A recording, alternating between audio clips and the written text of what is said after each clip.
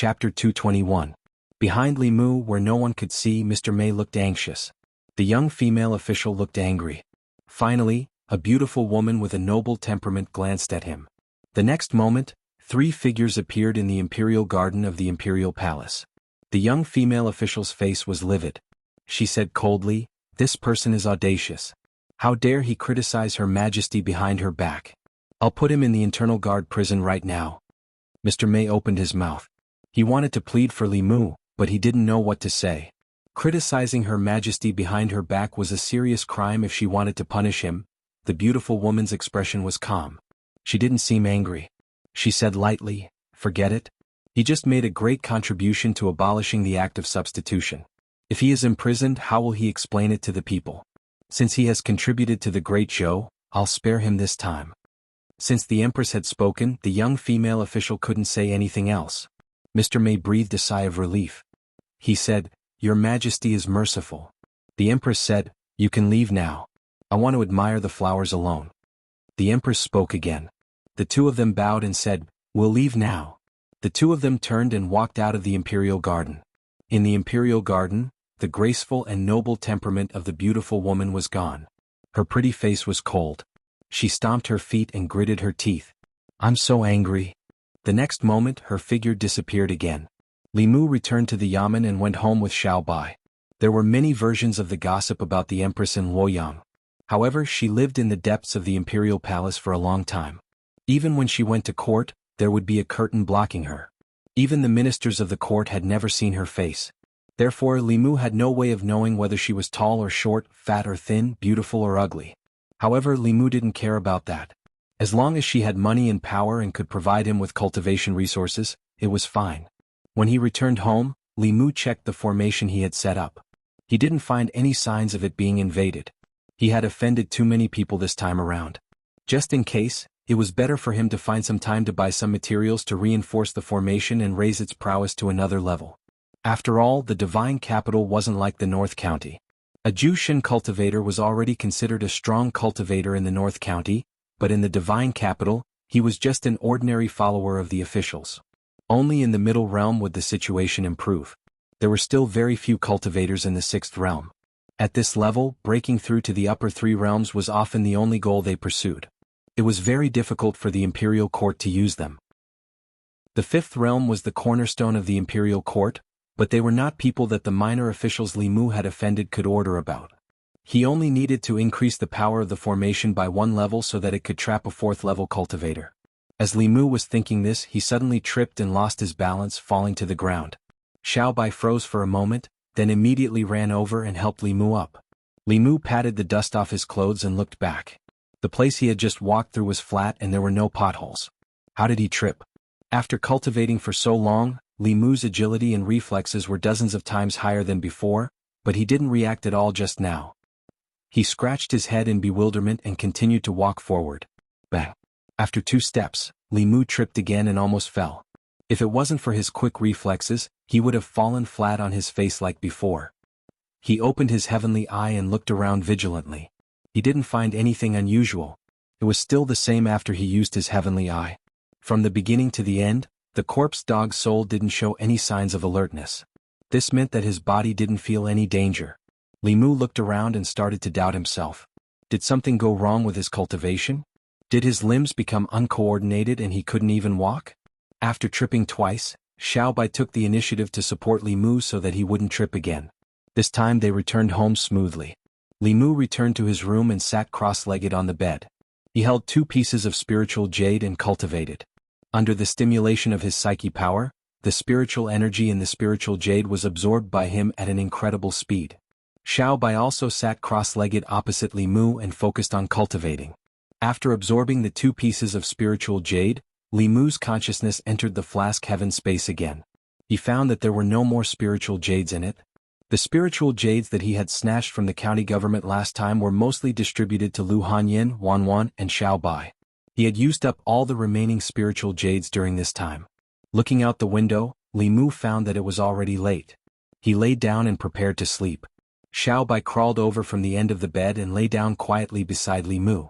Li Mu closed his eyes and his breathing quickly became steady and long. In his sleep, A thick white fog suddenly appeared in front of Li Mu's eyes. A dream? Li Mu stood in the white fog and clearly realized this. A cultivator refined his 3 spiritual and 7 physical souls. His consciousness and body were all under his control. It had been a long time since he dreamt of his own accord. The fog in front of him surged. Li Mu saw a pavilion appear in the fog. There seemed to be a figure in the pavilion. He slowly walked towards the pavilion. Dreams reflected one's subconscious. Li Mu was very curious about what was in his subconscious. When he approached the pavilion, he could vaguely see the figure in the pavilion. It seemed to be a woman. However, Li Mu couldn't see clearly because of the fog. As Li Mu approached, the woman in the fog in the pavilion slowly turned her head. Li Mu thought that he would see Lu Hanyin, Li Qin, or Wan Wan in his dream. However, when the woman turned around, Li Mu saw an unfamiliar woman. The woman had black hair that cascaded down like a waterfall. She had willowy eyebrows and watery eyes. She exuded a holy and noble aura. She was extremely beautiful and didn't pale in comparison to Xiao Bai. Facing Xiao Bai every day, Li Mu wasn't that surprised by her beauty. He was just a little puzzled. Why would an unfamiliar woman appear in his dream? Could it be that he subconsciously wanted to have a beautiful encounter with her in God's capital behind Lu Hanyin's back? That was impossible. After coming to God's capital, Li Mu had always kept himself clean. He had rejected the brothel madam's offer of a lifetime of free sex. The only woman he had interacted with was Mr. Mei. Li Mu couldn't possibly have any impulse towards her. He looked at the woman curiously. What would happen between his subconscious and the unfamiliar woman in his dream? As soon as this thought popped into his mind, the woman in the pavilion suddenly disappeared before his eyes. Then a huge force came from Li Mu's buttocks and he was sent flying. When he turned his head again, he saw that a whip had appeared in the woman's hand. She flicked her hand lightly and the shadow of the whip flew towards him. Li Mu wanted to dodge, but he realized that his body couldn't move at all. He could only watch helplessly as the whip lashed his body.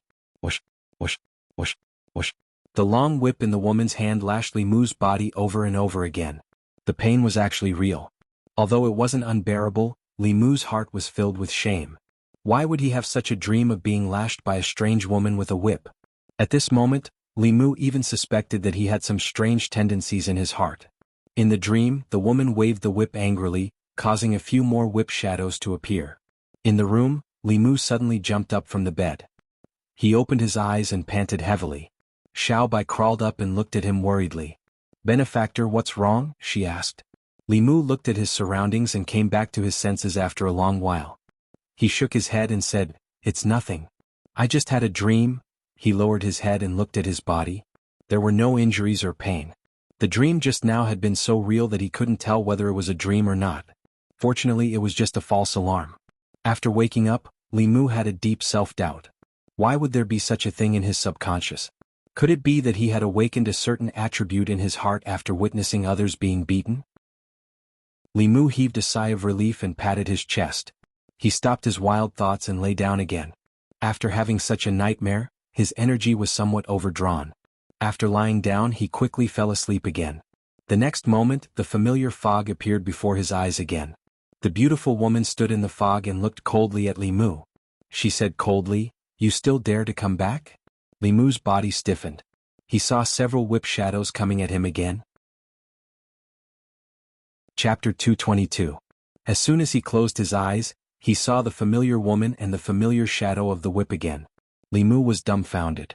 How could one continue to dream? He seriously suspected that something had gone wrong with his cultivation and that he had encountered a nightmare or inner demon. At this moment, Li Mu felt as if he had been suppressed by a ghost. His body on the bed could not move, and his body in the dream could not move either. He could only watch helplessly as the whip landed on his body, bringing him a wave of burning pain. Even though he knew that he would not be hurt in reality, he was still angry and humiliated. In his own dream he was actually bullied by a wild woman who came out of nowhere. Who could tolerate this? Although his body could not move, his mind was not restricted. This was his dream. Everything in the dream was under Li Mu's control. However, even though he was in a dream, he still needed to be extremely calm to be able to completely control the dream. Li Mu closed his eyes and silently recited the clear heart mantra to keep his mind clear. After a while he opened his eyes again. Boom! A bolt of white lightning descended from the sky and struck the woman's head. Everything in the dream was an illusion. Even though the woman was extremely beautiful, Li Mu did not show any mercy when he destroyed her. The woman only raised her head to look, and the white thunderbolt collapsed instantly. Li Mu was dumbfounded again. Just now, the woman had taken away his control of the dream. Whose dream was this? Li Mu was unwilling to admit defeat. The thunderbolt in the fog exploded again, but this time the white thunderbolt turned purple. It was the advanced purple heaven thunderbolt. The woman did not even raise her head. She only waved her sleeve and the purple thunderbolt collapsed again. Li Mu imagined again that a flying sword appeared in the fog. The flying sword split into 2, then 4, and finally thousands of sword shadows slashed at the woman. The woman gently raised her hand. The fog behind her surged and turned into a white fog hand, wiping away the sword shadows. After erasing the sword shadow, the white misty hand did not disappear. Instead it reached forward and grabbed Li Mu. Then, the misty hand suddenly turned into several thick tentacles and bound Li Mu's limbs. Li Mu's whole body was spread out in the air. The shadow of a whip appeared in front of his eyes again. Who? On the bed, Li Mu's body bounced up again. His whole body was drenched in cold sweat. His breathing was rapid, and the lingering fear in his heart had not disappeared. Xiao Bai got up from beside him and gently patted his back. She asked worriedly, "Benefactor, did you have a nightmare again?" "What the hell?" Li Mu touched his chest and could feel his heart beating violently in his chest. That dream was so real, it was as if he had really been ravaged by that woman in the dream.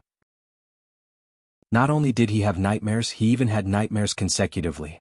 Li Mu's expression changed slightly as he muttered, "Could it be that I've really encountered my inner demons?" Inner demons were something that almost every cultivator would encounter in the process of cultivation. They were the flaws and obstacles in a cultivator's mind, consciousness, and psychology. Hatred, greed, delusion, lust, obsession, and delusion could all lead to the creation of inner demons. With inner demons, one's cultivation would stagnate in the short term. In the serious case, one would go berserk and even be in danger of losing one's life. For example, Li Qing, a cultivator who had cultivated bit by bit and painstakingly, had an unusually strong mind. Even if inner demons appeared, they could easily overcome them. Because of his special constitution and sufficient resources, Li Mu's cultivation speed was far beyond the reach of most cultivators. The training and improvement of his mind could not keep up with the growth of his dermic powers. This was something that could not be avoided. Therefore he had always been worried about inner demons. Many cultivators ended up as lunatics because they could not overcome their inner demons. Li Mu felt that he might have encountered his inner demons. The forms of inner demons were ever-changing. Everyone's inner demons were different.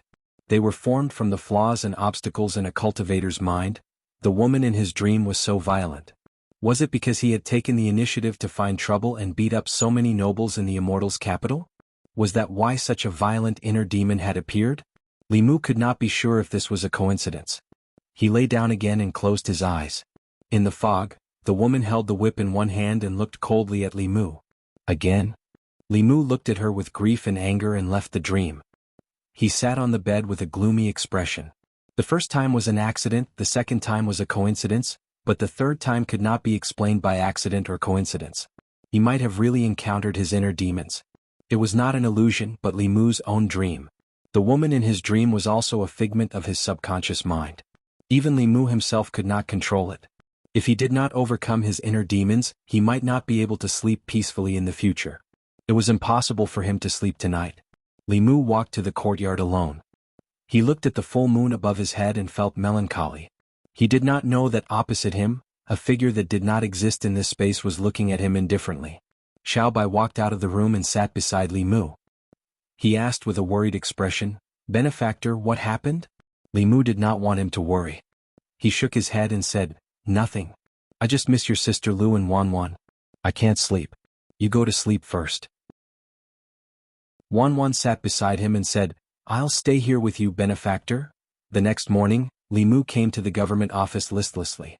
Zhang Chun, who had just experienced a housewarming and a promotion, saw Li Mu's expression and said with a smile, "The emperor's heart is unpredictable.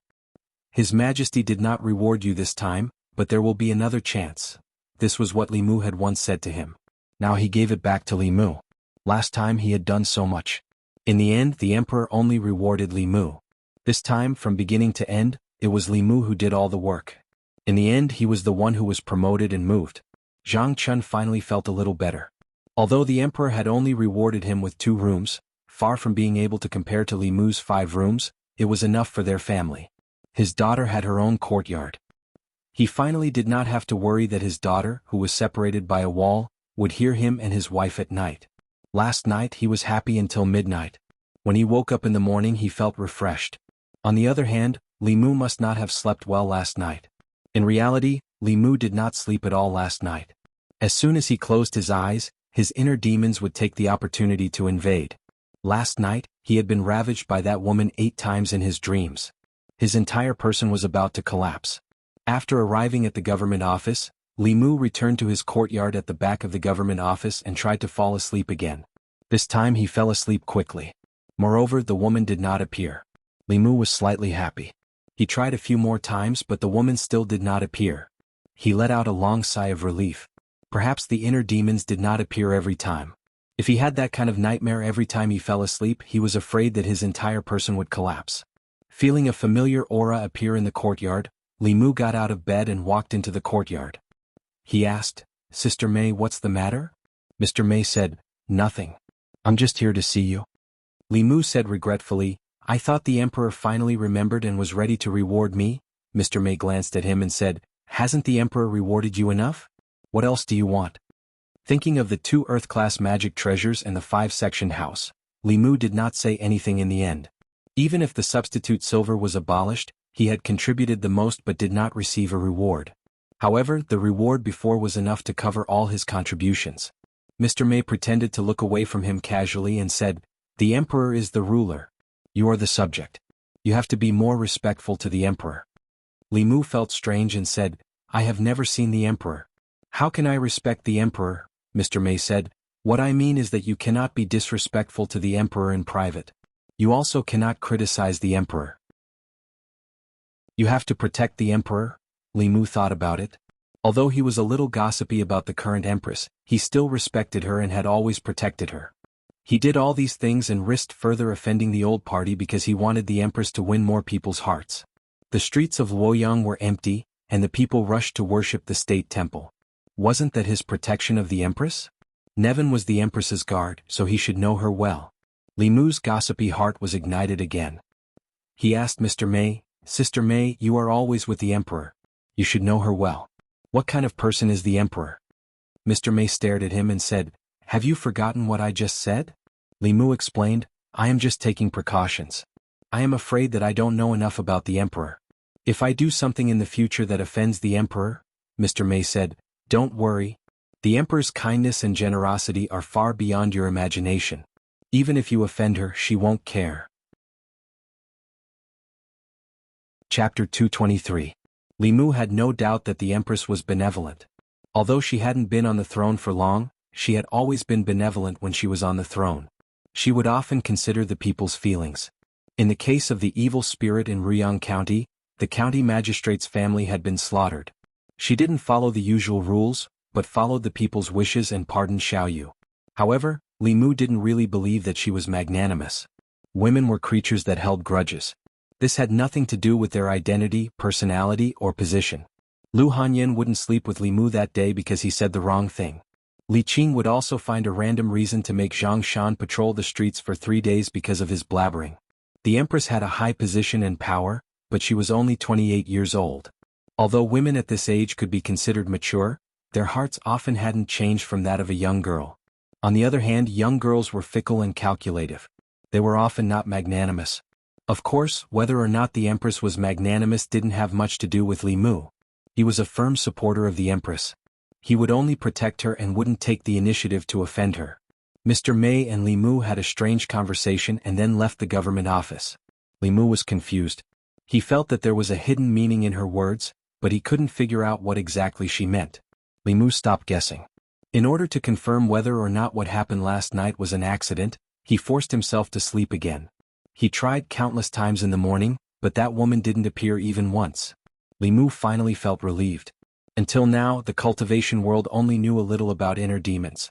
Some people's inner demons didn't take form. It was just a kind of emotion. This kind of emotion would make people unable to calm down and hinder cultivation. This was the lowest level of inner demons. High-level inner demons could affect the owner's personality and even spiritual wisdom. Some cultivators with weak wills would be invaded by inner demons and lose their spiritual wisdom. They would completely fall into the demonic path. High-level inner demons could even manifest another personality and fight with the cultivator for control of the body. Li Mu was worried that he would encounter such inner demons. However, it was strange that the inner demon formed in his subconscious was a woman and had such a special fetish. In his dream, that woman was terrifyingly powerful. Li Mu couldn't defeat her at all. Fortunately, she didn't appear after last night. Li Mu planned to observe her for a few more days. If she didn't appear in the next few days, it would mean that last night was just a coincidence. 3 days later in the morning, Li Mu was holding on to Xiao Bai. Stroking Whitey's smooth fur, Li Mu's heart was completely at ease. In these 3 days, the woman in his dream didn't appear. Once an inner demon was born, it would be uncontrollable. After 3 days of peace, it was almost certain that the series of dreams that night were not because of an inner demon. Although Li Mu didn't know the specific reason, as long as it wasn't because of his inner demons, everything was fine. He came to the county yamen in high spirits. Zhang Chun looked at him in surprise and asked, "What happy event did you encounter? Why are you so happy?" Li Mu said, "I slept well, so of course I'm in good spirits." Zhang Chun nodded and said, "That's right. It's more comfortable to sleep in a big house. If you have time, come to my house for tea." Li Mu waved his hand and said, "Next time when I have the chance." Hearing him mention a big house, Li Mu's heart began to ache again. This was a classic example of someone who took advantage of others but didn't want to admit it. Commandant Zhang, no, it should be Prefect Zhang now, was flushed with success these days. He had been promoted and moved. Most importantly, all of this should have been Li Mu's. He had very well taken revenge for the suffering and exhaustion he had suffered that day. In the end, Li Mu enjoyed the fruits of his labor. Li Mu didn't want to see Zhang Chun. He walked into a room and asked Wang Wu, "How has Wei Peng been in prison these days? Did he cause any trouble?" Today was the last day Wei Peng was released from prison. Li Mu had been worried about his empress and had almost forgotten about him. "Oh." Wang Wu shook his head and said, "He's been reading books in prison." Li Mu was surprised and asked, "Reading books? What books?" Wang Wu said, "After he went in, he had Yang Xiu give him a copy of The Laws of Great Zhou. These days, other than eating and sleeping, he's been reading books." One wasn't afraid of hooligans being bold or cultured. One was afraid of hooligans being bold, cultured, and understanding of the law. After Wei Peng had suffered a few losses at Li Mu's hands, he seemed to have learned his lesson and decided to use the law to defeat the law. If he really was familiar with the laws of Great Zhou, perhaps he really could cause some trouble for Li Mu. At the very least, it wouldn't be so easy for him to fish next time. This was a matter for the future. Li Mu didn't care about Wei Peng anymore. He walked out of the government office and patrolled the streets. As a constable, patrolling wasn't Li Mu's responsibility. However, for the sake of psychokinesis, he would do such a small thing himself. The people still greeted him warmly, but there was very little psychokinesis left in their bodies. This was because a large part of the psychokinesis had been taken by Zhang Chun. In addition, it had been a few days since the previous incident. The popularity was no longer there. It was impossible for the people to continue producing psychokinesis. If he wanted to continue to obtain psychokinesis, he had to do something to make them produce psychokinesis. However, after the abolition of the Crime Substitution Silver Act, most of the children of officials in Shin-Du quieted down. Li Mu couldn't just go up and beat them up indiscriminately. In the past, it was to promote the reform. Now there was no legitimate reason. The sound of horse hooves approached from afar. 3 figures on horseback galloped past the intersection not far in front of Li Mu. After the abolition of the Crime Substitution Silver Act, very few people rode on horses on the streets. Li Mu had seen this person once. It was the Zhou clan's descendant that Wang Wu had advised Li Mu not to provoke. The people pointed in the direction that the Zhou clan's descendant had left and discussed animatedly. Li Mu thought for a moment and chased after them with large strides. It wasn't easy to obtain the psychokinesis of the people. The more others didn't dare to do it, the more he wanted to do it. Li Mu had just reached the end of the street when he suddenly heard an uproar in front of him. It was mixed with the cries of the people. Li Mu's expression changed. He quickly ran toward the crowd in front of him. The Zhou clan's descendant was still riding on his horse. There was a long trail of blood on the street in front of the horse. A few feet in front of him, a figure lay on the ground. It was an old man. His chest was caved in as he lay on the ground, no longer breathing. Golden light surged in Li Mu's eyes. He did not discover the old man's 3 souls. There was only a faint wisp of soul power floating above the old man's corpse. He was already dead. The 7 physical souls were still present, but the 3 souls were already scattered. The 3 souls of mortals would gradually weaken with illness and age. At the end of their lives, they would no longer be able to turn into Yin spirits. Only those who had an extremely strong obsession and resentment when they were alive would have the possibility of turning into Yin spirits if they died a wrongful death. The people surrounded the old man from afar and shook their heads in pity as they looked at him lying on the street. When the 3 of them rode over, the passers-by all dodged. The old man was old and his legs were inconvenient. He did not dodge in time and was accidentally sent flying dozens of feet. Given his age, he was most likely dead. "What are you doing? What are you all doing here?" A few bailiffs from the Ministry of Justice parted the crowd and walked out. When they saw the old man lying on the street, the leader took a few steps forward and stretched out his finger to check the old man's breathing. His face instantly darkened and he said in a low voice, "He's dead?" He raised his head and pointed at the young man on the horse. He cursed, "Bastard, you Zhou Minister Zhou." When he saw the person on the horse clearly, he trembled and immediately said, "We still have important matters to attend to. Goodbye." After saying that, they quickly slipped out of the crowd and disappeared. When the crowd saw this, their faces darkened and they shook their heads. Although the Ministry of Justice was not on the same side as the Zhou family, even they did not dare to offend the Zhou family. The 2 middle-aged men had already dismounted from their horses. Their faces were ugly. They glanced at the young man and said, "Third young master, you go back first. We will take care of this." The young man glanced at the old man and frowned. Just as he was about to turn his horse around, he was blocked by a figure. "It's Constable Li," the crowd exclaimed. The young man looked coldly at Li Mu and said, "Get out of the way." When the young man opened his mouth, Li Mu could smell the strong smell of alcohol. After driving his horse under the influence of alcohol and killing people, he still wanted to escape the scene. Li Mu said coldly, "Get down from the horse." The young man's face was filled with murderous intent. He swung his horse whip and charged directly at Li Mu. Fleeing after killing people and still dared to attack. Li Mu leaped up and kicked the young man's chest. The young man was kicked off his horse. Fortunately, a middle-aged man caught him in the air. Li Muhan angrily kicked out. The force of his kick wasn't light. However, the young man's chest actually trembled. He was only sent flying by Li Muhan's kick and wasn't injured. Even so, his face was filled with anger. He pointed at Li Mu and said to the 2 middle-aged men, "Kill him." The 2 middle-aged men's faces were bitter. This little ancestor was really spoiled. If he killed one person with his horse, there was still room for negotiation. If he killed this official, they were afraid that it would cause a lot of trouble.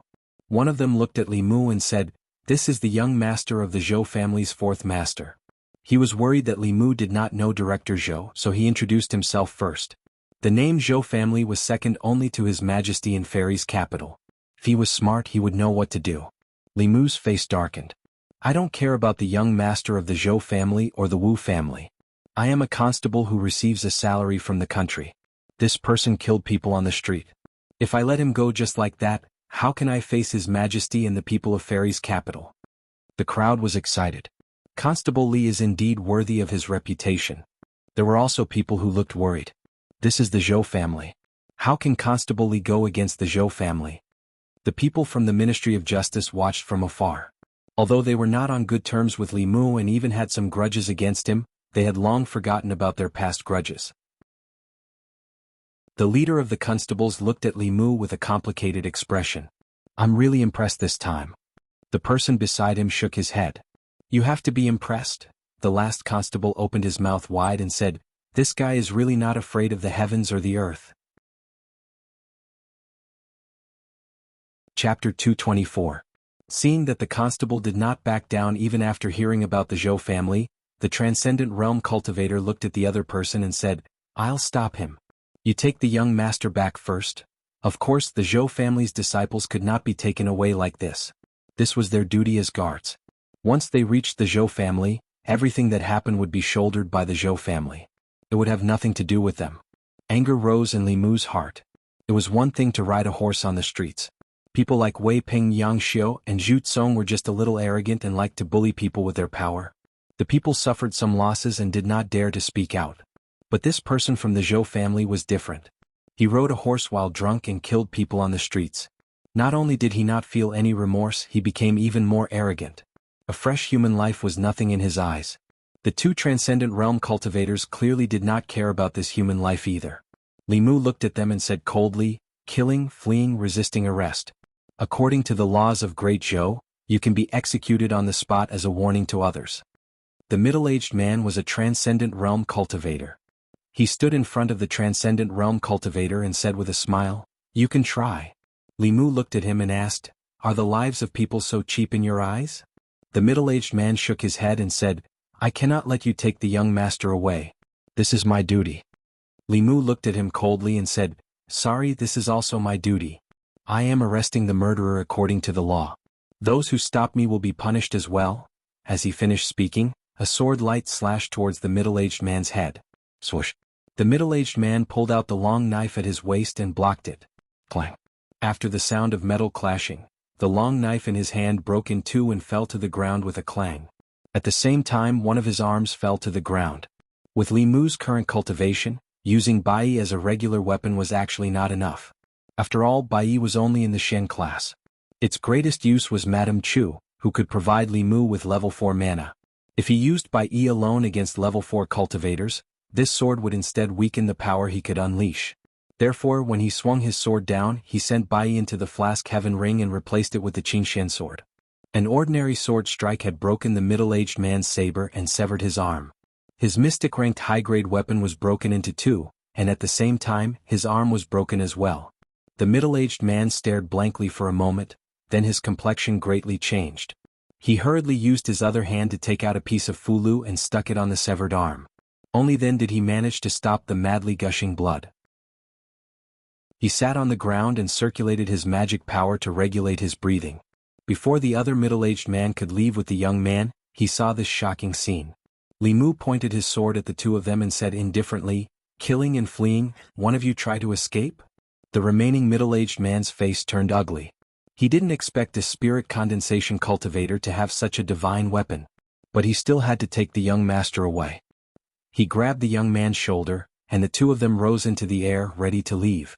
Li Mu waved his hand and threw out a piece of fulu. The fulu turned into a ray of golden light and entered the middle-aged man's body. He only felt the magic power in his body stagnate, and he suddenly couldn't circulate it. Both he and the young man fell from the sky. He hit the ground and stared at Li Mu. He asked, "Do you really want to become enemies with the Zhou clan?" It wasn't Li Mu who became enemies with the Zhou clan, but the Zhou clan who became enemies with him. And this wasn't the first time. This time it was time to settle the old and new scores together. Of the two middle-aged men, one was severely injured with a severed arm, and the other's magic power was sealed. Li Mu walked in front of the young man and said, "You want to escape after killing someone? Do you think there are no laws in the Immortals' capital?" It seemed that he wouldn't be able to escape today. The young man wasn't afraid. He only looked at Li Mu mockingly and said, "Let's go." He didn't have anything on him. Li Mu looked at the bailiffs from the Ministry of Justice who were hiding in the distance. He saw one of them holding a metal chain and said from afar, "Lend me your metal chain." The bailiffs looked around, threw the metal chain on the ground and silently retreated. Li Mu waved his hand and the metal chain flew into his hand. He tied up Zhou Chu and walked to the old man who was hit. He sighed and looked around. He asked, "Who is willing to help me carry the old man's body to the county yamen?" The crowd was in a commotion. Soon a man stood out and said, "Constable Li, I'll do it." Li Mu saluted him. "Thank you." The man grinned and said, "It's my duty." Li Mu held the metal chain in his hand as if he was leading a dog. Zhou Chu followed behind him. The two middle-aged men followed closely behind him. Wherever they went, the streets were in an uproar. Why did that man lose an arm? It's so scary. Isn't that young Master Zhou of the Zhou family? Why is he chained up? What crime did he commit? Does it matter what crime he committed? What matters is who dared to arrest him. Didn't you see? The one holding the chain is Constable Li. Other than Constable Li, who else in Luoyang would dare to do such a thing? This is going to be a big show. It's the Zhou family, show my ass. I'm worried about Constable Li. If something happens to him, who will redress the grievances of the people of Luoyang? At the entrance of Luoyang Yamen, Wei Peng was greeted by Yang Xiao and Zhu Kang. After 5 days in prison he looked haggard. His hair was messy, his eye sockets were dark, and his beard was unshaven. However, he was in high spirits. He held a thick copy of the Great Zhou Law in his arms and said regretfully, "If I had known this earlier, I wouldn't have suffered so many losses at the hands of Li Mu." Yang Xiu looked at him and asked, "What do you plan to do next?" Wei Peng looked around and said, "I'm not done with him yet. I'm going to—" Before he could finish, he suddenly saw a group of people walking toward the yamen. The one walking in front was Li Mu, whom he had been thinking about day and night for the past 5 days. At this moment, Li Mu's face was gloomy and murderous. He held a metal chain in his hand. A person was tied up behind the chain. Wei Peng recognized him at a glance. He was Zhou Chu of the Zhou family. This was the kind of person he usually met on the streets and needed to avoid. But now Zhou Chu was being chained up by Li Mu like a dog. Beside Zhou Chu were his 2 bodyguards. One of them had a broken arm and half his body was dyed red with blood. The glaring red color made Wei Peng dizzy. Yang Xiu's attention was on Wei Peng and did not see this scene. He asked curiously, "What are you going to do?"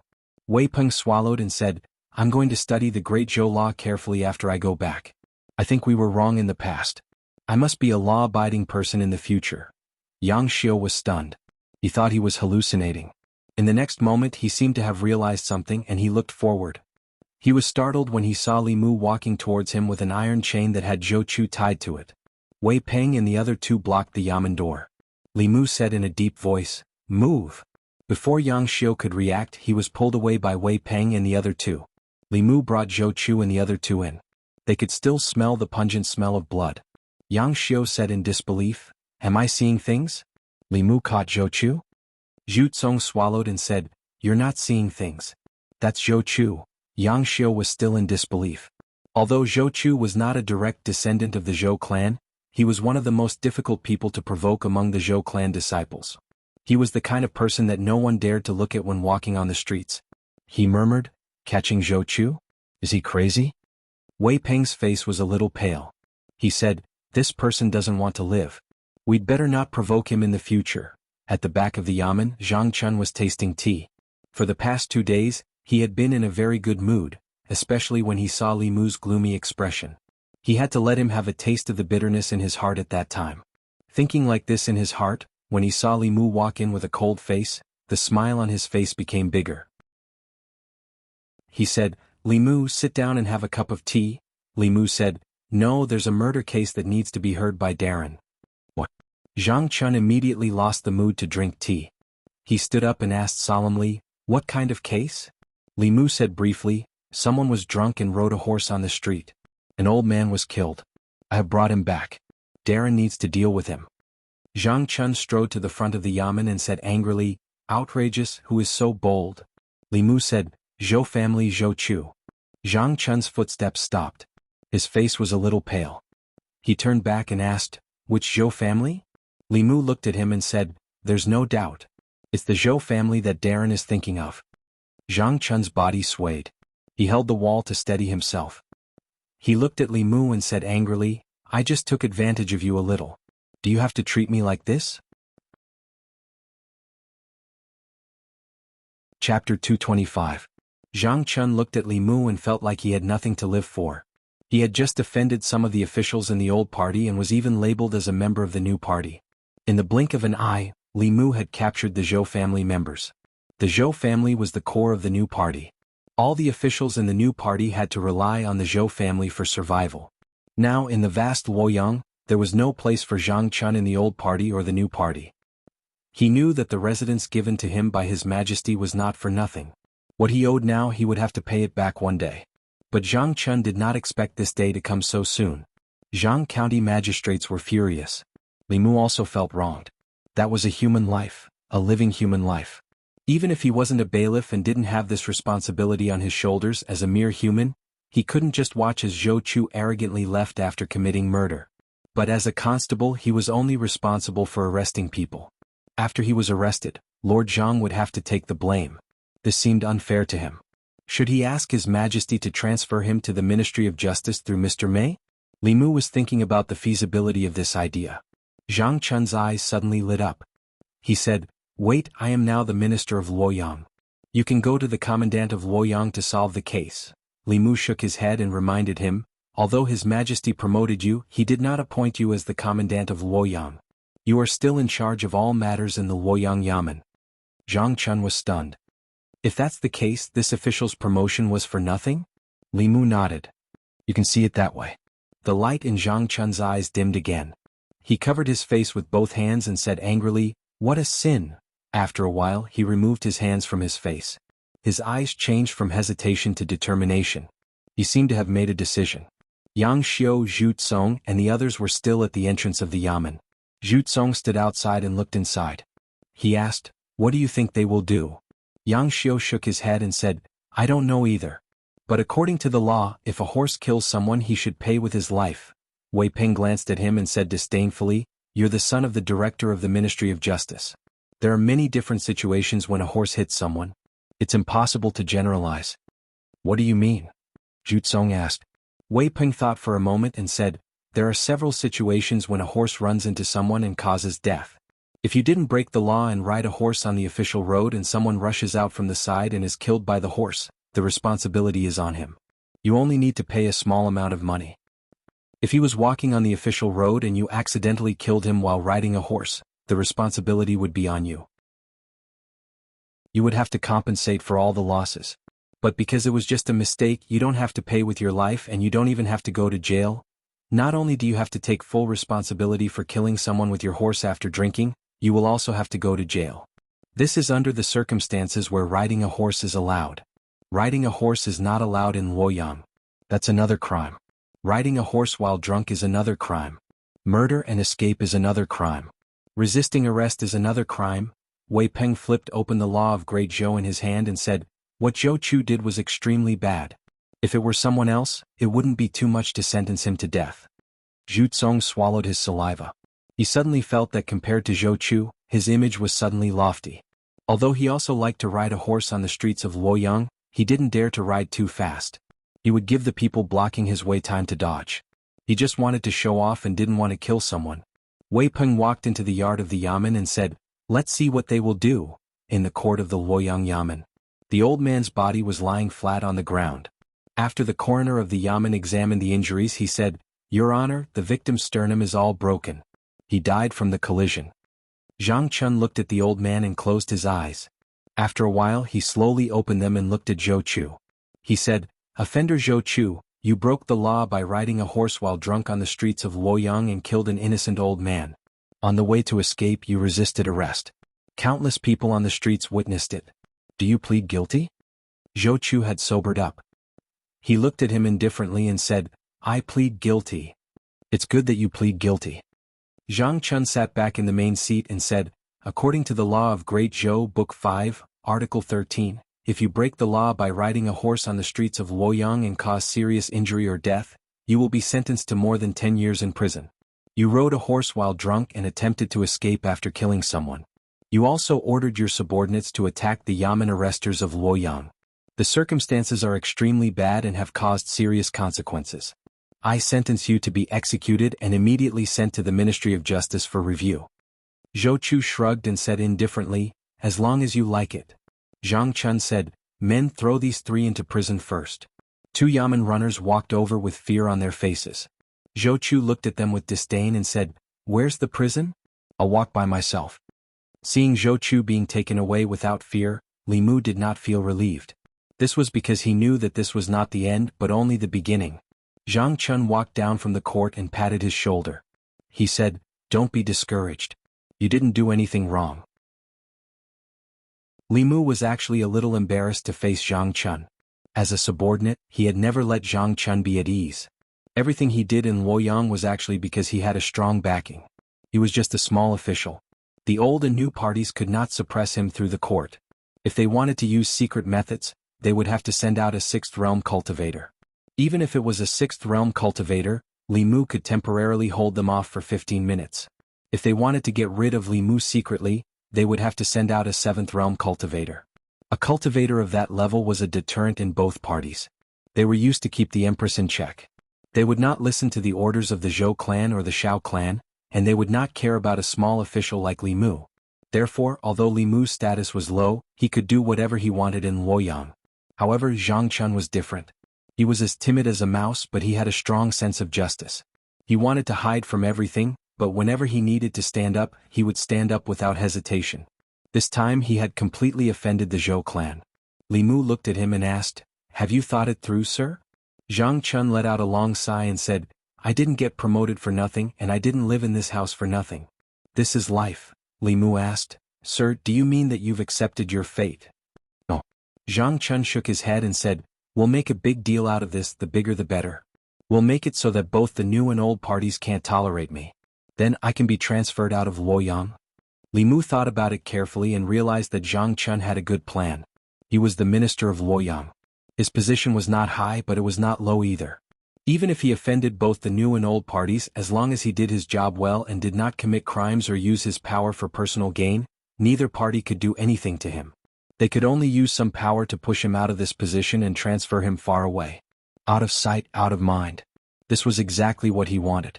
No wonder he gave Zhou Chu's case such a harsh verdict. Of course, Zhou Chu's bad behavior had a huge impact, but he probably already had this idea before he decided on the case. Li Mu gave him a thumbs up and praised, "Good, you're really good." Zhou Chu rode his horse on the streets of Luoyang and killed innocent people. He was arrested by the Luoyang Yamen and later sentenced to death by the minister of Luoyang. When this case spread out, it caused a sensation in Luoyang. What shocked people was not that Zhou Chu rode his horse and killed people, but that the Luoyang Yamen dared to sentence the Zhou family to death.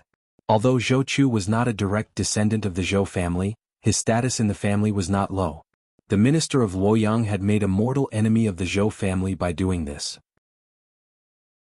Zhou Chu was just a small sixth-rank official. If he went against the Zhou family, he would not have a good ending. After this, he might not even be able to keep his position. In the Luoyang Yamen. Less than 15 minutes after Zhou Chu was locked up, a man in an official's uniform hurried into the Yamen. When the Yamen saw him, they immediately bowed and said, "Greetings, Minister of Luoyang." The man looked angry and asked, "Where's Zhang Chun?" One of the Yamen pointed and said, "Minister Zhang is at the back of the Yamen." Soon Zhang Chun, who was drinking tea at the back of the Yamen, saw the minister of Luoyang. He had only heard about it but had never seen it before. Before him, the Luoyang Yamen was dispensable. Even the officials, there were officials from other departments. They would not come to the Yamen on a normal day. As the minister of Luoyang, this was his first time seeing the minister of Luoyang. The minister of Luoyang reprimanded him, "Your men captured Zhou Chu and you sentenced him to death?" Zhang Chun said, "Zhou Chu was drunk and rode his horse to kill people. He fled and resisted arrest. Is it wrong for me to sentence him to death?" The minister of Luoyang gritted his teeth and said, "Do you know who he is?" Zhang Chun said calmly, "I don't care who he is. If he broke the law, he should be punished according to the law. The last one who bent the law was beheaded by His Majesty." The minister of Luoyang explained, "What I mean is that you don't have to punish him so harshly. You can take him into custody first and judge him slowly." Zhang Chun asked mockingly, "Take him into custody first and drag it out until the people forget about it. Then close the case hastily. Is this how the Luoyang Yamen used to do things?" The minister of Luoyang pretended not to hear Zhang Chun's mockery. He said, "It's better for you, me and everyone else." Zhang Chun shook his head and said, "I'm sorry. I can't do that." The minister of Luoyang said with a sullen face, "From now on I'll take over this case. You don't have to worry about it anymore." Zhang Chun shrugged and said, "Do as you wish. I've sent the file to the Ministry of Justice anyway. We're just waiting for their approval." The minister of Luoyang pointed at him and said angrily, "You?" Zhang Chun asked, "What about me?" "Your future is gone." The minister of Luoyang said coldly and turned to leave in big strides. Zhang Chun walked out of the door and exhaled deeply. He exclaimed, "Nice." He stood in the courtyard and was silent for a while. Suddenly, he looked at Li Mu and asked, "Are you close to Mr. Mei from the internal guards?" Li Mu nodded and said, "Not bad." Zhang Chun thought for a moment, then said, "Next time you see her, help me ask if the residence bestowed by His Majesty can be sold." Chapter 226. In fact, Li Mu had already investigated Lord Zhang's question. Other things bestowed by Her Majesty, such as silk and magic treasures, could be dealt with on their own, but not official residences. Official residences bestowed by Her Majesty or the Imperial Court could be modified, renovated, or even rebuilt, but they couldn't be sold. When officials left Chengdu, they had to return the deeds to the house and the land. In other words, whether it was Lord Zhang's 2-section house or Li Mu's 5-section house, They still belonged to the empress and the imperial court. After hearing this, Zhang Chun sighed and said, "What a loss." Li Mu didn't want to discuss the mansion with him anymore. He asked, "What happened to Zhou Chu?" Zhang Chun shook his head and said, "Even if there are many people from the old party in the Ministry of Justice, I'm afraid they won't be so opposed to the Zhou family. The conflict between the old party and the new party is about the succession of the throne. Other than that, they're actually the same kind of people. They're all privileged people in the Great Zhou. Moreover, Her Majesty's surname is Zhou." Li Mu thought for a while and said, "If Her Majesty favors Zhou Chu, then I don't want to be a constable in Shindu." Zhang Chun suddenly became alert and said, "Where do you want to go?" Li Mu said, "Back to Beijun. Maybe I'll enter the ancestral court of Fu Lu School." He came to Shindu to win the love of the people, to obtain psychokinesis, and to obtain cultivation resources from the Empress. All of this was on the premise that Li Mu approved of the Empress. If the Empress's actions disappointed him, Li Mu would change his mind. Big love and small love were all love. Being in love with the woman he loved and cultivating both yin and yang could not only fulfill the 7 emotions, but also speed up his cultivation. Although his cultivation speed might not be as fast as hugging the Empress, at least he wouldn't be bullied. After hearing that Li Mu was going to the ancestral court of Fu Lu School, Zhang Chunming heaved a sigh of relief. After thinking for a while, he said, "Actually, I think that it's much better for you to enter the ancestral court of Fu Lu School than to be a servant in Luoyang. Why do you have to be so tired every day? Why don't you just resign? Do you know how to write a resignation letter? If not, I can help you." Zhang Chun was very active in urging Li Mu to resign. Li Mu waved his hand and said, "Let's see how it goes, Zhou residents." The news of Zhou Chu's drunkenness and his execution by the Luoyang Yamen had already reached the Zhou mansion. Even the maids and servants of the Zhou mansion found it hard to believe. Before Her Majesty became the Empress, the Zhou family was one of the most prominent families in the Immortals' capital. It had been many years since something like this had happened to the Zhou family. After leaving the Luoyang Yamen hurried to the Zhou mansion and was led by the gatekeeper. After walking for a long time and passing through countless moon gates, he arrived at a courtyard in the Zhou mansion. There were many important people in the Zhou mansion and he was not qualified to meet most of them. Therefore he went directly to Zhou Chu's father, the assistant minister of the Ministry of Works, Zhou Ting. As soon as he entered, Zhou Ting asked, "How did it go?" The Luoyang Yamen gritted his teeth and said, "That damn Zhang Chun. He's determined to go against you. I was too late. He's already submitted the verdict to the Ministry of Justice for review. I'm afraid we can't get around them." Zhou Ting's face darkened. He said coldly, "Zhang Chun. I'll remember this name." He glanced at the Luoyang Yamen and said, "All right, you may leave." After the Luoyang Yamen left, Zhou Ting walked out of the room and disappeared under the sunlight. Ministry of Justice. The assistant minister of the Ministry of Justice, Zhou Zhong, was flipping through a case file. At a certain moment, he closed the file in his hand and glanced at the door. The 2 doors slowly closed. He looked at the empty space opposite him and said, "Aren't you afraid of being criticized for coming to the Ministry of Justice, Lord Zhou?"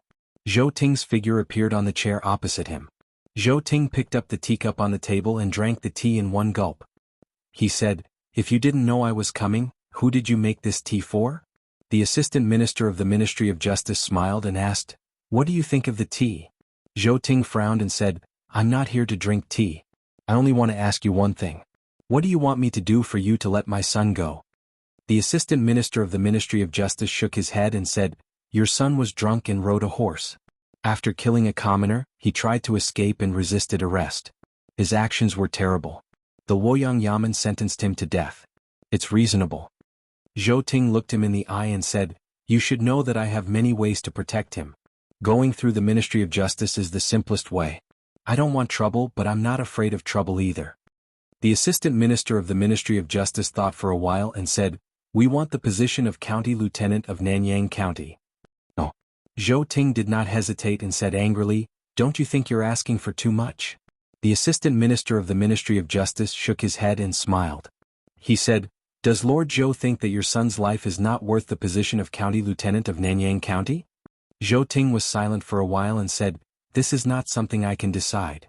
The assistant minister of the Ministry of Justice said, "Then let someone who can make the decision talk." Zhou Ting looked at him and his figure gradually faded. After 15 minutes, he reappeared on the chair opposite the assistant minister of the Ministry of Justice. he said calmly, "The position of County Lieutenant of Nanyang County is yours."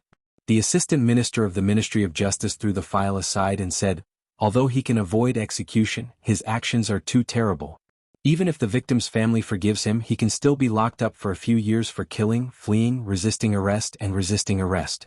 There shouldn't be a problem for him to hide outside and return to the Luoyang County after a few years, right?" Zhou Ting said, "No. Before the Substitution Silver Act was abolished, this case was just a little troublesome and could be settled with silver. However, now that the Substitution Silver Act was abolished, it was not easy for anyone to settle a murder case in the Luoyang County with simple methods." He glanced at the Assistant Minister of the Ministry of Justice again and his figure faded away. The Assistant Minister of the Ministry of Justice, Zhou Zhong, had the same surname as him, but he firmly supported the old faction of the Xiao family and was the political enemy of the Zhou family. However, sometimes the most trustworthy person was the enemy. The Assistant Minister of the Ministry of Justice looked at the file sent by the Luoyang County government and shook his head. He said softly, "What will you do?" The Luoyang County government. Li Mu was still patrolling outside when he received a message from Wang Wu. The Ministry of Justice had rejected Lord Zhang's request to be executed. The government had its reasons to execute him, but the Ministry of Justice also had their reasons to reject it. The reason given by the government was that Zhou Ting was drunk and riding a horse, causing death.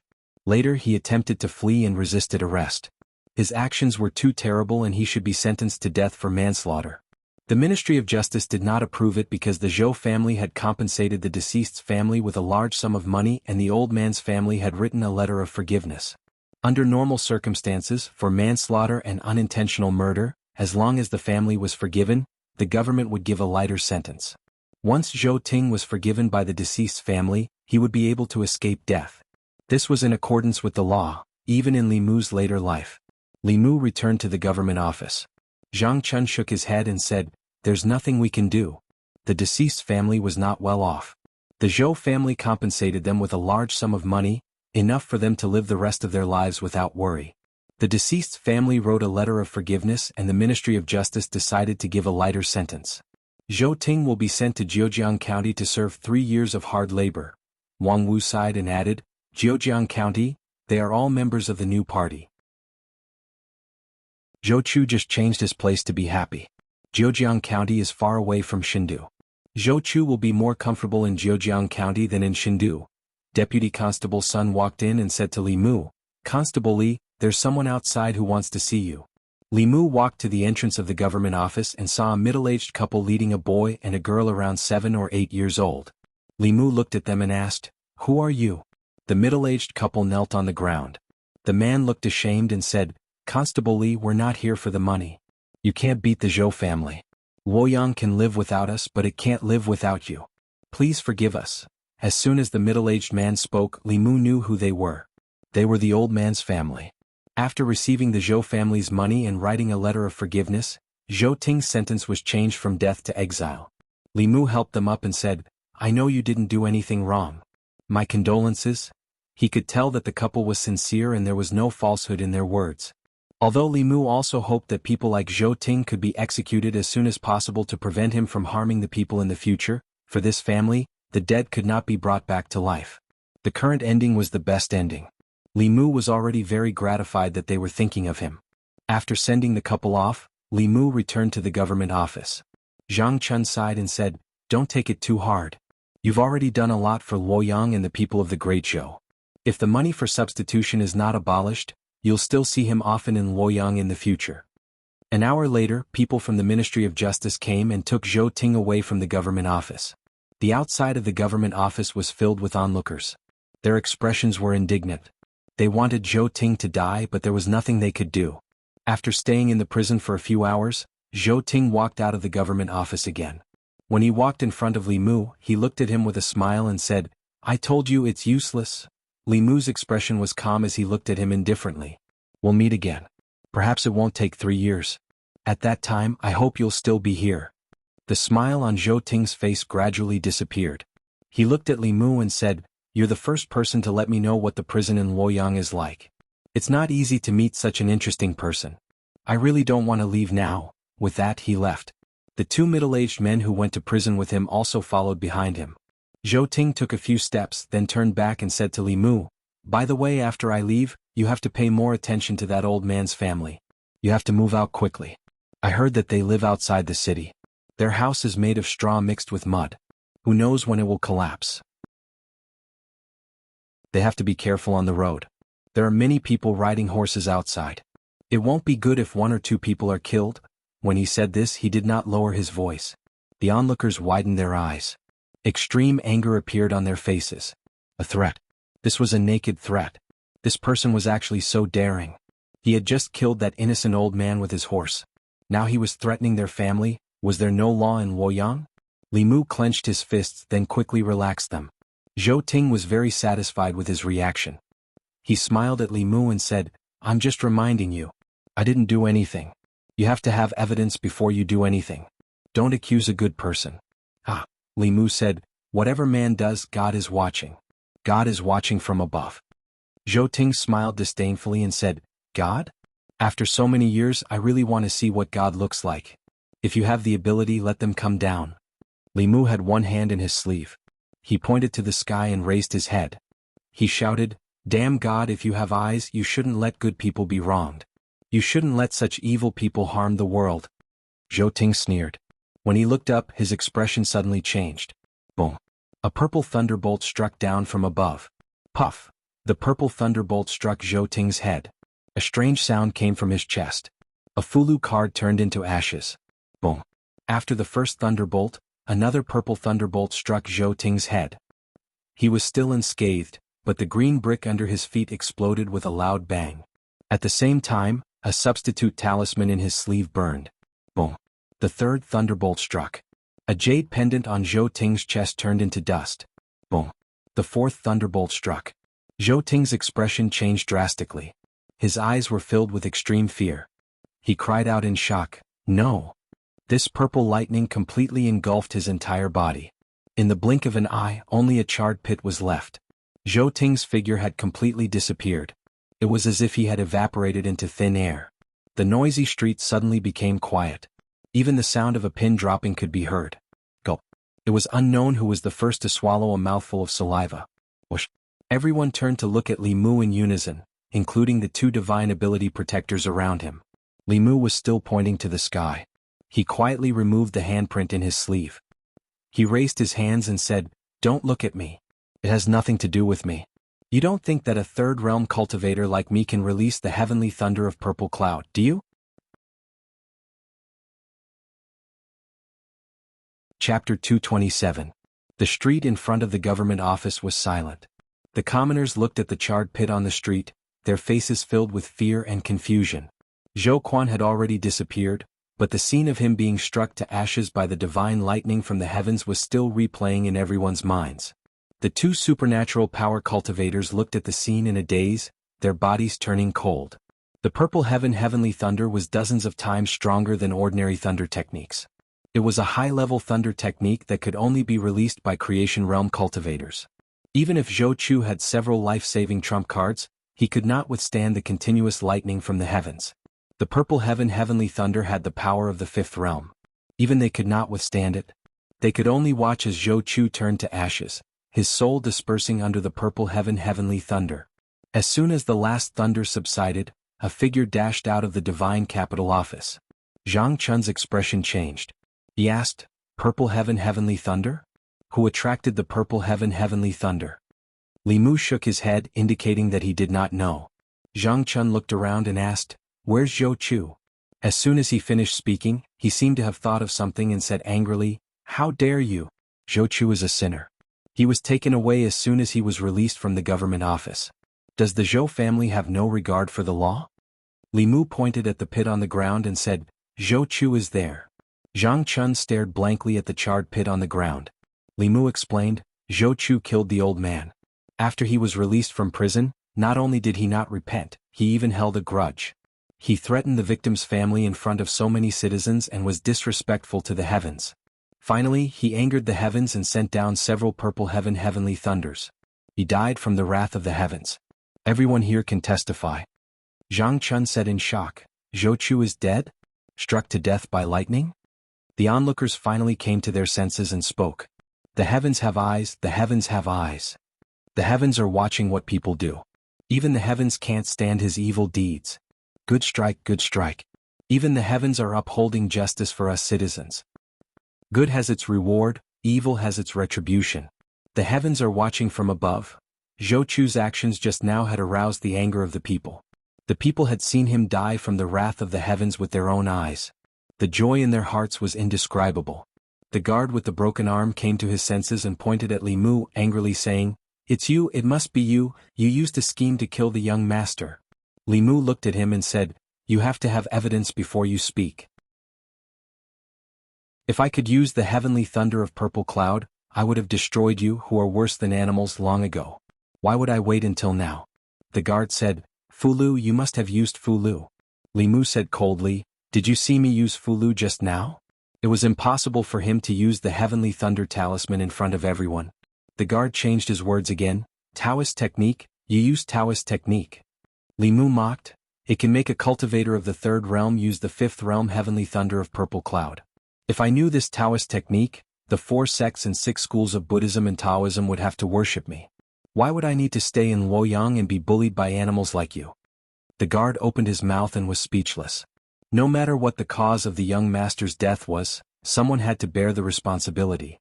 If it was not this constable of the Luoyang government, it would be them. As guards they would not live long if they let the young master die. He clenched his teeth and crushed the jade talisman in his hand. The moment the jade talisman was crushed, a strong aura shot up from the Ministry of Works.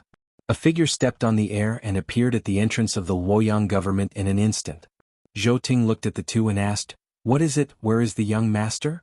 The one-armed guard lowered his head and said in fear, the young master was killed." Zhou Ting's expression changed.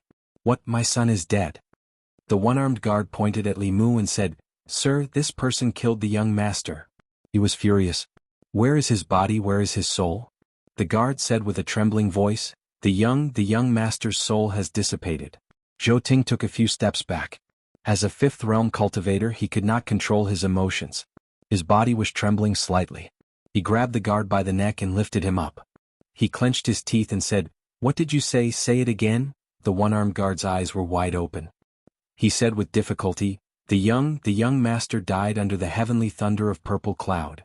Zhou Ting let go of his hand and threw him aside.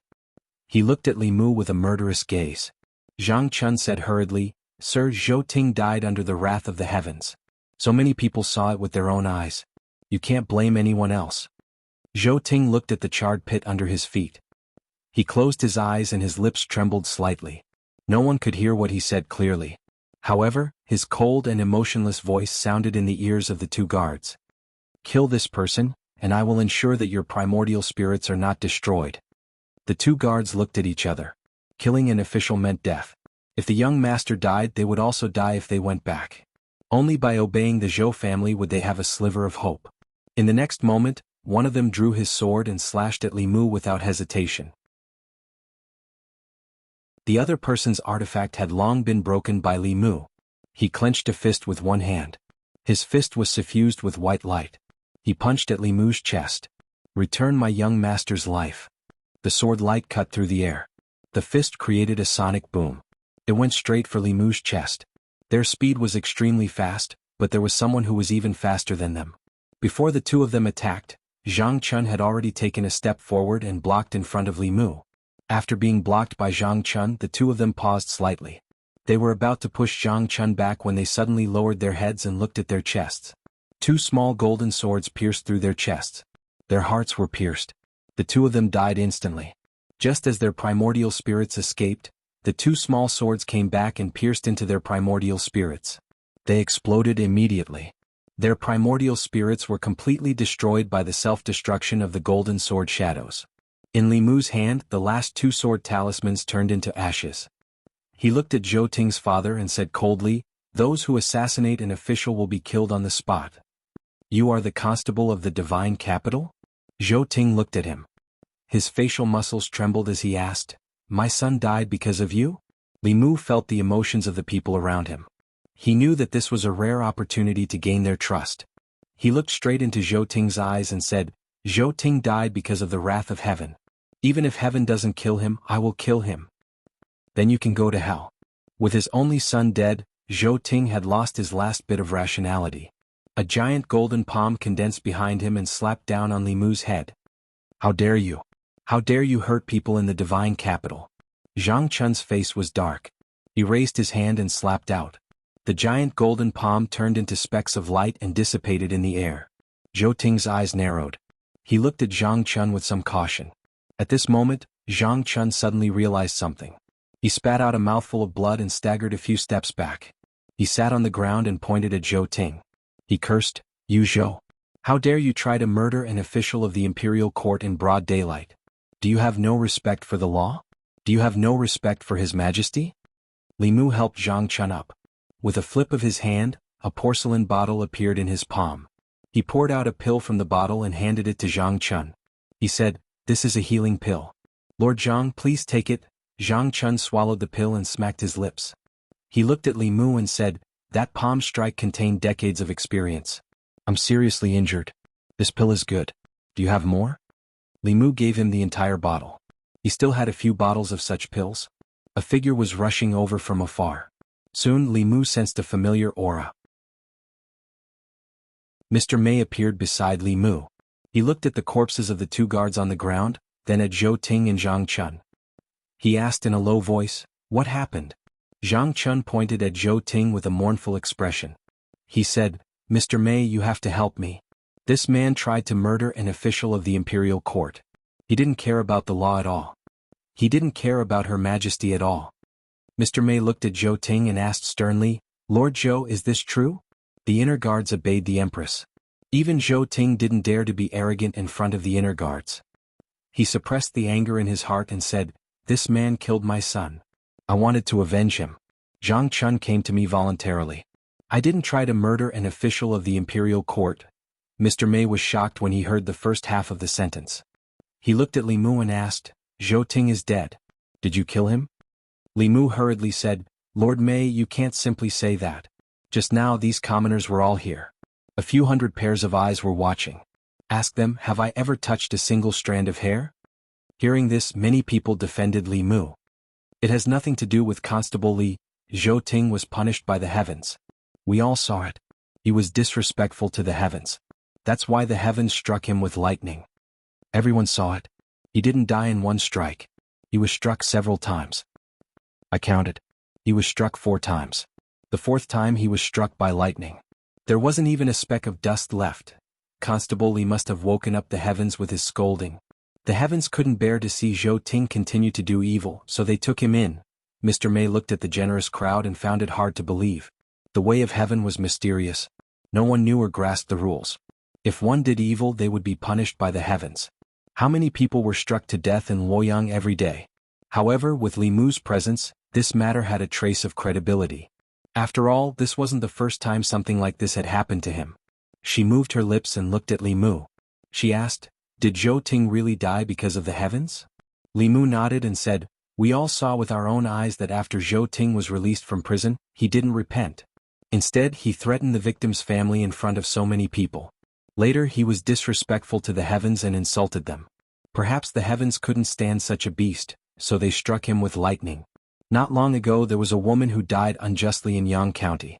She was wronged and died because of the injustice. After she died, she became an evil spirit. Today Zhou Ting did all kinds of evil deeds and died because of the wrath of the heavens." He looked at the charred pit on the ground and sighed. "Good and evil will be rewarded. The heavens are reincarnated. If you don't believe it, look up and see who the heavens forgive." Chapter 228. Zhou Ting clenched his fists and veins popped out on his forehead. However, in front of Mr. Mei, he could only suppress the pain of losing his son and his anger towards Li Mu and Zhang Chun. He didn't believe in divine punishment at all. The way of heaven was mysterious, and the so-called divine punishment was just an excuse used by foolish people to comfort themselves. The evil spirit incident in Yang County wasn't caused by her injustice, but by the truth. Zhou Chu's death was definitely not due to divine punishment. His eyes were bloodshot. He looked at Mr. Mei and said, "Mr. Mei, do you also believe in divine punishment?" Mr. Mei wasn't sure.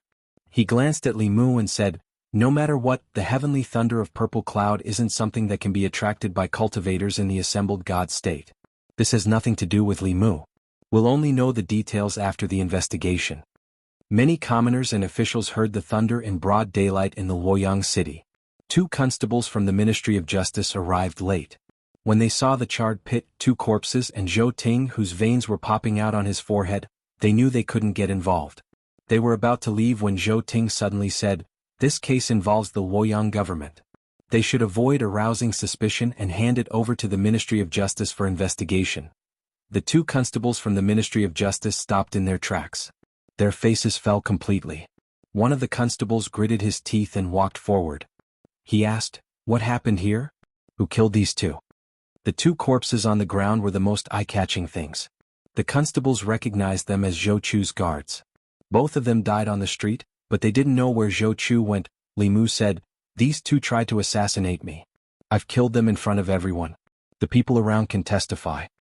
I can testify that these 2 tried to kill Constable Li. They deserve to die. They did evil with Zhou Chu all day long. They should have died long ago. Why didn't those thunderbolts kill them too?" With the people around as witnesses, it was easy to cover up what happened to the 2 guards. The constable's job was to chase after criminals and bandits. Their lives were easily threatened when faced with the heretical cultivation of demonic ghosts. In the case of a fatal crisis, they had the right to kill the villains who threatened their lives on the spot. As a constable, he could empathize with Li Mu. He understood Li Mu's actions very well. He skipped over this matter and asked again, "What about those thunderbolts just now?" One of the commoners said, "Zhou Chu committed all kinds of evil and was disrespectful to the heavens. The heavens sent down a few bolts of lightning and struck him to death." That constable was stunned on the spot. Giving Zhou Ting a glance, he said in disbelief, "Young Master Zhou was struck to death by lightning?" The development of the matter had greatly exceeded his expectations. This was no longer a matter that the 2 of them could handle. The constable hurriedly said, "This case is of great importance. It must be decided by the Ministry of Justice. Those related to this case, please follow us back to the Ministry of Justice for trial." Li Mu wasn't directly related to Zhou Chu's death, but it was also indirectly related. Naturally, he had to make a trip to the Ministry of Justice. Zhang Chun swallowed a pill and said, "I'll go with you. I'll also go to the Ministry of Justice to demand an explanation for Lord Zhou's palm strike just now." Zhou Ting's face darkened. The Minister of God's capital, Zhang Chun, was as strong as him, but he pretended to be injured by him. How shameless! We'll go with Constable Li too. We'll testify for him. Go to the heavens and demand justice if you can. Constable Li is innocent. Everyone, let's go to the Ministry of Justice and support Constable Li. The commoners were furious. They followed Li Mu to the Ministry of Justice. At the entrance of the Ministry of Justice, the bailiff guarding the door was scared out of his wits when he saw this scene. He thought that the people in God's capital were rebelling and attacking the Ministry of Justice. Upon closer inspection, he realized that the people at the front were 2 of his colleagues from the Ministry of Justice. "What's going on? Why did you bring so many people here?" The bailiff walked forward and said, "Quick, get the minister and the assistant minister here. Something big has happened." The minister and assistant minister of the Ministry of Justice were not here. The person in charge of the Ministry of Justice was the Minister of Justice. The Minister of Justice was shocked when he heard this. "What? Zhou Chu is dead? Wasn't he sentenced to prison?" The bailiff said, "Minister, you'll know when you go out." In the court of the Ministry of Justice, the Minister of Justice spent 15 minutes before he finally learned the truth from the commoners present. After Zhou Chu was sentenced to exile, he threatened the family of the victim in front of Li Mu and the commoners. His attitude was extremely arrogant. Li Mu could not tolerate this evil. He pointed to the heavens and cursed, hoping that the heavens would get rid of this evil for the people. Then the heavens sent down several lightning bolts and struck Zhou Chu until his soul was scattered. If not for all the witnesses saying this, the Minister of Justice would have thought that he was listening to a story. If the heavens really had eyes and would punish the evil of the world, then what was the use of the Ministry of Justice? Logically speaking, with the enmity between him and Li Mu, the director of the Ministry of Justice would definitely do his best to give Li Mu an unforgettable experience in the Ministry of Justice since Li Mu had finally fallen into his hands. But he did not dare. The facts had already proven that the person standing in front of the court was a reckless young man who was not afraid of anything. He had just attracted the wrath of the heavens and killed an evil person. If he was angered and he continued to point to the heavens and curse, the next person to be struck by lightning might be the Minister of Justice himself. As the Minister of Justice, he had handed down countless cases. This was the first time he had encountered such a strange and tricky case. It was impossible to say that Zhou Chu's death had nothing to do with Li Mu. But to say that he had something to do with it, he had to admit that the heavens could hear his pleas and struck Zhou Chu to death according to his wishes. In this case, what crime should he pin on Li Mu? Hiring someone to kill someone? Hiring the heavens to kill Zhou Chu, the employer was caught. Should they also arrest the murderer? The problem was, how would the Ministry of Justice arrest the heavens? As a cultivator, he did not even dare to have such disrespectful thoughts towards the heavens. After all, not everyone had the guts of Li Mu. The Minister of Justice looked at Zhou Ting and said, "The idea of the wrath of the heavens is ridiculous. Is there a possibility that the person who killed your son was actually a fifth-level master who was hiding in the dark?" He did not like Zhou Chu's actions but did not dare to act openly. So he took the opportunity when Li Mu was cursing the heavens to kill your son with the heavenly thunder of purple clouds, eliminating evil for the sake of the people. Zhou Ting's son had just died. The Minister of Justice originally wanted to choose his words carefully, but in the end, driven by his conscience, he said this word. Although he had done many evil things in the past few years against his conscience, he could be considered a good person compared to Zhou Chu. He killed an innocent person with his horse. The Zhou family had paid a great price to get Zhou Chu out of prison. But not only did he not restrain himself, he became even worse. As soon as he was released from prison, he threatened the family of the victim he killed in front of the constable of the fairy's capital. Was this something a human could do? If he had a shred of humanity left, he would not have done such a thing. It was obvious that the Zhou family had been too prominent in the fairy's capital in the past 3 years. As a result, Zhou Chu had relied on the Zhou family and was so arrogant that he had lost his humanity. Zhou Ting's face darkened. He said, "A fifth-level master is just your guess.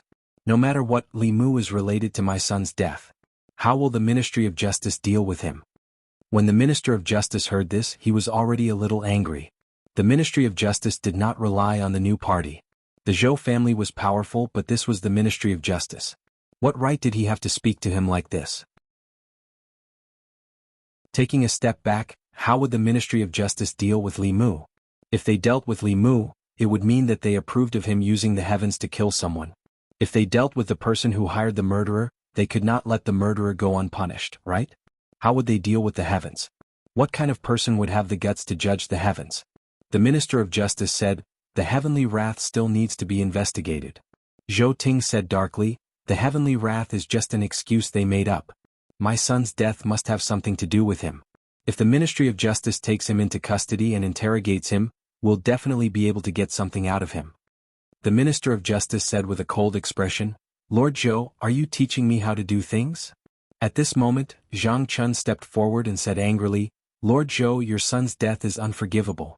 However, as an official of the Imperial Court, you actually tried to kill me and the Imperial Court's official. How will you deal with this?" He sat cross-legged in the court and said coldly, "If the Ministry of Justice can't give me a satisfactory explanation today, I won't leave." Lord Zhang, who had always been as timid as a mouse, suddenly became unyielding and dared to fall out with the Zhou family. Li Mu only needed to think for a moment to figure out Lord Zhang's motive. Lord Zhang was determined to make a big deal out of this and achieve his goal of being transferred out of the fairy's capital. At this time he could not be left to fight alone. Making a big deal out of this matter would be greatly beneficial to Li Mu. As long as they were in the right, the bigger the matter, the better it would be for them. At most, they would resign and go to Mount Baiyun to live together with Lu Hanyan and Wan Wan. Li Mu stepped forward and pointed at Zhou Ting. He said sternly, "You invert right and wrong and you can't differentiate between right and wrong. No wonder you taught such a beast. He kills people everywhere and he doesn't repent. He's waiting for an opportunity to take revenge. Everyone knows that he's a beast. It's satisfying that he died under the heavenly wrath." His voice was loud and clear. It spread to the ears of everyone in the court and outside the court. The people were in high spirits and the psyche power in their bodies surged. They looked at Li Mushi in the hall, and some kind of colorless emotion surged in their bodies. Countless officials in the Ministry of Justice were stunned for a moment when they heard that. Then they felt a surge of pride in their hearts. Regardless of their position, to be able to say such words in front of the Zhou family, even if he was their enemy, was worthy of their respect. This was how a man should be. The assistant minister of the Ministry of Justice walked to the entrance of the Ministry of Justice and stopped. He looked at the court and reminisced. The Minister of Justice asked, "Assistant Minister Zhou, what's wrong?" The assistant minister looked forward and said, "He looks like an old friend of mine." The Minister of Justice's eyes flickered. He had been an official for many years, but he had only seen the scene in the Ministry of Justice twice. Coincidentally, the mastermind of both incidents was here. In the court, the muscles on Zhou Ting's face twitched and the veins on his forehead throbbed. He said sternly, "Who do you think you are? How dare you insult me?" Li Mu looked straight at him and said coldly, "I've cursed the heavens above and the earth below. I've cursed all the injustices in the world. I'm not afraid of the heavens and earth. Who do you think you are?"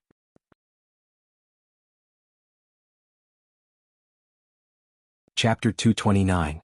The officials of the Ministry of Justice stood at the door of the guardroom and eavesdropped on the commotion in the court. Ever since Li Mu came to the divine capital, they had seen too many firsts in the Ministry of Justice. The constable of the divine capital made the director of the Ministry of Justice speechless for the first time in the Ministry of Justice's territory. It was also the first time someone scolded an official of the imperial court and an important figure of the Zhou family in the Ministry of Justice's court. Li Mu seemed to have a natural aura around him, a fearless aura. Li Mu's saliva flew everywhere in the court, almost landing on Zhou Ting's face. A crooked stick would have a crooked shadow. Seeing Zhou Ting's face, Li Mu didn't find Zhou Ting's actions strange. He didn't care about his position in the first place and he wasn't afraid of the Zhou family. He purposely played along with Lord Zhang and blew up the matter to find out the Empress's attitude. While Zhou Ting was fuming with rage, two figures walked in from outside. The director of the Ministry of Justice heaved a sigh of relief when he saw them. He quickly walked over and said, "Lord Minister, Lord Assistant Minister, you're finally back. This case is too complicated and I don't know how to judge it."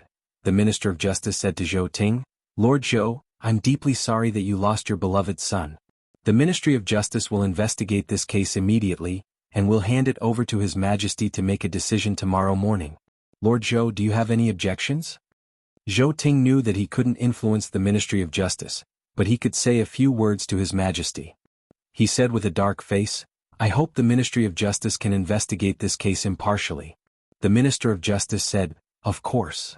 He looked at Zhang Chun and Li Mu and said, "This case involves a lot of things. You two can return to the Yamen first and wait outside the palace tomorrow. I'm afraid His Majesty will summon you at any time." Zhou Ting's death wasn't directly related to Li Mu, so the Ministry of Justice couldn't detain him. He and Zhang Chun walked out of the Ministry of Justice and were surrounded by commoners. "Constable Li, how did it go? What did the Ministry of Justice say?" "Zhou Ting's death was his own fault. The Ministry of Justice didn't blame you, did they?" Faced with the concern of the people, Li Mu smiled and said, "Tomorrow the Ministry of Justice will present this case to His Majesty and let His Majesty decide. I believe that His Majesty will give me justice." "We're all with Constable Li. I suggest that everyone write a letter to plead for Constable Li." "I agree. The silk used to sign the book of 10,000 people will be provided by Splendid Workshop." At this moment, Li Mu sensed from the people around him. Other than psychic power, he also sensed emotions that were different from before. This emotion was colorless, and it was the last emotion that he lacked among the 7 emotions. Love originated from the love and respect of the people. The people of Luoyang finally trusted and accepted him after he cursed and swore at the sky and was struck by lightning. Li Mu walked from the Ministry of Justice to the government office. The love he absorbed from thousands of people was enough for him to condense the 5th spirit, non-poison. In the small residence of the government office, Xiao Bai sat cross-legged on the bed to cultivate. She did not know what was going on. Li Mu walked into the room, got onto the bed and sat cross-legged opposite her. He formed a seal with his hands and said, 9 cycles of white qi, control the evil spirits, heavenly beasts guard the door, delicate girls guard the door, 7 spirits and softness are at peace with me, do not act rashly, look at the source of form. Non-poison, condense. His mana was no longer the same as before. It was extremely easy for him to condense the spirit and follow the spirit. After Li Mu had completely refined the love, Li Mu could clearly feel that there were some changes in his body. His mana had also increased slightly. However, compared to the increase in his mana, what he felt most was the feeling of completion that came from within his body. After condensing the love, Li Mu acutely sensed that there was a trace of love beside him. He opened his eyes and saw Xiao Bai sitting in front of him. She was holding her chin with both hands and looking at him in a daze. Her gaze was so pure and her small face was so delicate. The way she looked at Li Mu with all her attention made his heart tremble slightly. Since the second time she met Li Mu, she had never changed her mind about giving herself to him. After seeing Lu Hanyin, she was worried that Lu Hanyin would be dissatisfied, so she hid this thought. Li Mu had always thought that as a member of the Heavenly Fox clan, she stayed by his side only to repay his kindness. He did not expect that she would have the same feelings for Li Mu as Lu Hanyin. When Xiao Bai saw Li Mu open his eyes, the corners of her mouth immediately curled up. She said sweetly, "Benefactor, you're awake?" Li Mu patted her head and said, "Let's go home, the Ministry of Justice." Zhang Chun and Li Mu returned to the Yamen first, but Zhou Ting did not leave. He persuaded his family to make a deal with the Assistant Minister of the Ministry of Justice with his position as the Nanyang Commandery Officer. He listened to his arrangements and gave the old man's family a large sum of money for them to write a letter of understanding. Through the Ministry of Justice, he reversed the sentence of the Luoyang Yamen and changed Zhou Chu's sentence from death to imprisonment. However, all of this was in vain. His son was still dead in the end. When only Zhou Ting and the Assistant Minister of the Ministry of Justice were left in the court, the Assistant Minister glanced at him and said, "I am also very regretful about your son's death, but I have already done what I promised you. Our transaction has been completed. The following matters have nothing to do with me." Zhou Ting's eyes were bloodshot after experiencing the pain of losing his son. He gritted his teeth and said, "That matter is already in the past. There is no need to mention it again. I only want Li Mu to die now." Regardless of whether Zhou Chu's death was caused by Li Mu or someone else created the wrath of heaven to deceive the world, Zhou Ting could not tolerate Li Mu continuing to live in this world. Being pointed at and scolded in the court of the Ministry of Justice, he and the Zhou family had lost all face. The Assistant Minister of the Ministry of Justice said, "I'm afraid it won't be that easy to kill Li Mu. He is now affecting the people of the Luoyang. Moreover, your son's actions have indeed incurred the wrath of the heavens. His Majesty will not let him die, nor will your Zhou family unless he killed Zhou Chu. However, he clearly does not have the ability to kill Zhou Chu. If you want to avenge your son, you can only stab the heavens." A moment later, Zhou Ting walked out of the Ministry of Justice aggressively. In order to settle this matter, the Zhou family had paid a heavy price. However, in the end, an important chess piece of the Zhou family in Nanyang Commandery was lost. His son was also lost. It could be said that he had lost both his son and his army. He wanted nothing more than to cut Li Mu into 1,000 pieces and grind his bones to dust. However, there was nothing he could do. As soon as he returned to the Zhou family, a servant came to invite him, saying that the master wanted to see him. Zhou Ting passed through a few doors and arrived at a study. He knocked on the door and a dignified voice said, "Come in." Zhou Ting walked into the study and said sorrowfully, "Big brother Chuer is dead?" In the study an imposing figure said, "I already know." The figure sighed and turned to look at him. He said, "I've already warned you to be strict with yourself and discipline your son well. However, you never listened and allowed him to do as he pleased in the Luoyang. That's why he has today's consequences." Zhou Ting said sorrowfully, "It's too late to say all this now. Chu-er is dead. His soul has dissipated. He doesn't even have the chance to become a ghost. I must catch Chu-er's murderer and tear him to pieces." The figure was silent for a moment. He asked, "What did the Ministry of Justice say?" Zhou Ting gritted his teeth and said, "The Ministry of Justice suspects that a fifth realm powerhouse killed Chu-er under the guise of heavenly wrath." The figure calculated with his fingers and shook his head. "No one else was involved in Chu-er's death. It's indeed related to that constable." Zhou Ting's eyes widened. Although he really wanted Li Mu to die, he did not think that Zhou Chu's death was caused by Li Mu. He was just a third-realm constable and did not have that kind of ability. However, Big Brother had the cultivation of Dongxian. He could read the stars and predict heavenly secrets. It was impossible for him to be wrong. Zhou Ting said furiously, "It's really him. How did he kill Chuer?" The figure shook his head and said, "Heavenly secrets are hard to predict. It's already the limit for him to be able to predict that Chuer's death is related to him." Zhou Ting said, "I'll beg the Dean and His Majesty. They'll definitely be able to calculate everything." The figure shook his head and said, "Although the Dean and His Majesty have high cultivation, they can't calculate much more than me. It's better not to disturb them. It's not difficult to find out how that constable killed Chu." As long as we use the soul assimilation technique on him, the truth will come to light. Zhou Ting thought about it and said in disbelief, there are no traces of Fulu being used at the scene. There's also no such Dao technique. Could it really be? The figure was silent for a moment. Then he said calmly, if that's the case, you don't have to pursue this matter anymore. Zhou Ting was stunned. Then he said with a ferocious expression, am I going to die for nothing? If it's heavenly wrath, then it's the will of the heavens. The figure said, the will of the heavens comes first. The Zhou family cannot lose their sense of righteousness. You must consider the big picture. Zhou Ting was silent for a long time. Then he said slowly, I understand.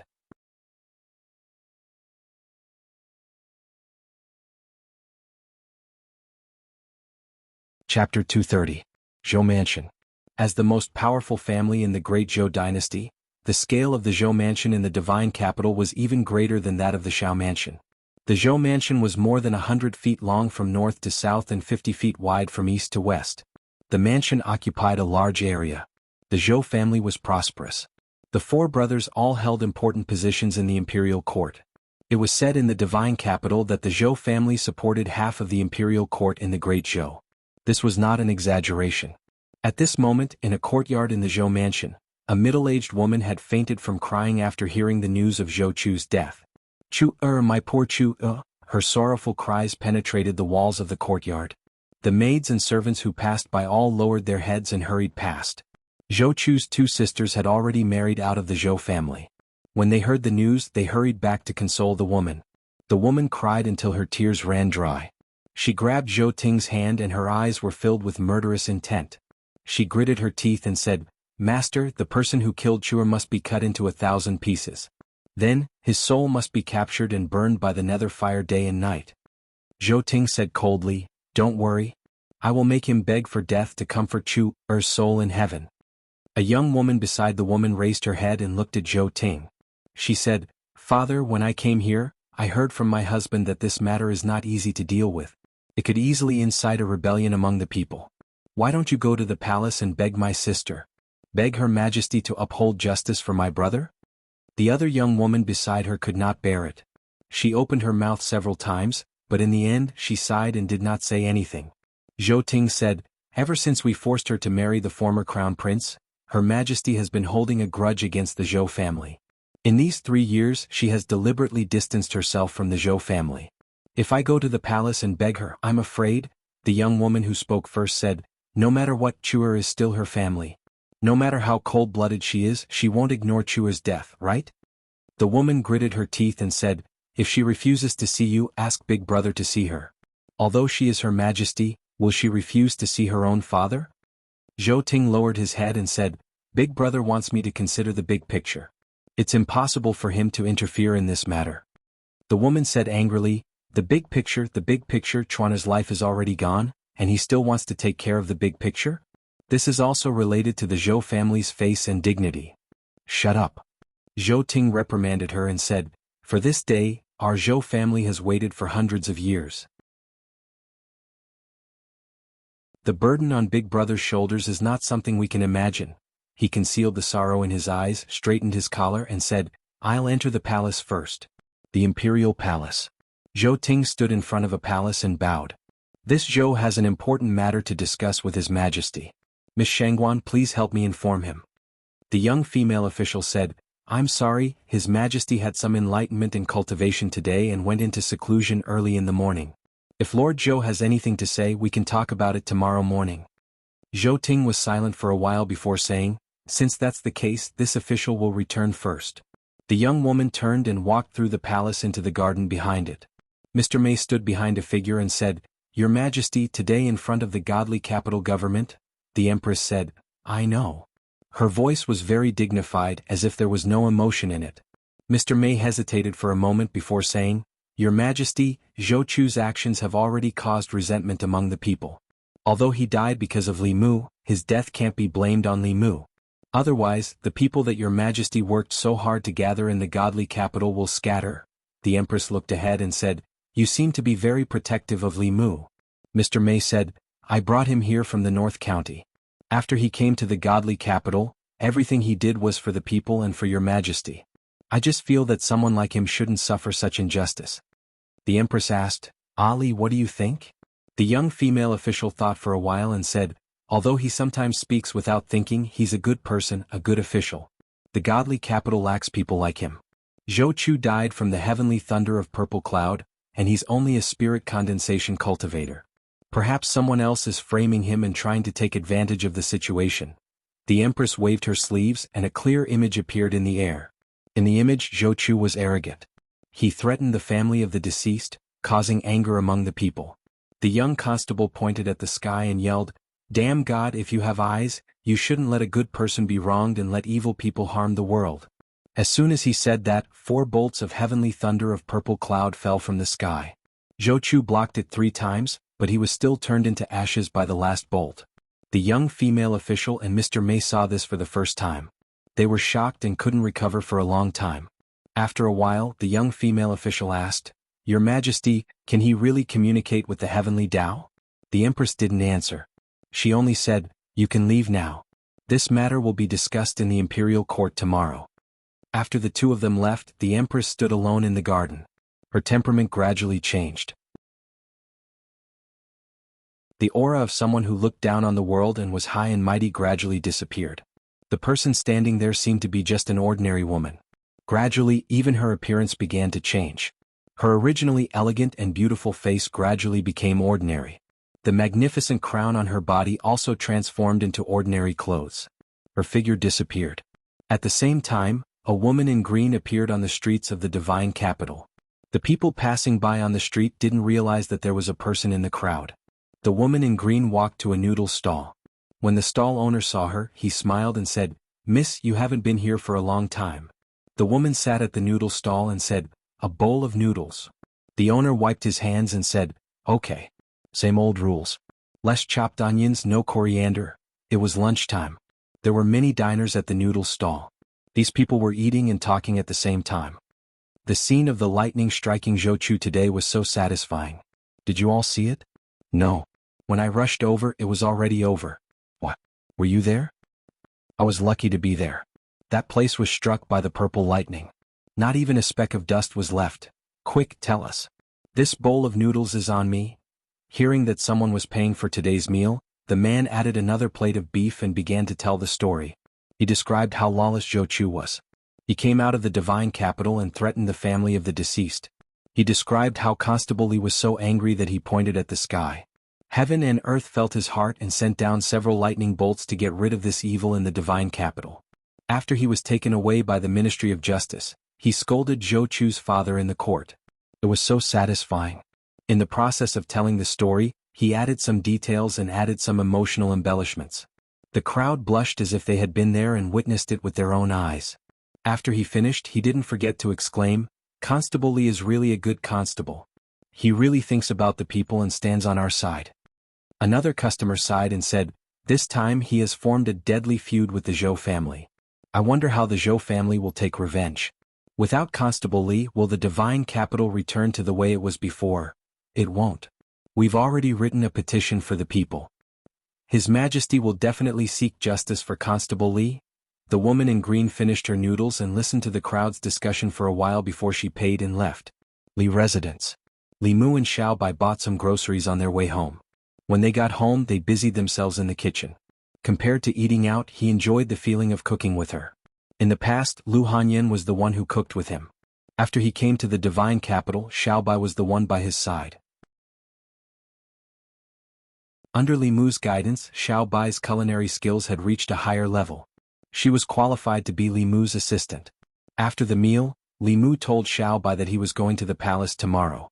At that time he would send her to the government office first. Xiao Bai asked worriedly, "Will Her Majesty blame benefactor?" Li Mu shook his head and said, "I don't know." After all, his understanding of the Empress was mostly based on hearsay. Li Mu didn't know what kind of person she really was. However, he wasn't afraid of this case. With the clear heart technique, the soul-sucking technique was useless against him. As long as he didn't admit it, no one would be able to pin Chu Zhou's death directly on him. As for the soul-searching technique, it was extremely harmful and irreversible. Unless it was an extremely important matter that concerned the country, the imperial court wouldn't use it on an official. With the people's support, The imperial court would have to be careful no matter what they did to him. Xiao Bai said firmly, I heard that Her Majesty is as beautiful as a fairy and has a kind heart. She won't wrong benefactor. Li Mu nodded and said, I believe in Her Majesty. Not to mention her appearance, Li Mu was actually confident in other aspects of the Empress. He came to Shindu because of the Empress. During this time he could be fearless and do whatever he wanted because he had the Empress' support. Women were always very concerned about the appearance of other women. Xiao Bai blinked and said, How beautiful is she to be as beautiful as a fairy? Li Mu rubbed her head and said, What do you mean by as beautiful as a fairy? That's because Her Majesty is. No matter how ugly Her Majesty is, no one would dare to say that she's ugly. If you want to know what it means to be as beautiful as a fairy, go back to your room and look in the mirror. Xiao Bai was stunned for a while before she realized that Li Mu was praising her. She blushed and said uneasily, I'll go wash the dishes. The girl was still a little shy. If it were Lu Hanyan, she might have already fallen into Li Mu's arms and made love to him. Li Mu returned to his room and sat down cross-legged. Not long after he felt sleepy.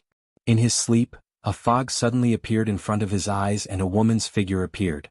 Seeing the familiar woman, Li Mu was stunned. Fear appeared on his face and he said in shock, No way again.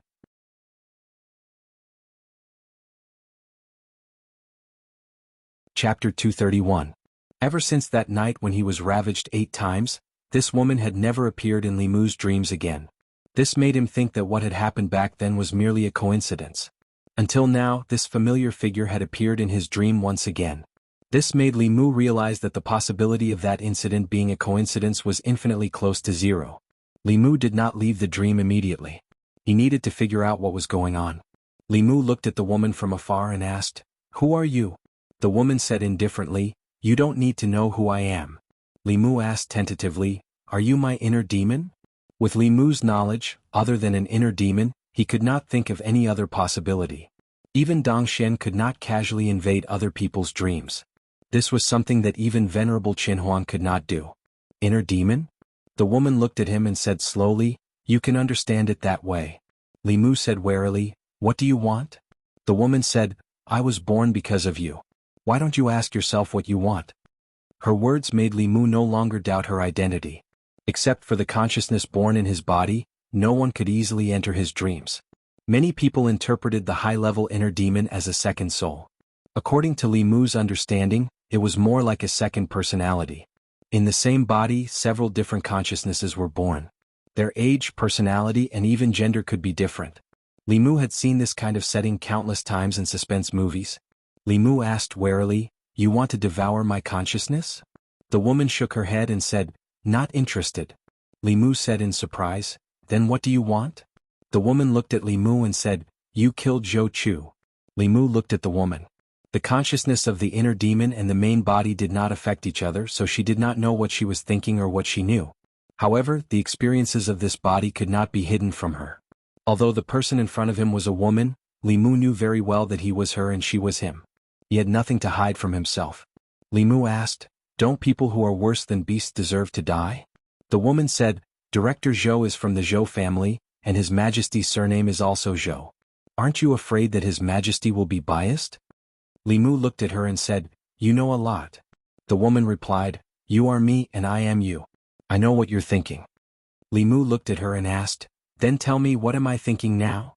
Li Mu thought, if the inner demon only appeared in dreams, if he had a wet dream, what would it look like in the eyes of the inner demon? Whoosh.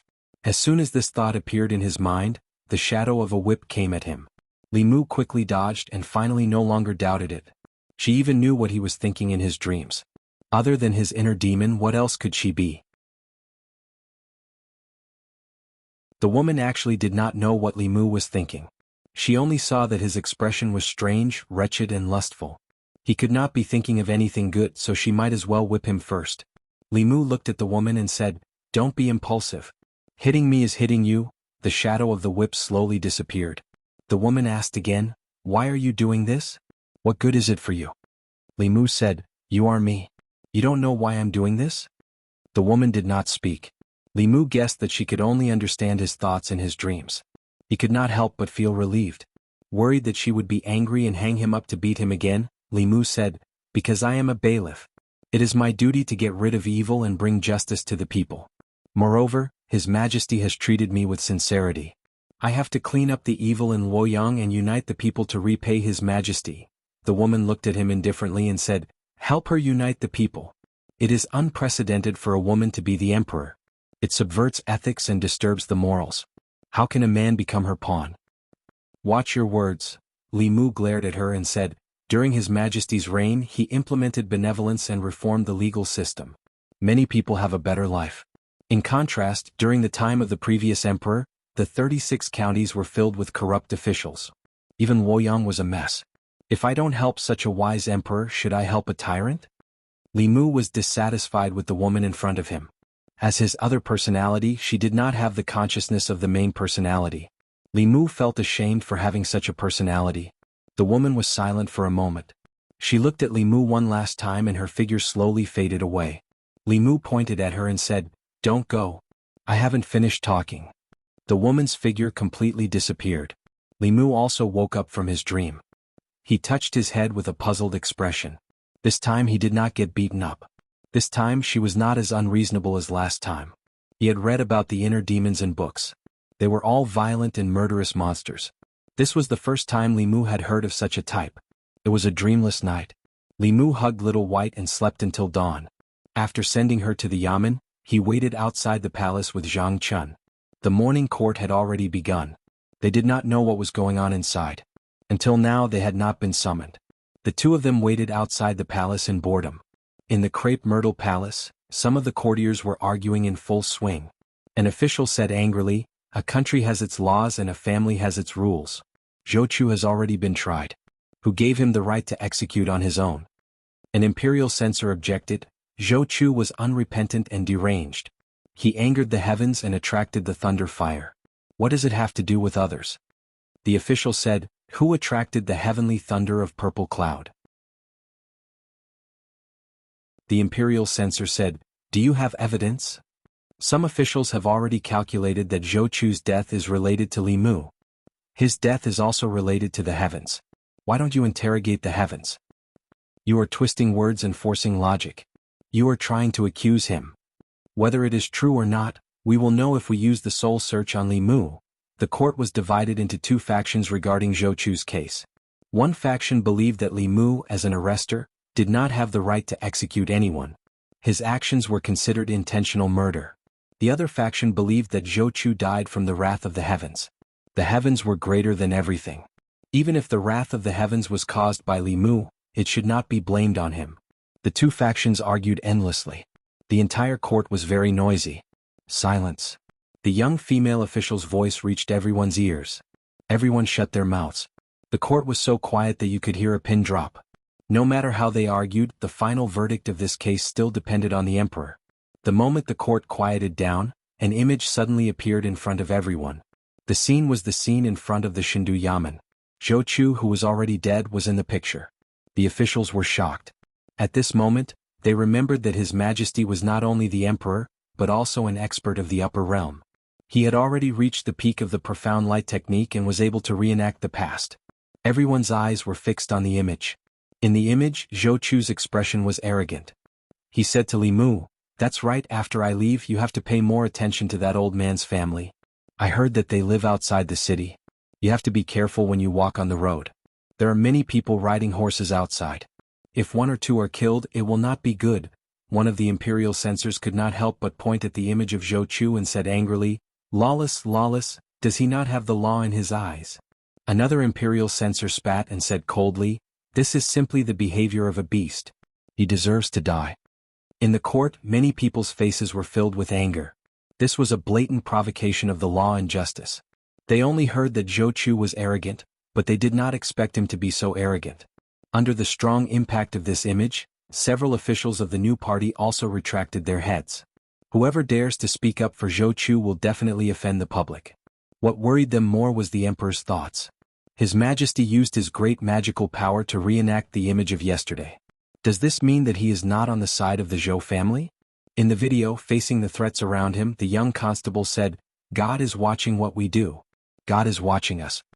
Zhou Chu sneered, "God, after so many years, I really want to see what God looks like. If you have the ability, let them come down." The young arrestor was obviously enraged. He pointed to the sky and scolded God for being blind. As his voice fell, several lightning bolts suddenly fell from the sky. Under the last purple lightning bolt, Zhou Chu turned into ashes. Even some of the high-ranking officials in the court felt their blood boil when they saw this scene. A few of the imperial censors were so excited that their beards trembled. Their eyes were filled with envy and reverence. This was the response of the heavenly axiom. It was the greatest recognition that the heavenly axiom gave to a person. There was no imperial censor who did not desire such recognition. A body of righteousness that can shake the heavens. How magnificent is this?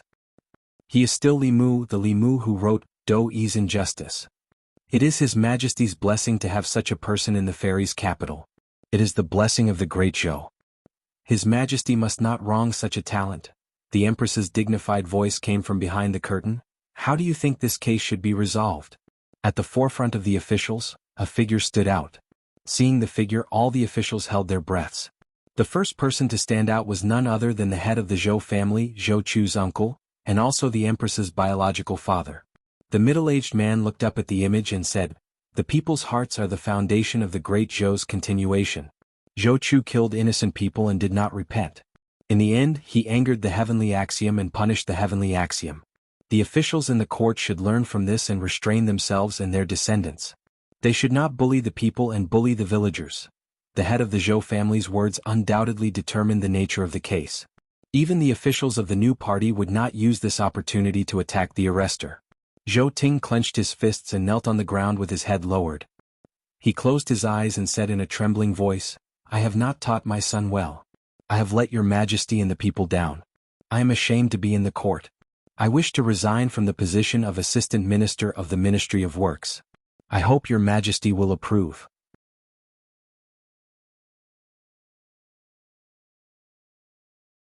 Chapter 232. Li Mu and Zhang Chun waited for a long time at the gate of the palace. Instead of the Empress, they saw Mr. Mei. Mr. Mei walked out of the palace gate and said to the two, "It's all right now. You can go back." Zhang Chun was stunned and asked, "What's going on inside?" Mr. Mei looked at Li Mu and said, "Her Majesty used the dark light technique to recreate the scene of yesterday." All the officials were furious. The Assistant Minister of the Ministry of Works, Zhou Ting, resigned because he didn't teach his son well. Her Majesty has agreed that Zhou Ting died because of the wrath of heaven.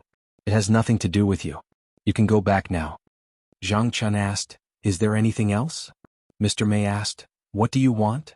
Zhang Chun shook his head and felt a little regretful, but he didn't say anything. Mr. Mei suddenly took out a stack of fulu from his sleeve and handed it to Li Mu, saying, "This is for you from Her Majesty." Li Mu looked at the stack of purple cloud thunder talismans in his hand thoughtfully.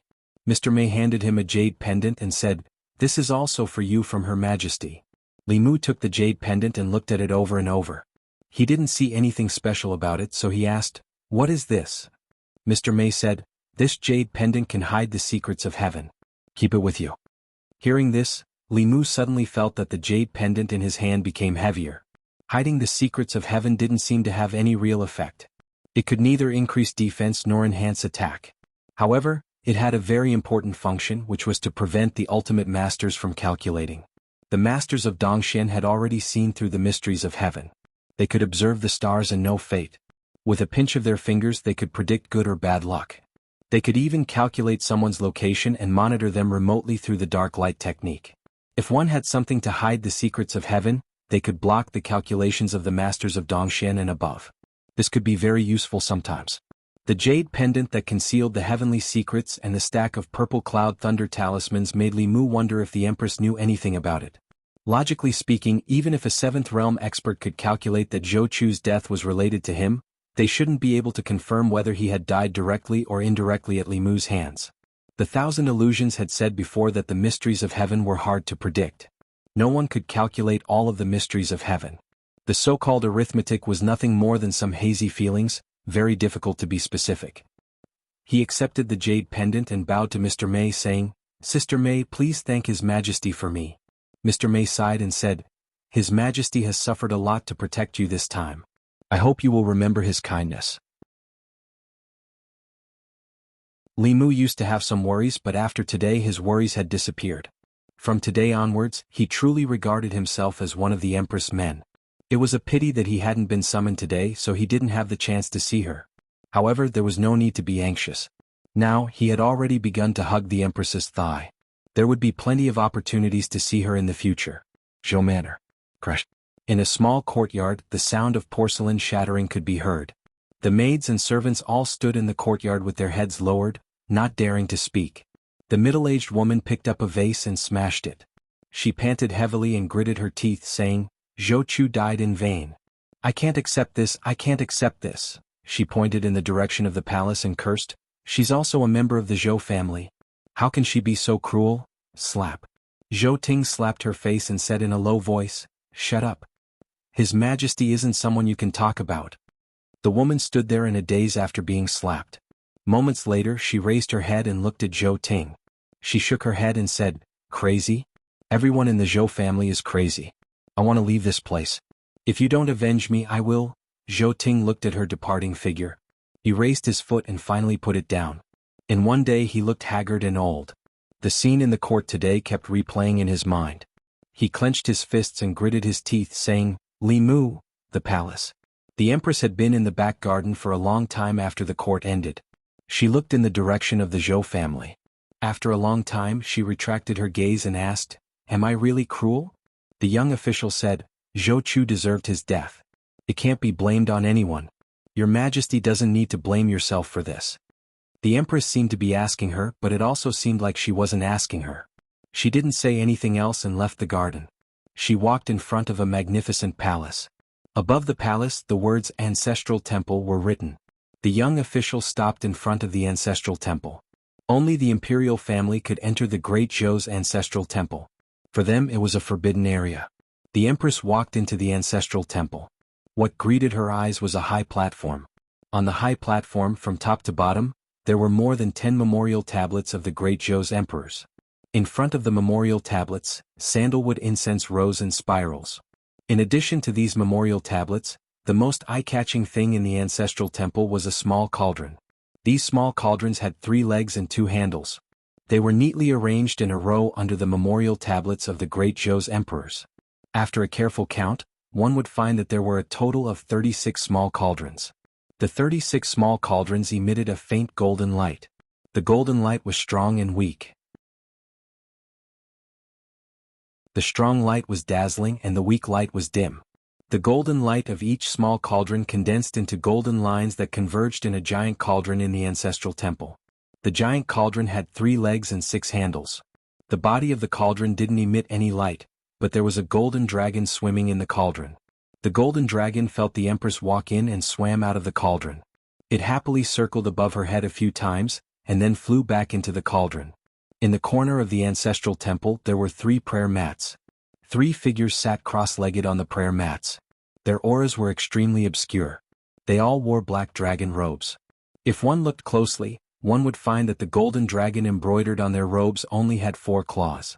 An old man with a face as withered as tree bark on the left opened his eyes.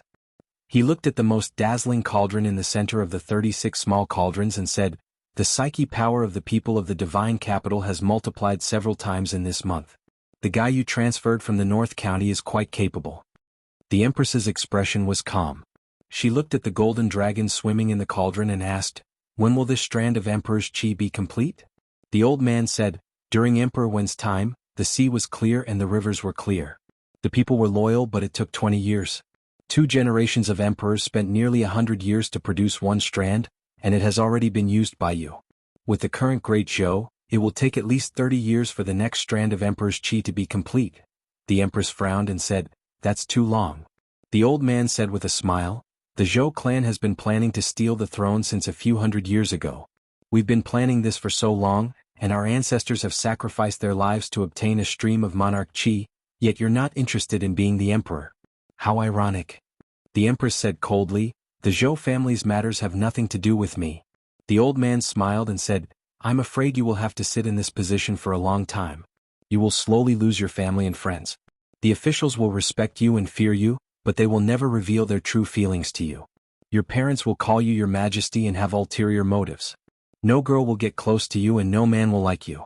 You will slowly lose love, hate, happiness, anger, sadness. Stop talking. It's useless." This is the fate of every emperor. You will not be an exception. A golden whip appeared in the empress's hand. She said word by word, "I told you to stop talking." The old man lowered his head and immediately fell into a deep sleep. The empress walked out of the ancestral temple. The young female official said respectfully, "Your Majesty." The empress looked at the respectful expression on her face and said, "Return to the palace, Fairy's capital, Li residence." Li Mu had just upgraded the formation in his residence.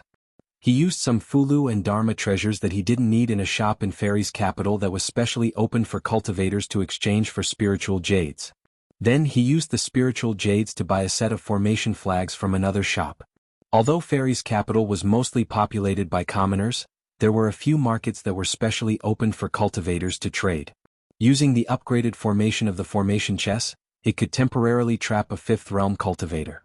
If one wanted to sneak into the formation silently, they would have to have the cultivation of Dongxian. After doing all this, Li Mu gave most of the purple cloud thunder talismans that the empress gave him to Xiaobai to protect herself. He only kept a few for himself. The jade pendant and the thunder talisman that the empress gave him. One was to steal the sky, while the other was to conceal heaven's secrets. No matter how slow Li Mu was, he understood the empress's intention at this moment.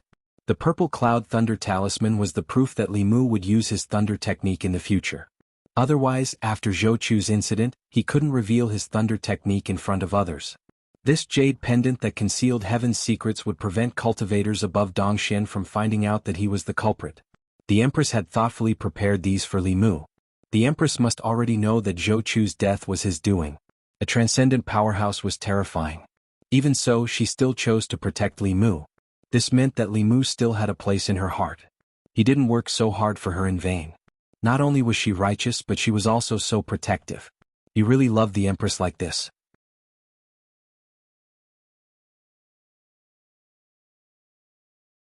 Chapter 233. Half a month had passed since the Zhou Chu incident. In the morning, Li Mu, who was sitting cross-legged on his bed, slowly opened his eyes. A golden light flashed in his eyes.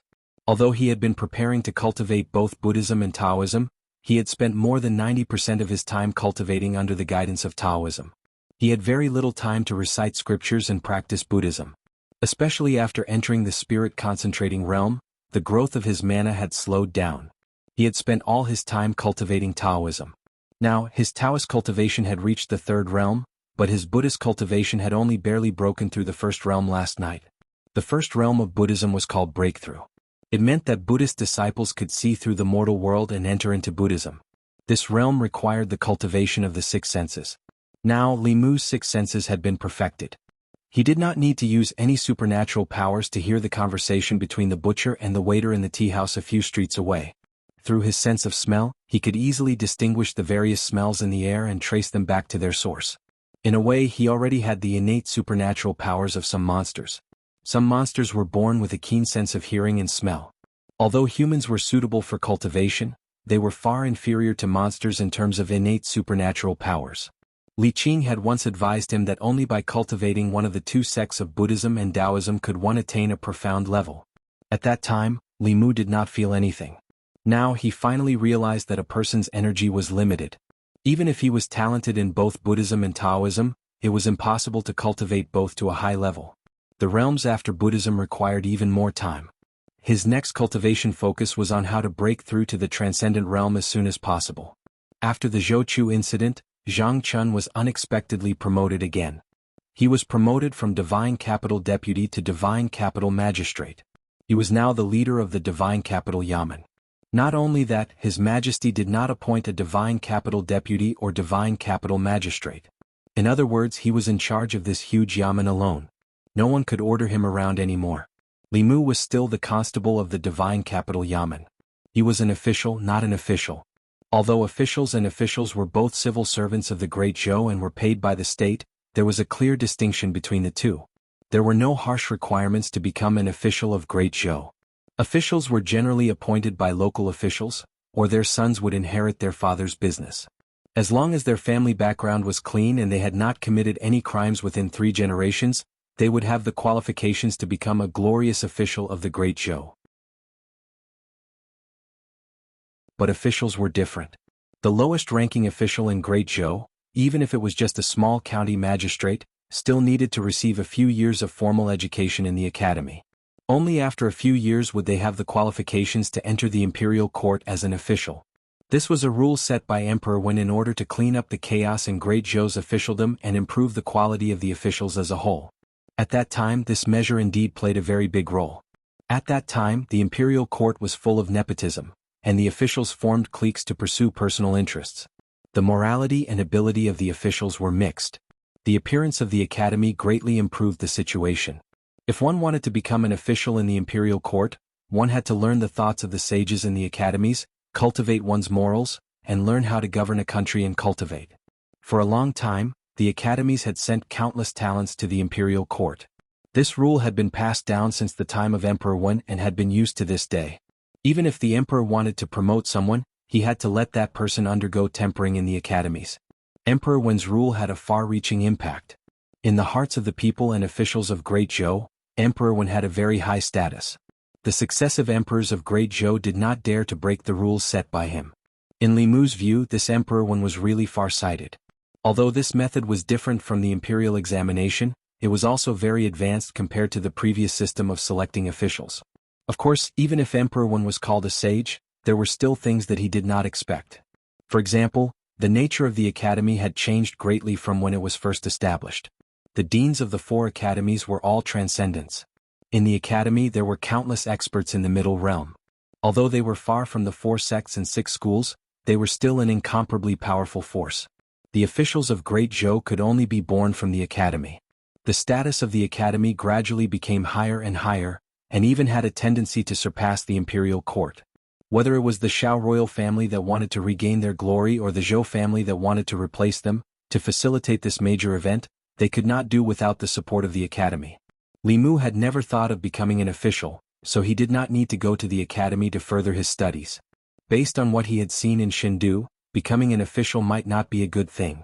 Under the protection of the empress, being a minor official was much more comfortable than being an official. There was no need for Li Mu to worry about national affairs. All he needed to do was to bring Xiao Bai around the streets of the divine capital every day to ensure that there were no crimes or disturbances in his jurisdiction. That was enough for him to fulfill his duty. After Zhou Chu's incident, his status in the hearts of the people had risen to the peak. This allowed him to obtain willpower from the people of Chengdu without deliberately doing anything. With this speed, it was not impossible for him to advance to the Abhijina level within a year. After Zhou Chu's incident, the Zhou family's reputation in Chengdu was not greatly affected. Although Zhou Chu had committed a heinous crime, the Zhou family's handling of this matter did not make the people feel disgusted. There were many disciples of the Zhou family, and Zhou Chu was only one of them. Other than Zhou Chu, the other disciples of the Zhou family did not have any misdeeds. In comparison, the Shao royal family's performance in Chengdu was even worse. In the past few hundred years, they had been the masters of the great Zhou dynasty in Chengdu. Although they had been suppressed by the Zhou family for a short period of time, the sense of superiority in their bones could not be erased. Li Mu counted with his fingers. He had not been in Chengdu for long, but he had offended the 3 provinces, 6 ministries, 9 temples, the Shao family, the Zhou family, and the academy. Other than the academy, he had offended almost everyone he could. Li Mu had already offended the Shao family and its old clique before he came to Chengdu. When he pushed for the abolition of the substitute crime silver, he had also beaten up the children of many officials in the Ministry of Rights, Ministry of Justice, Taichung Temple, and the 3 provinces and 6 ministries. With Zhou Chu's incident, he had also offended the Zhou family. He was only missing the academy to become the public enemy of Chengdu. Among the common people, the situation was the exact opposite. Li Mu was now very popular among the common people. He could go to the small restaurants on the street, to the brothels and taverns. As long as he wanted to, he could buy food, use, and entertainment for free. When he passed by the brothels, the brothel keeper ran out countless times, bringing along many girls. They all winked at Li Mu and said coquettishly, "Constable Li, come in." Xiao Bai was so scared that she did not care about the candied haws in her mouth. She ran over and hugged Li Mu's arm, holding her head high and chest out in front of them. Ever since Lu Hanyan went to Mount Baiyun to cultivate, she had been strictly carrying out the task given to her by Lu Hanyan. She did not allow any other seductress to appear beside Li Mu. These girls from the brothels were naturally her main targets of protection. The brothel keeper glanced at Xiao Bai and said to Li Mu, "Constable Li, why are you so shy? The girls are not charging you." Li Mu waved his hand. Next time, the yamen had its own rules. In order to prevent officials from being corrupt, they could not eat or take the common people's food for free. They could not go to the brothels during the day. Of course, going to the brothels during the day was also forbidden. There were countless eyes in Luoyang staring at Li Mu. He had to be careful with his words and actions. He could not give anyone a chance to take advantage of him. Xiao Bai was still hugging Li Mu's arm tightly. She said, "Sister Lu said that when you come to Luoyang you can't fool around. You can't go to that kind of place." He was the one who saved the little fox, but she had become Lu Hanyan's spy. Li Mu looked at her and asked, "If I go to that kind of place, will you tell Sister Lu?" Xiao Bai nodded without hesitation. She said, "I promise, Sister Lu." Li Mu asked again, "If I don't let you tell her, will you listen to Sister Lu or me?" This question made Xiao Bai stop chewing on the candied hawthorn. She muttered, I. After a while, she lowered her head and said softly, I will listen to you, benefactor." Li Mu was comforted. Xiao Bai's answer proved that she was still his caring little girl. Even if she made a mistake, she would help him hide it. Who would not like a little girl like her? Of course, Li Mu would not make such a mistake. He just wanted to tease Xiao Bai. Xiao Bai lowered her head and hesitated for a while. Then she looked up and said, "Benefactor, if you want, Xiao Bai can do it too. I have already turned into a human." Li Mu patted her head and said, "I'm joking. I won't go to that kind of place." He knew very well that before Xiao Bai transformed, she was prepared to give herself to him at any time. However, she was placed by Lu Hanyan to keep an eye on Li Mu. If she betrayed Lu Hanyan and stole from him, how could the two of them be good sisters in the future? Although Xiao Bai was indeed very attractive, Li Mu would not lose the big picture for a small gain. He would not be greedy for a moment of pleasure and bury the fuse for a future Azura battlefield. After receiving Li Mu's promise, the girl became happy again. She happily held onto Li Mu's arm and turned back to stick out her tongue in the direction of the brothel. Along the way, Li Mu bought some snacks for Xiao Bai. He was about to return to the yamen when his gaze inadvertently swept across the front. His gaze suddenly froze. Two figures walked past on the street in front of him. The two of them, one old and one young, did not see Li Mu. Li Mu did not recognize the young man. His gaze swept past him and stopped on the old man. This was the first time Li Mu saw this old man, but his figure overlapped with a figure in Li Mu's memory. To be precise, it was the memory of the assassin that Li Mu had obtained from Madame Chu in the North County. This old man was the one who had hired the assassin to assassinate Li Mu in the North County. He followed behind the young man step by step. It was obvious that the young man was the leader. In this way, the mastermind behind the assassination in the North County was about to be revealed. In the Shindu Yamen, Li Mu reached out and swiped the void. The image of a young man appeared in the air. Wang Wu looked at the image and said in shock, "No way, boss. You just killed Zhou Chuchu and now you've provoked Zhou Qin?"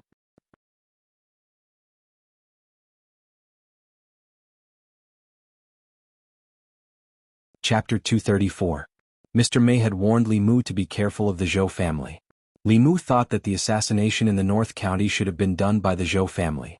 It was not until today that he met the old man in the memory of the assassin that he finally locked onto the mastermind behind the scenes. Through Wang Wu, Li Mu confirmed the man's identity once again. Zhou Qin was Zhou Chu's elder brother, but he was not Zhou Ting's son. Among the four brothers of the Zhou family, Zhou Ting was the fourth. Zhou Qin was the only son of the third brother. Zhou Qin usually kept a low profile and was not as flamboyant as Zhou Chu. He also did not bully the people, so the people of Luoyang did not know much about him. The old man beside him was his bodyguard. The disciples of the big families in Luoyang all had bodyguards, and these bodyguards were the closest to them. The fact that the old man appeared in the killer's memory meant that the assassination in Beijun was most likely Zhou Chen's plan. At that time, Li Mu had just offended the old party. If something happened to him, the old party would be the first to be suspected. However, Li Mu did not know whether Zhou Chen had acted on his own, or whether the real mastermind of the Zhou family was involved. The killer was dead, and Li Mu could not accuse Zhou Chen with just his words alone. Moreover, because of him, the Zhou family had just lost a young disciple. If Li Mu pointed the finger at Zhou Chen now, it might completely enrage the Zhou family and bring about their intense revenge. However, the revenge for the assassination had to be taken. As long as he knew the mastermind behind it, he could take his time to plan what to do next. Li Mu walked to the front of the yamen and saw Zhang Chun walking in listlessly. Li Mu greeted him, "Sir, you're out of court?" Ever since he was promoted to Luoyang magistrate, Zhang Chun's rank had risen from 6th grade to 5th grade, and he was qualified to attend court. Although there were many 5th-rank officials in Luoyang and not everyone had the opportunity to attend court, the Luoyang yamen was different from the 6 yamens. Above them there were assistant ministers, doctors and minister counselors. If they had nothing to do they could stay in the yamen. Zhang Chun was the only official in charge of the yamen. Unlike Li Mu who could sleep as long as he wanted with Xiao Bai in his arms, Zhang Chun had to wake up early every 3 days to prepare for the morning court. Li Mu replied, "Your Excellency left court today so you're a bit late." Zhang Chun waved his hand and said, "Don't mention it. The quarrel in the court today was too intense. The guy behind this official almost sprayed his saliva all over this official's face." Li Mu asked curiously, "What's the matter?" Zhang Chun said, "It's all because of the academy. His Majesty thinks that almost all the officials in the 36 counties of the Great Zhou, including Luoyang, are from the academy. In the long run, it will be detrimental to the country. He wants to give up some of the positions of the officials and directly select them from the people. However, the officials are against it." Li Mu said, "That's good." Zhang Chun glanced at him and said, "What's good about it?" Before the academy, the morals and abilities of the officials in the imperial court were uneven. Many untalented and incompetent people could also hold important positions in the imperial court. The people suffered unspeakably. After the academy, the quality of the officials has greatly improved. If the selection of officials goes back to the old days, won't the people suffer that kind of pain again? It seemed that Zhang Chun also supported the academy. Li Mu asked, "Your Excellency, are you also from the academy?" Hearing this, Zhang Chun's face showed a proud expression. He said, "Yes. When I was young I studied in the Myriad Scroll Academy. After I finished my studies in the academy, I became the county magistrate of Yangqiu." Li Mu asked, "Before the academy the people suffered unspeakably. After the academy the people's lives became better?" Zhang Chun's lips moved, but he found that he could not answer Li Mu. Before Emperor Wen, after the golden age of Emperor Wu, the counties were no longer troubled by the demons and ghosts. However, the people's lives did not seem to be better. After the death of Emperor Wen, the quality of the officials was greatly improved. Today the people should be living a better life. However, as far as he knew, the people of the 36 counties of Great Zhou were far from living in peace and contentment. He looked at Li Mu and asked, "Do you mean that Emperor Wen was wrong?" Li Mu shook his head and said, "Emperor Wen was not wrong. However, the decrees of Emperor Wen's time are not necessarily suitable for the present. During Emperor Wen's time, the officials in the imperial court were both good and bad. There was a big flaw in the way the imperial court chose officials. Emperor Wen's decisive reform led to the famous rule of Emperor Wen. At that time, the academy was beneficial to improving the ecology of the imperial court. But it's different now. The chaos of the imperial court during Emperor Wen's time has long disappeared. The students of the academy have almost monopolized the imperial court. The officials are divided into camps based on the academy. They form cliques and protect each other. The decrees of Emperor Wen's time are no longer suitable for the current imperial court." Zhang Chun looked at him with a strange expression and said, "I really should let you attend the imperial court. If you were there in the morning, there would not be no one to speak for Her Majesty." Li Mu was very sure that many people in the imperial court must have seen what he saw. However, they were all from the academy. If they agreed with the Empress, wouldn't they be standing on the opposite side of the academy? They already belonged to their own camp. Naturally, they would not betray their own camp. Moreover, with the power and influence of the academy, even the new party and the old party had to rely on it. Who in the imperial court dared to oppose the academy? Li Mu could imagine the scene of Her Majesty being opposed by the officials in the morning court. Unfortunately, he was only a minor official and was not even qualified to defend her. Li Mu did not know much about the academy. After calling Wang Wu, he had a better understanding of the academy. There were 4 great academies in the divine capital. They were called Baichuan, Qingyun, Wanwan and Bailu. They started during the reign of Emperor Wen and had been passed down for more than 100 years. Among the 4 great academies, Bailu Academy was different from the other 3. It was the only academy that was directly under the Ministry of War. The dean of Bailu Academy was the Minister of War. The purpose of Bailu Academy's existence was to defend against foreign enemies. It had never been involved in political struggles. Almost all the students from Bailu Academy would not stay in the divine capital. They needed to go to the borders of the Great Zhou to protect the border counties and prevent the neighboring countries, the Demon Country, the Ghost Region, and the Dragon Clan from invading. Fortunately, after the Martial Emperor, the Great Zhou had become the most powerful country in the ancestral land. Most of the surrounding countries respected the Great Zhou. Those who did not respect the Great Zhou as their sovereign country did not dare to offend the Great Zhou. The Demon Country and the Ghost Region had always been in a state of internal strife. They did not pose much of a threat to the Great Zhou for the time being. Although the Dragon Clan was powerful, they lived in the sea for a long time and rarely appeared on the mainland. The current situation of the Great Zhou was more of an internal problem than an external one. Wanwan Academy focused on teaching the concept of governance and governance. Many of the students from Wanwan Academy did not know how to cultivate, but they all had unique views on how to govern a country. After graduating from the academy, those who were more capable would stay in the divine capital to take up positions. Those who were less capable would be sent to other places to train. Qingyun Academy and Baichuan Academy focused more on cultivation. Those who studied in these two academies were all students with a certain level of cultivation talent. After leaving the academy, they would either take up important positions in the divine capital or guard a county. They had the brightest future. There were 36 counties in the Great Zhou, and at least 90 of them came from these two academies. There were 106 county governors, county ministers, and county lieutenants. Of course, the academies did not belong to any political party. In terms of cohesion, they were naturally not as united as the new party or the old party. However, the status of the academies was extraordinary. The students who graduated from the academies all had a deep sense of belonging to the academies. Perhaps they were dissatisfied with the academies when they were studying, but they would never allow outsiders to trample on the dignity of the academies. Whether it was in the divine capital or in the various counties, officials who came from the same academy would naturally have a close relationship. Everything was shown in the imperial court, and they would form a cohesive group. The imperial palace. It was already late at night. The empress stood in the empty palace. She no longer looked dignified in front of others. There was still anger on her face. She was angry about what happened in the imperial court. She looked around, trying to find someone to talk to and vent her frustrations. However, she could not find anyone. In fact, since she was forced to take this position 3 years ago, there was no one she could talk to. That person was right. Sitting in this position, she would slowly lose her family and friends. No one would reveal their true feelings to her. Her parents called her Her Majesty and wanted her to pass the throne to a descendant of the Zhou family.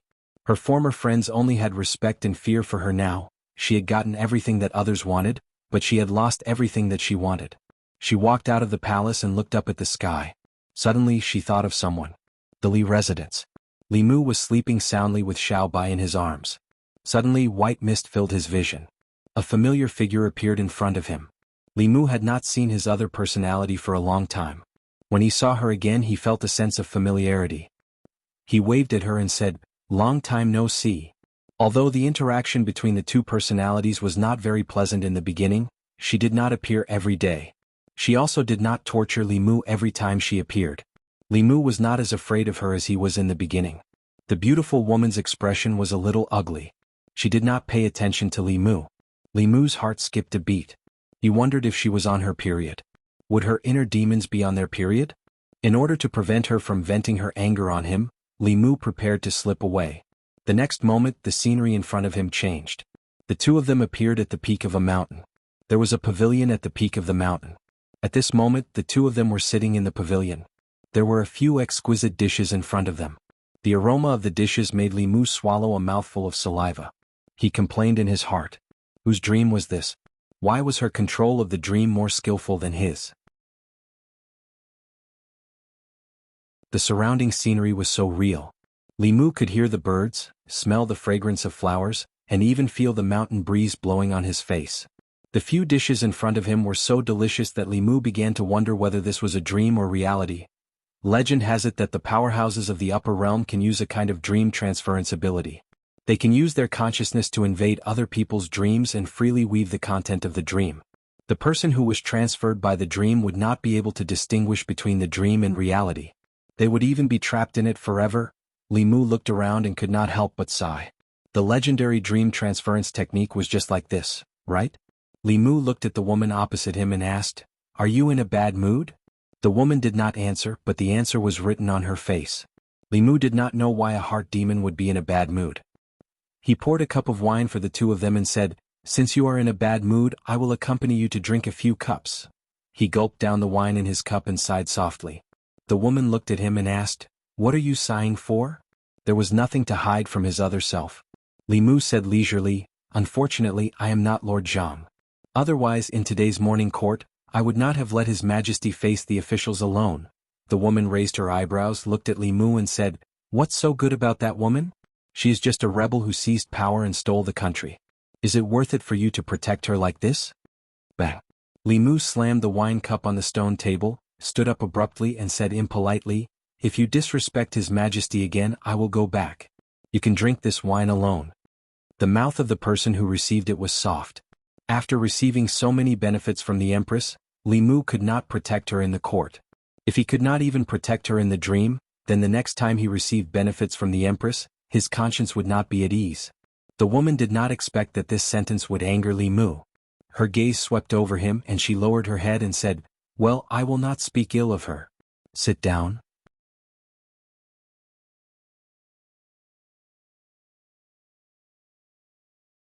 Chapter 235. Li Mu didn't know what other people's inner demons were like, but his seemed to be somewhat different. She obviously didn't have much desire to erode Li Mu's consciousness and occupy his body. Instead, she was not very friendly to the Empress. Was it because of jealousy? Speaking of which, Li Mu was also a little jealous of the Empress at first. After all, she was young and had a high position. She had stepped into the upper realm before the age of 30. Who wouldn't be envious of her? Could it be that the birth of this woman was due to Li Mu's jealousy? Cultivation was really dangerous at every step.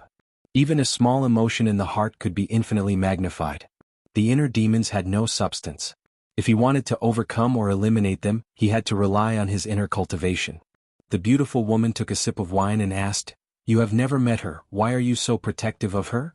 Li Mu said, "Your Majesty treats me sincerely, so I should treat Your Majesty sincerely. Moreover, although Your Majesty is a woman, compared to the previous emperors of the Great Zhou, her wisdom and virtue should be at the forefront. The North County girl died unjustly, and the court covered up a corrupt official. Your Majesty upheld justice for her. The Academy has become a chronic disease of the Great Zhou, and the students of the Academy have formed cliques for selfish interests and control the court. No one in the court dares to mention it. Only Your Majesty is aggressive and brave to reform. Isn't such a person worthy of respect and protection?" After Li Mu finished speaking, he raised his head and drank a glass of wine, secretly feeling pity in his heart. If these words were heard by the Empress, she might be happy and reward him with some treasures. Unfortunately, he didn't even have the chance to see the Empress and could only talk to himself in his dreams. The woman took a deep look at Li Mu and didn't say anything in the end.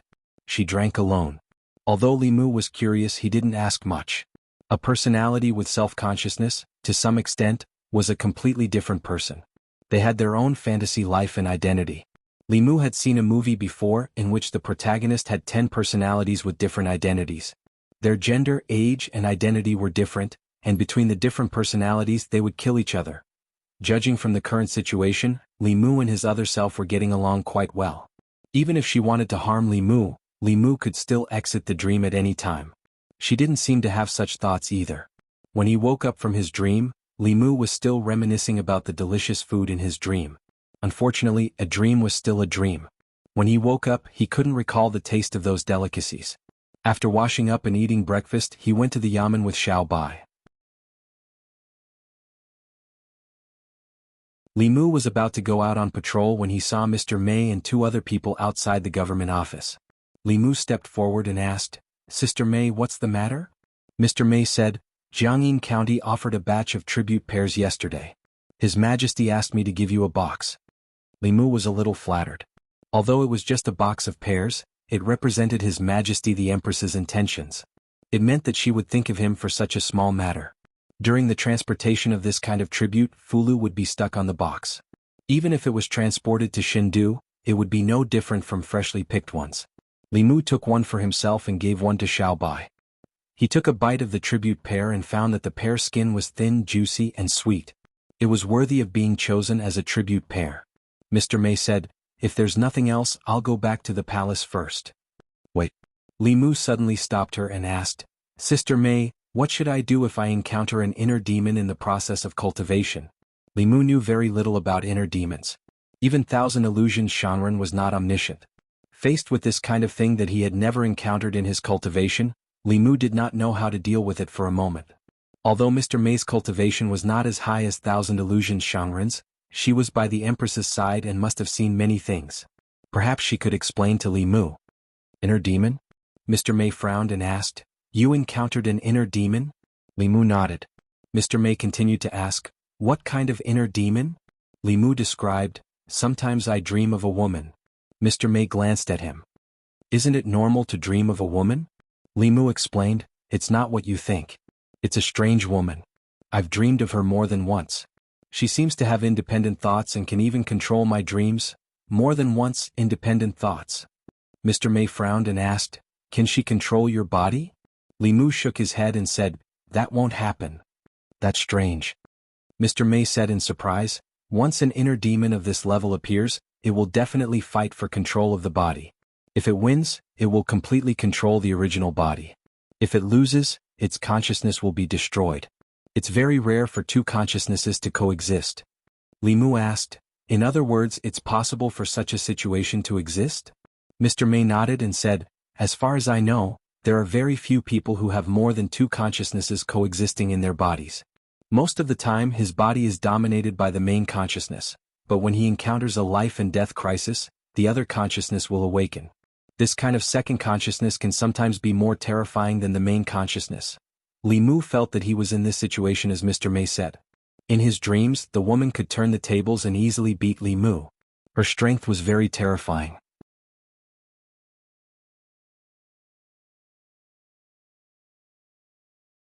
Mr. May said, "People say that His Majesty stole the Emperor's chi from the ancestral temple and used it to transcend and take over the world. You think so too, don't you?" Li Mu asked, "Is there more to it than meets the eye?" Mr. May said, "It's true that His Majesty got the Emperor's chi, but he didn't do it willingly. When he married the former crown prince, became the Empress and obtained the Emperor's chi, it was all part of the Zhou family's scheme." Li Mu really didn't know that there was such an inside story. He continued to listen to Mr. May. "The Emperor's chi is condensed from the psyche power of the people of the Great Zhou. The 36 counties of the Great Zhou collect the psyche power of the people through the ancestral temple and gather it in the ancestral temple. It will gradually nurture a strand of Emperor's chi. Obtaining this Emperor's chi can allow mortals to transcend. In the past, it would be passed to the Emperor to ensure the continuation of the Great Zhou dynasty. There were shortcuts to cultivation. Some shortcuts could even allow one to reach the sky in one step. Xiao Yu, with the body of a mortal, was able to move heaven and earth and advance 5 realms in a row. The methods of the royal family of the Great Zhou were obviously more brilliant. They used the psyche power of hundreds of millions of people to cultivate, so that there would always be a powerhouse of the upper realm in the royal family to ensure the continuation of imperial power. However, during the last change of imperial power, this strand of Emperor's chi was obtained by an outsider, causing the Shao royal family to lose their opportunity. It was no wonder that Her Majesty could succeed the throne so smoothly. After Emperor Wen, the Great Zhou showed signs of decline. The people's sentiment decreased year by year. The last strand of Emperor's chi was formed after 2 generations of emperors. In other words, the Shao royal family had not produced a powerhouse of the upper realm for decades. The cultivation of the previous 2 emperors stopped at Dongxian. If there was no powerhouse to guard the country, they would not be able to intimidate the surrounding countries, not to mention the Yao nation and the Ghost realm. Even if the Shao clan was unwilling, they could only temporarily let the empress succeed the throne. It was precisely because the Zhou family understood this that they were able to take advantage of the Shao clan. Mr. May looked at Li Mu and said, "You are one of Her Majesty's people. I don't want you to misunderstand Her Majesty like others." Li Mu nodded and said solemnly, "I understand." Mr. May asked, "Besides these, do you have anything else you want to ask?" Li Mu thought for a while and asked, "It is said that the former crown prince likes men and that he and Her Majesty are only husband and wife on the surface. Is that true?"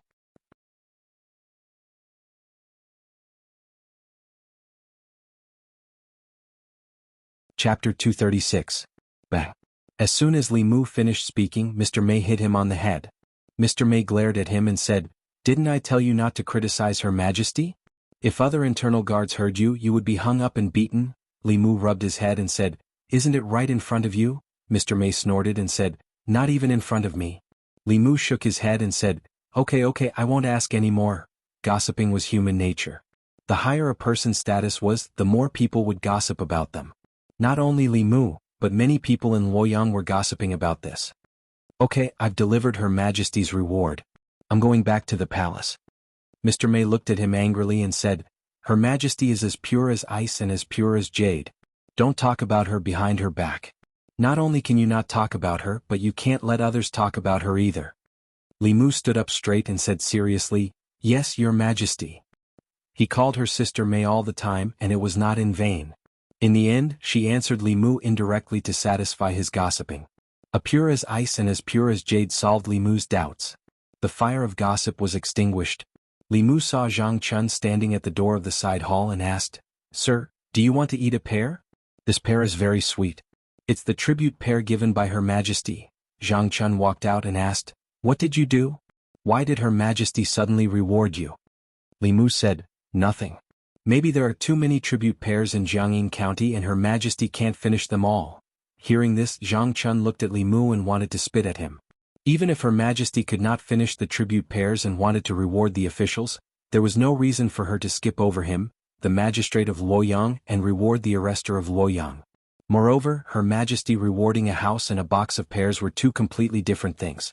Because of their meritorious service, His Majesty had rewarded many people with residences. Although the value of this box of pears was very low and could not be compared to the official residence, it represented the emperor's heart. This meant that His Majesty still had Li Mu in his heart. Even if he did not make any contributions, His Majesty might still think of him when he woke up, slept, or ate. What kind of heavenly grace was this? Zhang Chun took a pear and took a bite. "What kind of tribute pear is this? It's so sour." He put the pear in his mouth, grabbed 2 more pears from the box with both hands and left. Xiao Bai chewed on the pear and said, "This pear is obviously very sweet. It's not sour at all." Li Mu, maybe he just happened to pick a sour one. He waved his hand at Wang Wu at the door and said, "These are the tribute pears bestowed by His Majesty. Take them and distribute them among your brothers." It was just a box of tribute pears, but it was a sharp weapon to win people's hearts.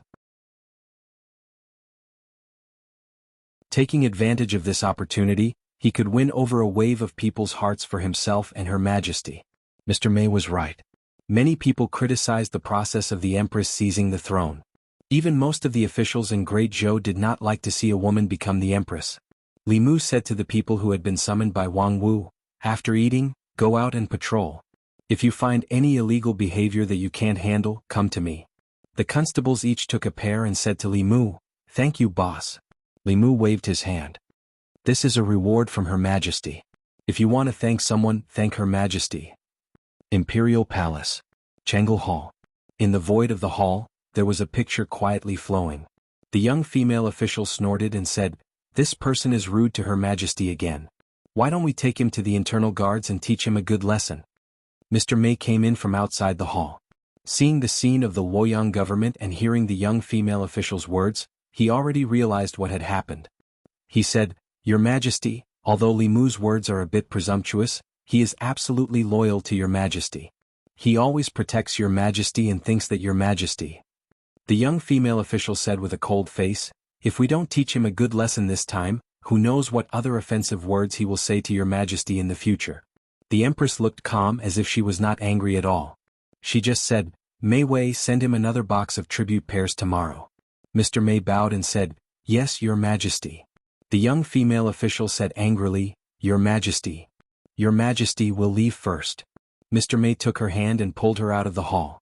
The young female official shook off his hand and said unhappily, "He was disrespectful to Your Majesty. Why are you always protecting him?" Mr. Mei said to her, "If Your Majesty wants to punish him, she will. We don't have to do anything about it." The young female official said angrily, "What's so good about him? He was disrespectful to Your Majesty. You protect him and Your Majesty is so tolerant of him. Not only did she give him the tribute pears that Your Majesty likes to eat, but she also used the dark light technique to look at him." Her chest heaved up and down. Obviously she was very angry. For someone like her who worshipped the Empress, it was hard for her to accept all this. Shoo. Mr. May made a shushing gesture and said, "It's because he was disrespectful to your Majesty that your Majesty treats him differently from others." The young female official frowned. Obviously she didn't understand what he meant. Mr. May explained, "You're still young.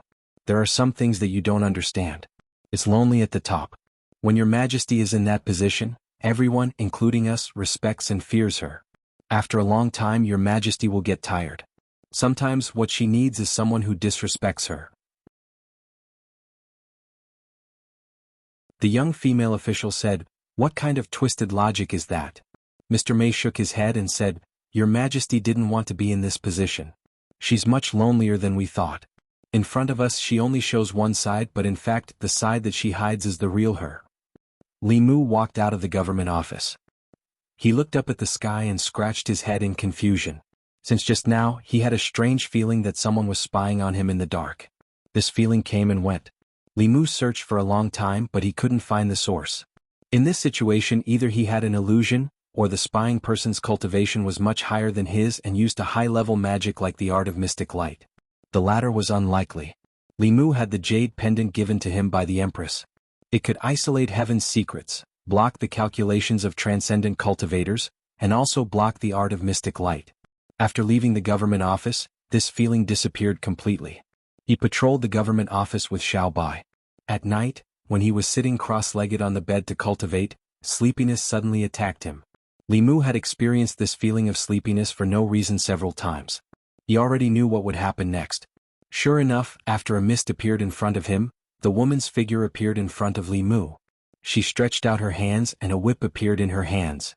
It was a whip that Li Mu hadn't seen for a long time. Li Mu's eyelids twitched and his expression changed greatly. He immediately said, "What do you want?" The woman said indifferently, "Nothing, I just want to exchange pointers with you." "What exchange?" It was clearly a one-sided trampling. Li Mu quickly stretched out his hand and said, "Stop, even if you want to exchange pointers you don't have to use force. We can exchange pointers." The woman glanced at him and asked, "What kind of grammar?" Li Mu thought for a moment and asked, "Do you know how to play Go?" The woman said, "I know a little about the rules." Li Mu closed his eyes and meditated. A stone table and 2 stone chairs appeared in front of them. A chessboard was carved on the stone table, and next to the chessboard was a chessboard. Li Mu picked up a black piece and placed it in the corner of the chessboard. He immediately said, "It's your turn." In the dream, Li Mu couldn't beat her. He could only make a prompt decision and make the decision for her. Although Li Mu's Go skills weren't high, it was still easy for him to beat a rookie who knew a little about the rules. The woman glanced at Li Mu, picked up the white piece and placed it in another place. Li Mu sighed in relief. He suspected that today was a special day for her every month. Fortunately, he was quick-witted and made a prompt decision to avoid being trampled on by her. After a moment, the woman placed a single word and said to Li Mu, "You lost." Li Mu stared blankly at the chessboard.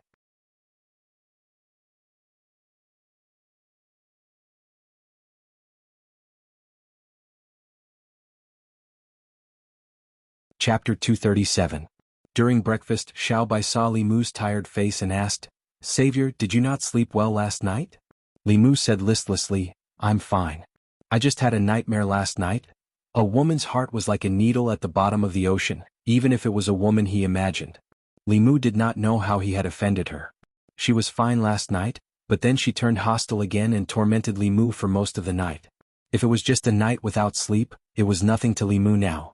He could still be energetic if he did not sleep for 10 days or half a month.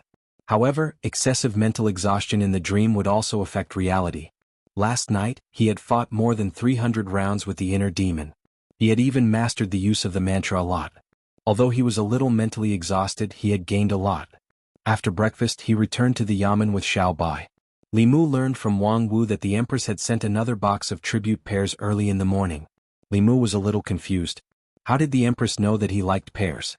He was actually a little reluctant to share the tribute pears with everyone yesterday.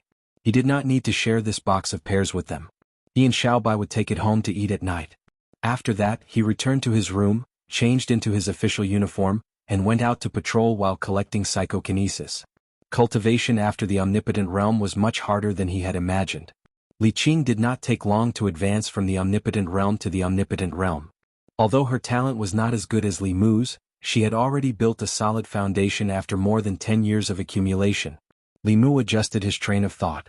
After experiencing the rapid advancement, he was indeed a little impatient for success during this period of time. Although there were shortcuts in cultivation, pursuing them too much would also create hidden dangers for oneself. If Li Mu's mana was cultivated step by step like Li Qin, the inner demon would not have a chance to invade at all. He felt that his cultivation was slow, but it was actually only compared to before. In reality, to be able to enter the third realm of cultivation at such a young age was definitely not slow.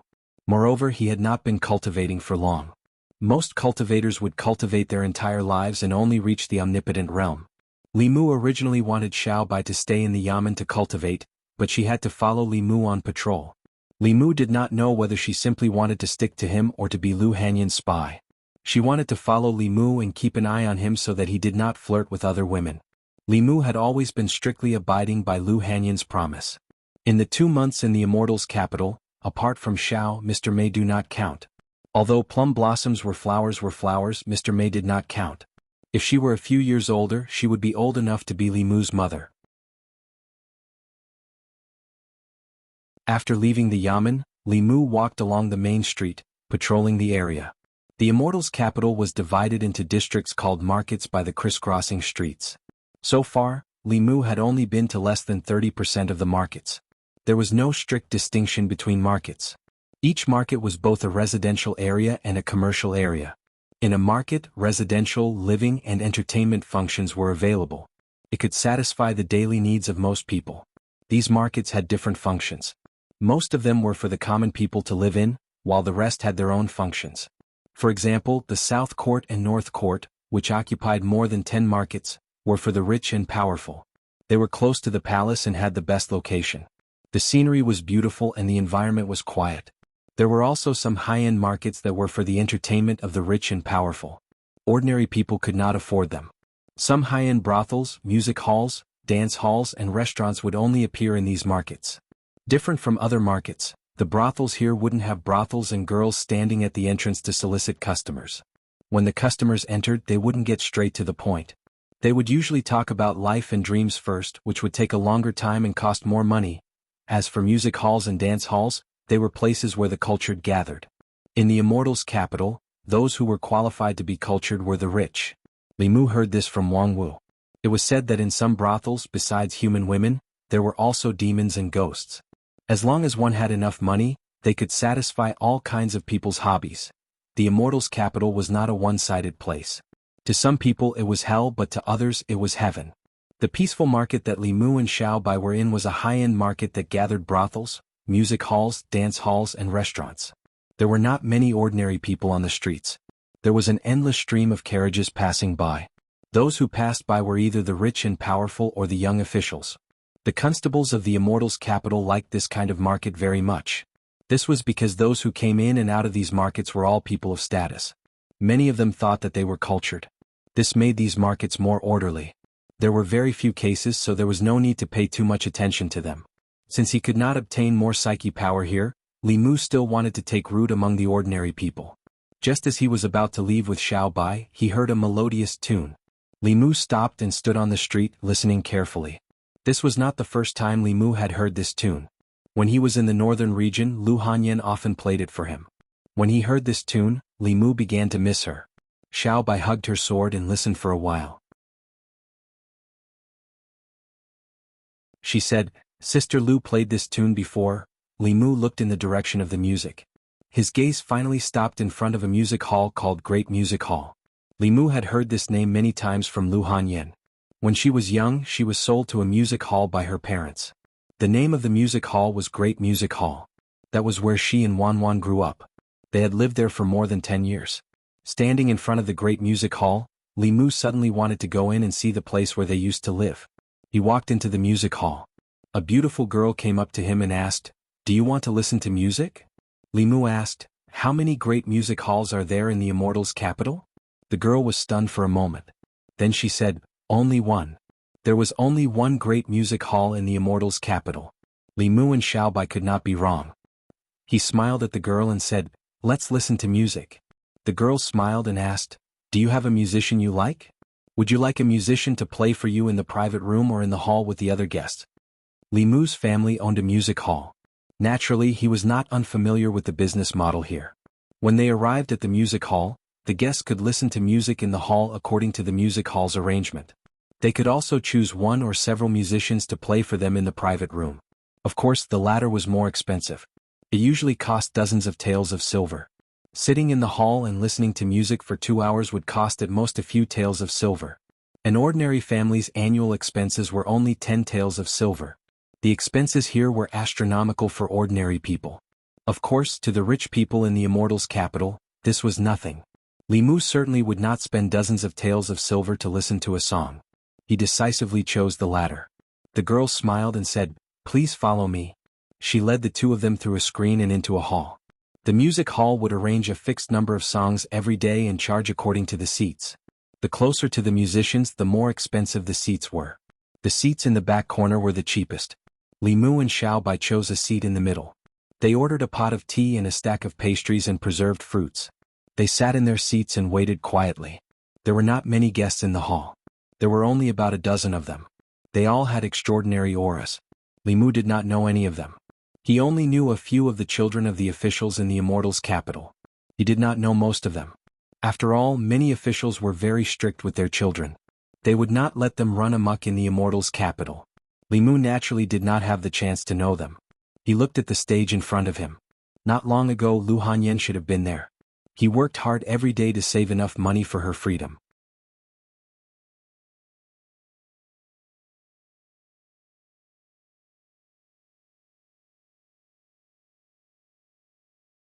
From his words, it seemed that he was very close to Sister Lu and Wan Wan. Enin looked at Li Mu and asked curiously, "May I ask what is the relationship between Sir and Sister Hanyan?" Li Mu smiled and said, "She is my fiancée." Enin exclaimed and covered her mouth. Her eyes were filled with surprise and shock. After she came back to her senses, she did not even care about her zither and quickly ran backstage. In the hall, there were still some guests who had not left. When they heard the conversation between the two, most of them were stunned. "No way Miss Hanyan is his fiancée? How is that possible? He must be talking nonsense. Is he worthy of Lady Lu? A toad lusting after a swan's flesh. You look so what if you're pretty? Is Miss Lu such a superficial person?" Li Mu heard a clamor. These people looked at him with unkind eyes and there was a sour smell in the air. Soon there were messy footsteps from backstage. Enin ran out with a few girls. Where is Sister Hanyan's husband? Hey, don't push me. Let me see first." A few girls ran out from backstage and surrounded Li Mu. They sized him up from head to toe. "He looks okay. He is worthy of Sister Hanyan. But he is a little young. He is at least 3 years younger than Sister Hanyan. Hey, a woman 3 years older than you. Age is not a problem." Enin coughed and said, "Be careful. Don't be rude to brother-in-law." One of the girls looked at Li Mu and said in disbelief, "Are you really Sister Hanyan's husband?" Li Mu said, "Not yet." The girl said, "How can you prove it?" Li Mu waved his hand and the images of Lu Hanyan and Wan Wan appeared in front of them. "Our brother-in-law knows magic. It is Sister Hanyan and Wan Wan." "Wan Wan, this little girl, why did her face become round again? Is brother-in-law a cultivator? No one dares to pester Sister Hanyan anymore." Li Mu's move completely shocked the girls and confirmed his identity. They immediately became well-behaved in front of Li Mu. "Hello, brother-in-law. I am Miao Miao. I am Xin Xin. I am 16. Brother-in-law, just call me Little 7. Lu Hanyan had entered the music house very early. Some of the girls in the same batch as her had already left. Some of them had taken advantage of their youth to marry into rich families as concubines. Some had even become someone else's mistress. Her age and qualifications were very high in the music house. After coming to the music house, she had a few more sisters-in-law. Feeling their sincere feelings, Li Mu was also happy for Lu Hanyan. He smiled at the girls and said, "Hanyan will come to the divine capital in about a year. You will be able to see her then. My name is Li Mu. I work in the divine capital. If you encounter any trouble, you can come to the divine capital to find me." Miao Miao's face was filled with doubt. She muttered, "Li Mu? I seem to have heard this name before." Soon she recalled something. Enin and the others were also shocked. Brother-in-law is Li Mu, the Li Mu who took care of those officials' children and caused a ruckus in the Ministry of Justice? Brother-in-law made the heavens strike Zhou Chuchu to death. He even scolded Assistant Minister Zhou in the Ministry of Justice. Oh my God, I was just watching the show outside the Ministry of Justice that day. Soon the girls' eyes began to sparkle as they looked at Li Mu. For more than a month the people living in the divine capital might not have seen Li Mu, but they had definitely heard of his name. He took care of those rich kids, caused a ruckus in the Ministry of Justice, forced some officials to change the law, and abolished the silver for crimes. He had fundamentally sought the well-being of the people. He had avenged the wronged and caused the wrath of the heavens to strike Zhou Chuchu to death. He had gotten rid of a great evil for the divine capital. Countless people had seen it with their own eyes. Although they had never seen him, they were already filled with admiration for him. Inin's eyes widened. She looked at Li Mu and asked, "Brother-in-law, are you really that Li Mu?" Li Mu smiled. "There is only one person called Li Mu in the divine capital. Wow, brother-in-law is so powerful.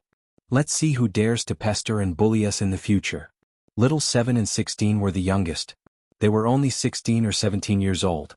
They jumped up happily and pulled Li Mu's arm. They cheered and said, "We have a backer in the future." Xiaobai stood at the side and watched anxiously. However, these people were Sister Lu's friends, so she could only watch anxiously. Li Mu was not good at dealing with this kind of situation. He pulled his hands back and said, "All right, I still have to go out and patrol. If you encounter any trouble, remember to find me at the government office." Li Mu had stayed in the music house for a while. He bid farewell to the girls and left the wonderful sound pavilion with Xiaobai. "Brother-in-law, goodbye. Come here often to see us. We'll save the best spot for you. It's free." Yinin looked at his back and said, "I didn't expect Sister Hanyan to have found a husband. I'm really happy for her." Little 7 said, "Brother-in-law is really powerful. That day outside the Ministry of Justice, I heard him scolding Assistant Minister Zhou in front of the Ministry of Justice. That's the Zhou family. Other than brother-in-law, who in the divine capital would dare to offend the Zhou family?" 16's face was filled with happiness. She said, "Hee, it's good that brother-in-law is powerful. Let's see who dares to bully us in the future." Although the status of musicians and performers in the hearts of people was better than prostitutes who used their beauty to entertain people, they were still inferior. Although there were many officials and nobles who came to the music house to listen to music, there were only a few who really looked up to them. As musicians, it was common to be harassed when they went out to play. Among them, some guests would be polite and some guests would be overboard. Many of the musicians who were not famous had been molested. There were even musicians who were sullied by guests when they were playing for guests alone in the pavilion. However, that guest had a powerful background and the music house could only let it go. As musicians, they had no sense of security. In fact, they were very envious of Sister Hanyan who could control her own fate. At this time, Xinshin suddenly thought of something and said, "The female constable by brother-in-law's side is so beautiful. Even I can't help but like her." Miao Miao said, "She's the most beautiful girl I've ever seen. Even those clothes can't hide her beauty. How can Sister Hanyan be at ease with leaving such a girl by brother-in-law's side?" Little 7 thought about it and said, "Brother-in-law is alone in the divine capital. We have to help Sister Hanyan keep an eye on him. We can't let other little vixens take brother-in-law away."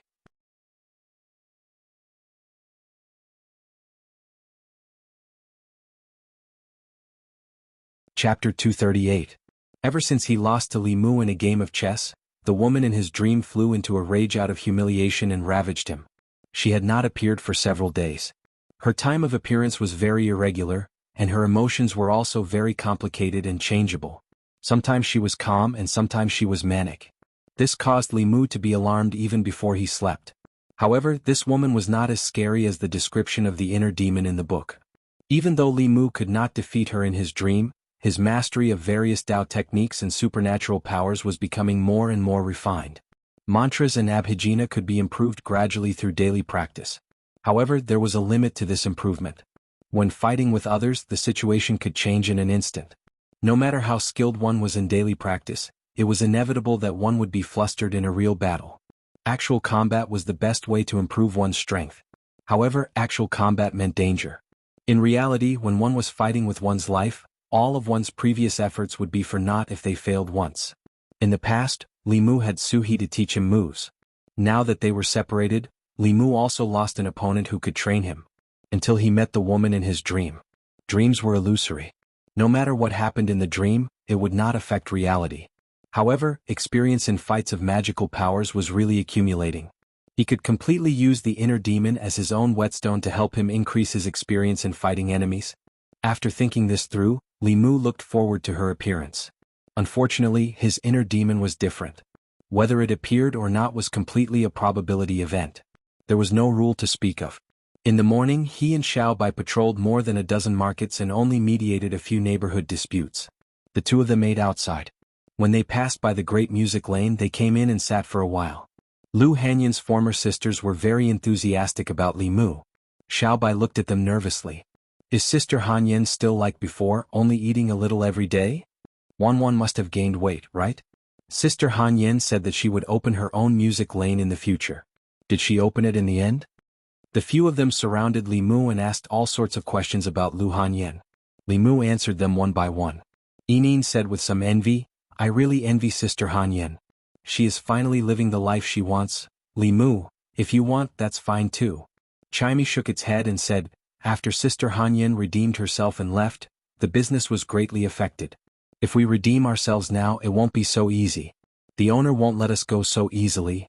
XN also said, we also can't earn as much money as Sister Hanyan. In order to redeem herself, she played for 12 hours a day. She really didn't even care about her life. Li Mu felt a little distressed. He knew that Lu Hanyan had suffered all these years, but he didn't expect it to be so bitter. She looked weak, but she was actually very stubborn. As long as she set her mind on something, no matter how difficult it was, she would persevere and complete it.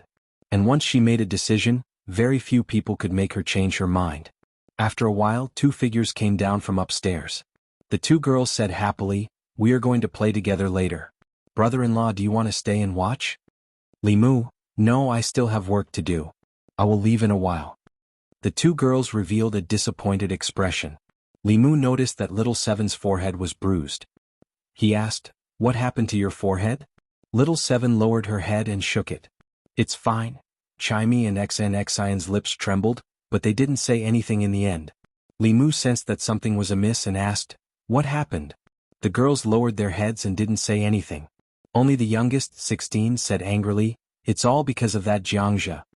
He ordered Sister Little Seven to play a solo in the private room and wanted to force himself on Sister Little Seven. Luckily, we heard Sister Little Seven's shout and rushed in to stop him. Sister Little Seven's head hit the headboard and was bleeding. Li Mu asked, didn't you report it to the authorities? Chimey sighed. The owner reported it to the authorities. Then the Ministry of Justice came and took Jiangzhe away. We saw him walk out of the Ministry of Justice with our own eyes. The Ministry of Justice didn't dare to offend the academy. Li Mu frowned. Why didn't you come to me? 16 lowered her head and touched her fingertips. She whispered, Jiangzhe is a student of the academy. Sister Yining said that we can't offend the academy. She didn't want us to cause trouble for brother-in-law. After coming to Luoyang, Li Mu was least afraid of trouble. On the contrary, he was afraid of no trouble at all. These days, the psychokinesis he obtained from the people had been decreasing day by day. He just needed to do something to bring him back to the people's sight. Li Mu's face darkened. He said, how dare they protect such a villain? Come, follow me to the Ministry of Justice. Little Seven looked up at him and shook her head. Forget it, brother-in-law. I'm fine. Li Mu said, no, we can't just let this go. Otherwise people will bully you in the future. Chimey sighed and persuaded Li Mu. We are of low status and have long been used to it.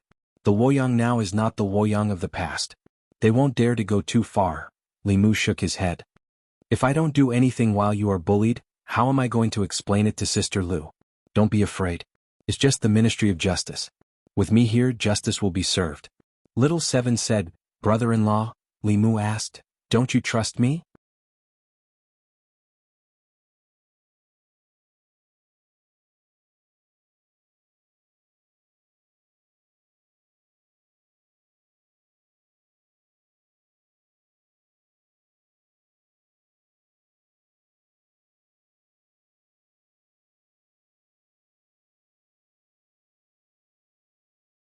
Seeing the Assistant Minister of the Ministry of Justice standing in the courtyard, he bowed slightly and said, Assistant Minister Zhou.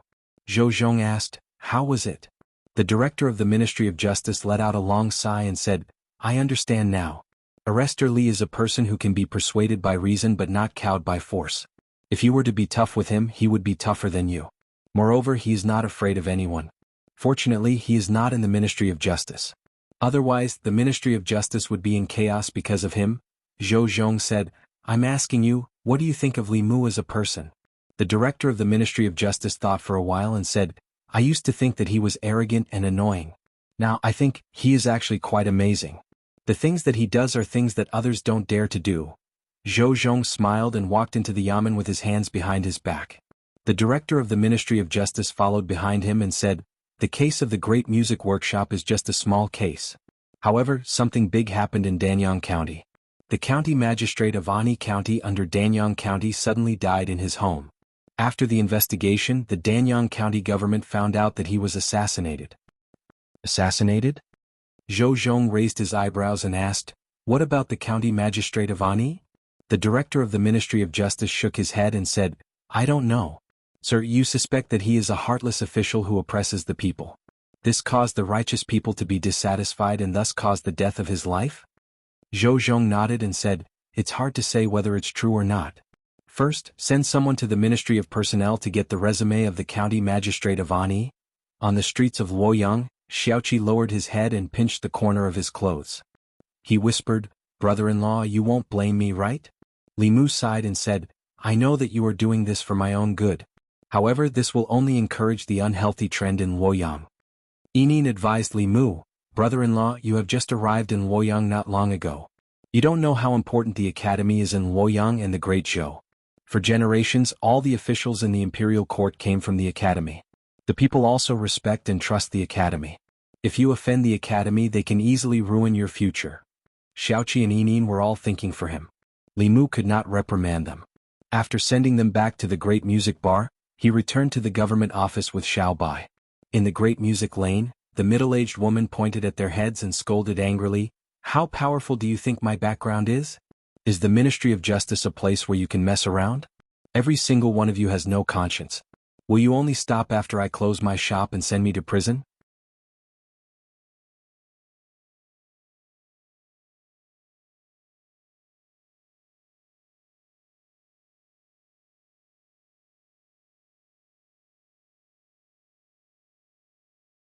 Chapter 240. After the old man entered the academy, Li Mu waited outside the academy. The 100 Rivers Academy was located in the southern district of the Divine Capital. It covered a large area. The road in front of the academy could accommodate 4 carriages at the same time. There was a stone tablet in front of the academy. It was engraved with the words 100 Rivers to the Sea. It was said that it was written by Emperor Wen himself. Standing in front of the academy's gate, a magnificent aura hit him in the face. Li Mu wouldn't have such a feeling just by looking at a door. There must be a formation covering the academy. Li Mu waited outside for a quarter of an hour. During this time, students came in and out from time to time. Li Mu noticed that when they entered the academy and walked through the gate, there was an obscure fluctuation of spirit energy on them. Obviously, the gate of the academy was a powerful formation. The students of the academy should have something to verify their identity. If outsiders came close, they would be blocked outside by the formation. Li Mu waited for a while more. The old man he saw just now finally came out with a young student. Jiangzhe looked around but did not see a familiar face. He turned around and asked, you said that my relative is here. Where is he? The old man pointed at Li Mu and said, this person said that he is your relative and has something important to tell you. Why, you don't know him? No. Jiangzhe walked in front of Li Mu and asked, who are you and why are you looking for me? Li Mu said, your family asked me to bring you something. Jiangzhe was puzzled, what is it? Li Mu stretched out his hand. A light flashed and a chain appeared in his hand. There was a collar at the front of the chain. Jiangzhe was still staring blankly at the thing in Li Mu's hand when the collar suddenly opened. It wrapped around his neck and closed again. The shackles of the yamen were partly prepared for ordinary people and partly for demonic ghost cultivators. Although this chain was not a powerful magic weapon, it had no problem locking down low-level demonic ghosts and cultivators of the lower 3 realms. When they were locked by the chain, they could not use their magic power. Jiangzhe's cultivation was only in the soul condensation realm. By the time he reacted, Li Mu had already put the iron chain around his neck. The old man with the divine arts reacted much faster. He noticed that something was wrong and instantly appeared here. He glared at Li Mu and said furiously, "Junior, what are you doing?" Li Mu took out the token on his waist and waved it in front of the old man, saying, "100 Rivers Academy's Li Mu failed to rape an innocent girl. Shun Du Yamen arrester Li Mu, ordered to arrest the criminal." The old man said with a gloomy face, "He's a student of the academy. Let him go immediately." Li Mu snorted and said, "Luoyang is the great Zhou's capital, not the academy's."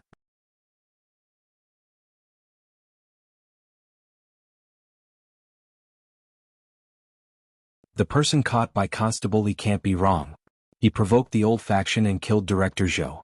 It's only been a few days. Why is Constable Li at odds with the academy again? What's wrong with the academy? If someone from the academy breaks the law, he has to be punished by the law. I'm worried that the academy will cover for him. The academy is a place that educates and cultivates talents for the country. How can it cover for a rapist? Your worries are unnecessary. How can there be such an academy? Li Mu brought Jiang Zhe back to the government office. Zhang Chun had been waiting in the court for a long time. When he saw Jiang Zhe, he was stunned and asked, "This is the rapist?" Li Mu nodded and said, "That's him." Zhang Chun's face darkened. He said, "He's well dressed. I didn't expect him to be a beast." After snorting coldly, a trace of doubt appeared on his face. He muttered, "Why do I find his clothes familiar? I think I've seen them somewhere before." Wang Wu reminded him, "This is the uniform of the Baichuan Academy." Zhang Chun suddenly understood and said, "I remember. When I was still in the Scroll Academy, the students of the Baichuan Academy wore this kind of clothes during the competition of the 4 academies. It turns out that he's from the Baichuan Academy." "The Baichuan Academy?" Zhang Chun stared at Li Mu with wide eyes and said angrily, "He's from the Baichuan Academy. Why didn't you tell me?"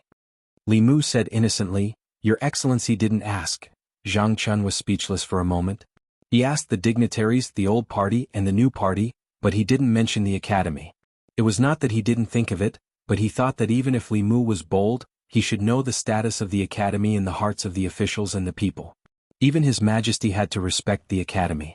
Who did he think he was? Could he ride on His Majesty's back? Li Mu said, "Your Excellency, Zhang once said that everyone is equal in front of the law. Anyone who commits a crime must be punished by the law. Your Excellency has always been my role model. Do you think that the students of the academy are above the people and can get away with it if they commit a crime?" Zhang Chun's old face turned red.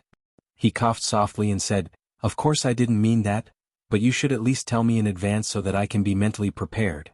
Li Mu said, "I thought that in your eyes, there are only law-abiding and law-breaking people. There is no distinction between the common people and the students of the academy." Zhang Chun sighed, "But," Li Mu asked, "don't you think so, Your Excellency?" Zhang Chun's expression turned serious. He said, "Of course I think so. Everyone is equal in front of the law. Even the students of the academy must be punished if they are punished." As soon as he finished speaking, several figures walked in from outside. The leader was a gray-haired old man. Behind him were several students who were also wearing the uniform of the 100 Rivers Academy. Jiang Zhe looked at the old man with hope on his face. He shouted, "Sir, save me." Zhang Chun walked up to the old man and cupped his fists. He said, "I'm Zhang Chun of the Divine Capital. May I know who you are?" The old man in luxurious clothes said lightly, "My surname is Fang.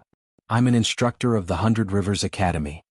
Zhang Chun said, "So it's Sir Fang.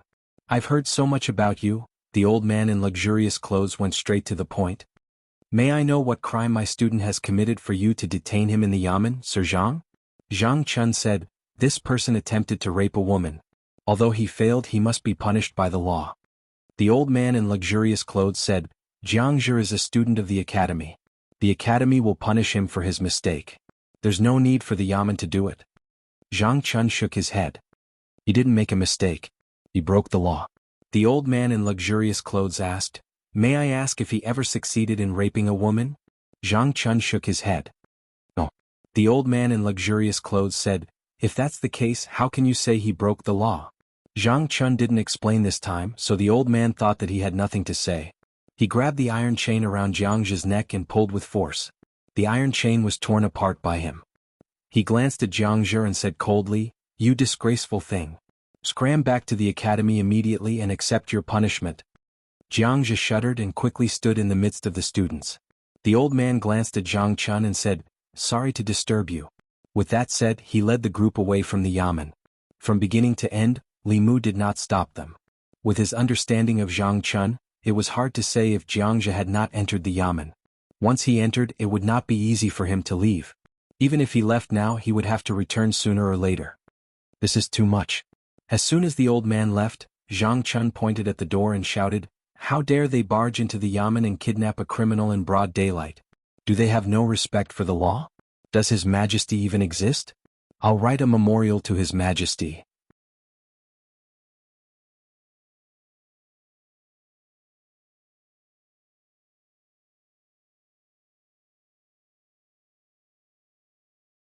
Jiang Zhe heaved a sigh of relief and whispered, "That was close."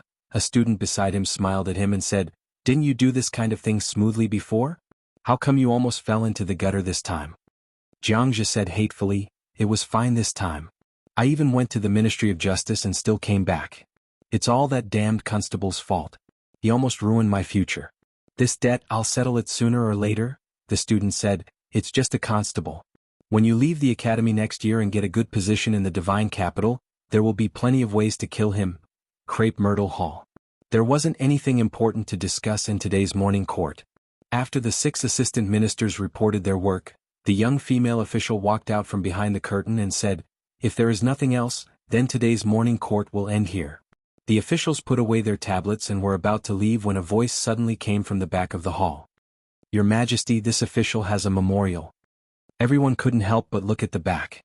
During the morning court, the officials stood according to their ranks. Those standing at the back were usually the lowest-ranking officials. When they came to the court, they were just going through the motions. Very few of them would take the initiative to speak. At the end of everyone's line of sight, at the entrance of Crepe Myrtle Hall, an official in the second-last row stood up. It was the first time for most of the officials in the hall to see him. The official took a few steps forward and came to the center of the hall. He bowed and said, "I'm Zhang Chun of the Divine Capital. I have something important to report." When he reported his official position, many people in the hall realized that he was Zhang Chun. The abolition of the silver in lieu of crime was due to the letter he had sent. The children of several officials in the hall had all suffered under his hands. He had only been in the Divine Capital for a few months, but he had been promoted twice. He even had the right to discuss matters in the court. He had stepped on these officials. The young female official stood at the top and said calmly, "Report." Zhang Chun raised his head and said, "Instructor Fang of the Baichuan Academy forced his way into the yamen 3 days ago and took away a criminal from the Divine Capital yamen. This case involves the academy, so I dare not make a judgment. Your Majesty, please make a decision." As soon as he finished speaking, there was an uproar in the court. No one had expected that Zhang Chun would amaze the world with a single brilliant feat. He had just proposed to abolish the substitute silver last time, and now he was accusing the academy. No wonder Li Mu of the Divine Capital yamen was so arrogant. He had a superior who was even more arrogant than him. It had been so many years since someone accused the academy in the court. This was the first time. Nonsense.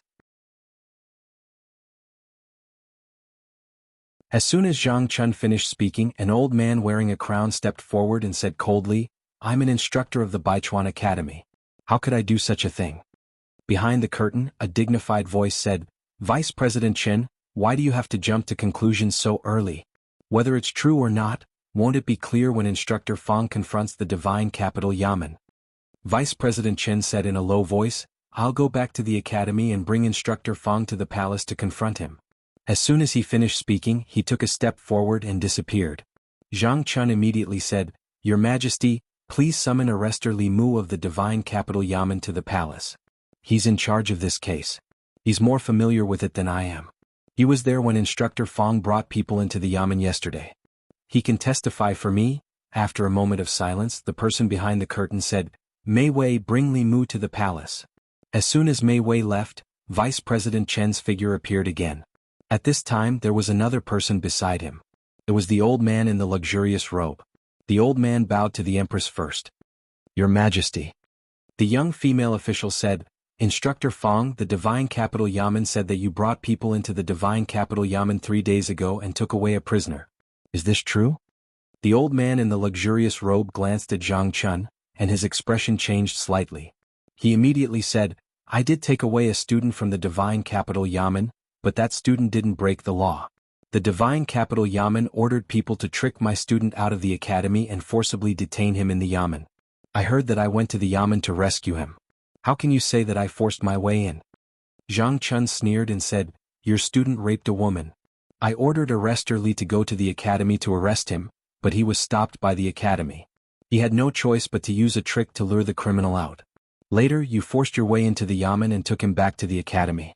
Is there any falsehood in my words? The old man in the luxurious robe said angrily, My student was just impulsive after drinking. His behavior was a little out of line. The divine capital Yamen shouldn't slander me.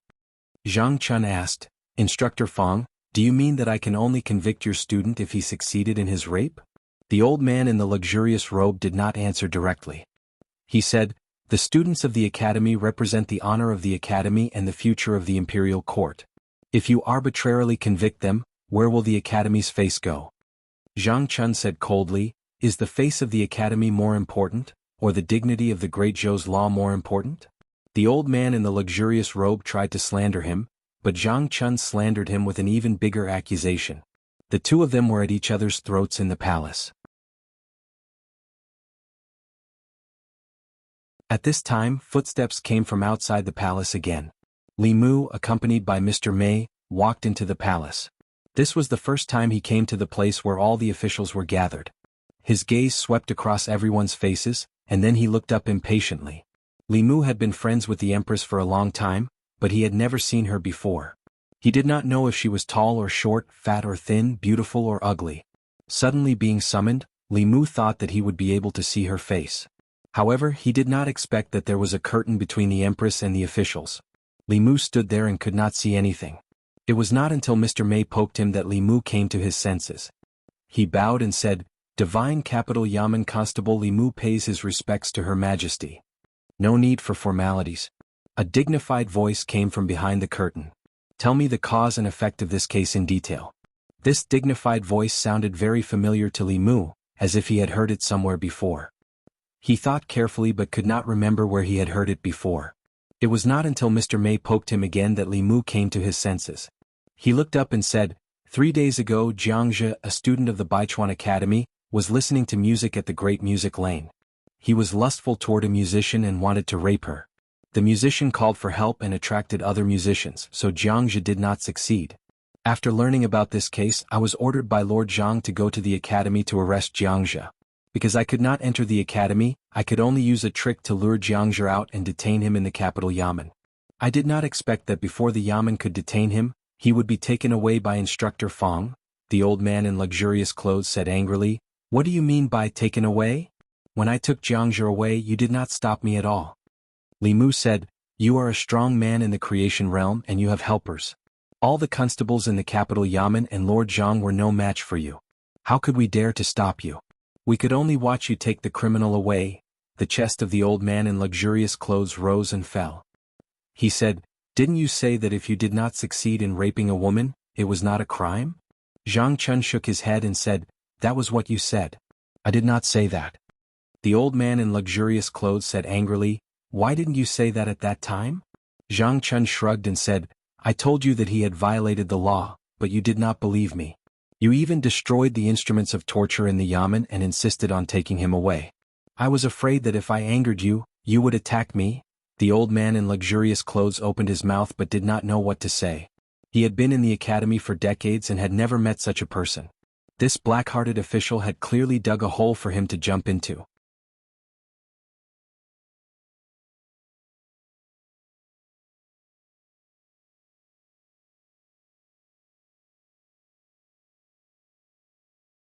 The Empress thought for a moment, then said, Give him a chest of pears. Mr. Mei nodded and said, That's good. There's a box of pears left. The Empress was silent for a moment. Then she asked, There is only one box of tribute pears left? Mr. Mei said, In Jiangyin County, there are only a few mother trees. They were carefully cultivated by the local government. Every year there are no more than 10 boxes of tribute pears. After they are sent to the palace, they have to give some to the West Palace. There aren't many left. The Empress thought for a moment, then said, Then give me half a box. No, give me 3, Luoyang government.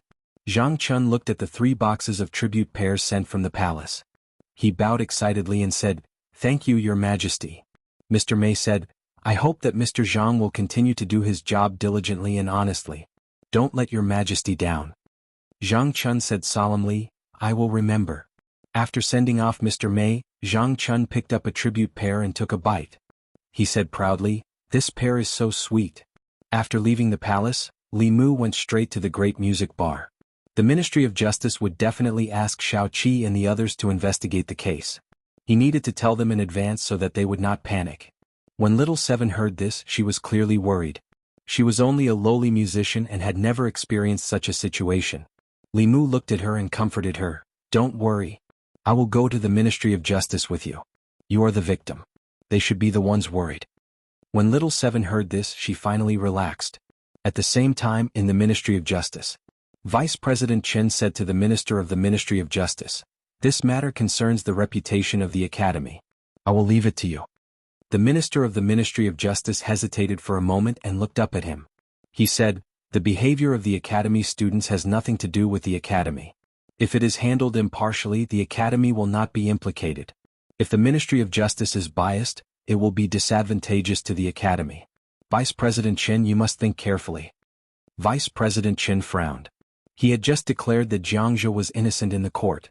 If the Ministry of Justice overturned it, wouldn't he become a joke? At this moment, the Minister of the Ministry of Justice, Zhou Zhong, said, "The Ministry of Justice has the power to decide the case." The girl was not harmed. As long as Jiang Zhou insists that he was rude after drinking and repents, he will be exempted from punishment. Vice President Chen thought for a moment and said, "I still don't believe that the Academy students would do such a bad thing." The Minister of the Ministry of Justice understood what he meant. He meant that the Ministry of Justice would help the Academy regardless of whether Jiang Zhou was guilty or not. He already knew the inside story of this case. With the Ministry of Justice's ability, it would not be difficult to get Jiang Zhou off the hook within the scope of the law. He was from the Baichuan Academy, so he could not refuse. He nodded and said, "Since Vice President Chen has decided, then let's do it." After that, he looked at the Minister of the Ministry of Justice and said, "I'll leave this case to you, Minister Zhou." Zhou Zhong nodded and said, "Don't worry." Jiang Zhou's case had already caused a certain degree of discussion within a small circle in the past 3 days. In the morning court, the Luoyang ordered Zhang Chun to sue the Academy's instructors. The news that the Empress ordered the Ministry of Justice to reinvestigate the case also gradually spread after the morning court. When people saw that Jiang Zhou was brought to the Ministry of Justice, a large number of people began to gather at the entrance of the Ministry of Justice to watch. Zhu Tsong and Wei Peng, who had been drinking in the fragrance house, were able to enter the Ministry of Justice because of Yang Xiu. They watched from afar in the direction of the court. Yang Xiu said with a serious expression, "The minister rarely judges cases in person." Zhu Tsong asked, "How will Jiang Zhou be sentenced?" "Rape is a serious crime. I'm afraid the rest of his life is over," Wei Peng said. "Not necessarily." Zhu Tsong knew that Wei Peng had been painstakingly studying the laws of the Great Zhou these days. He turned to look at him and asked, "What do you mean?" Wei Peng said, "In the laws of the Great Zhou, raping a woman is a serious crime. Usually, the offender will be sentenced to 3 to 10 years in prison. If the case is serious, the offender can be executed. Even if he doesn't succeed in his crime, he will still be sentenced to 3 years in prison for attempted rape." Zhu Tsong asked, "That means Jiang Zhou will spend at least 3 years in prison?" Wei Peng shook his head and said, "This is a case of attempted rape. If he gives up in the process of rape and stops the crime voluntarily, he can be exempted from punishment if he doesn't cause any harm to the woman." He looked in the direction of the court and said slowly, "The key to this case is whether Jiang Zhou stopped the violence voluntarily or was stopped by someone else. This will determine whether he will be acquitted or be sentenced to 3 years in prison." Zhu Tsong was puzzled. "What's the difference if he failed to rape her anyway?" "I know that." Yang Xiu finally had a chance to interrupt. He said, "If he stops the crime voluntarily, he will also be sentenced to a heavy sentence. The perpetrator will have no way out. This law seems to give the perpetrator a chance, but it is actually a protection for the victim." Wei Peng nodded and said, "Although this is the original intention of the law, it will also give many people a chance to take advantage of this loophole." In the court of the Ministry of Justice, Jiangzhe knelt on the ground and said, "Sir, please understand. I was impulsive after drinking and was rude to this lady. Later, I remembered the teacher's teachings and suddenly came to my senses. I didn't continue to violate this lady," Yining said angrily. "You only stopped when we rushed to the room," Jiangzhe said. "At that time I wanted to apologize to this lady. You misunderstood. You are clearly quibbling." "That is the truth." Jiangzhe looked up at the assistant minister of the Ministry of Justice and clasped his hands. "Sir, please understand. Both sides had their own version of the story. Jiangzhe said that he stopped the violence voluntarily, but the musician of the great music bar said that he was stopped by others. Although the results of these two cases were the same, the meaning was completely different. The Ministry of Justice's punishment for this case was based on the process of the case. The assistant minister of the Ministry of Justice said lightly, "I will use the soul manipulation on Jiangzhe. The truth will be revealed soon."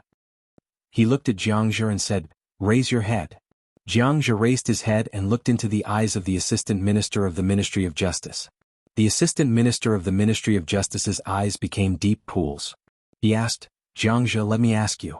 When you wanted to violate this lady, did you repent on your own or was it because someone stopped you?" Jiangzhe's eyes were dull. He murmured, "I repented on my own and realized that I had made a mistake. I wanted to explain to this lady, but perhaps I was too anxious and was misunderstood by her." Li Mu's expression was ugly. Xiaoqi and the others could not be lying. Either Jiangzhe had a way to avoid the soul manipulation, or the assistant minister of the Ministry of Justice deliberately let him go.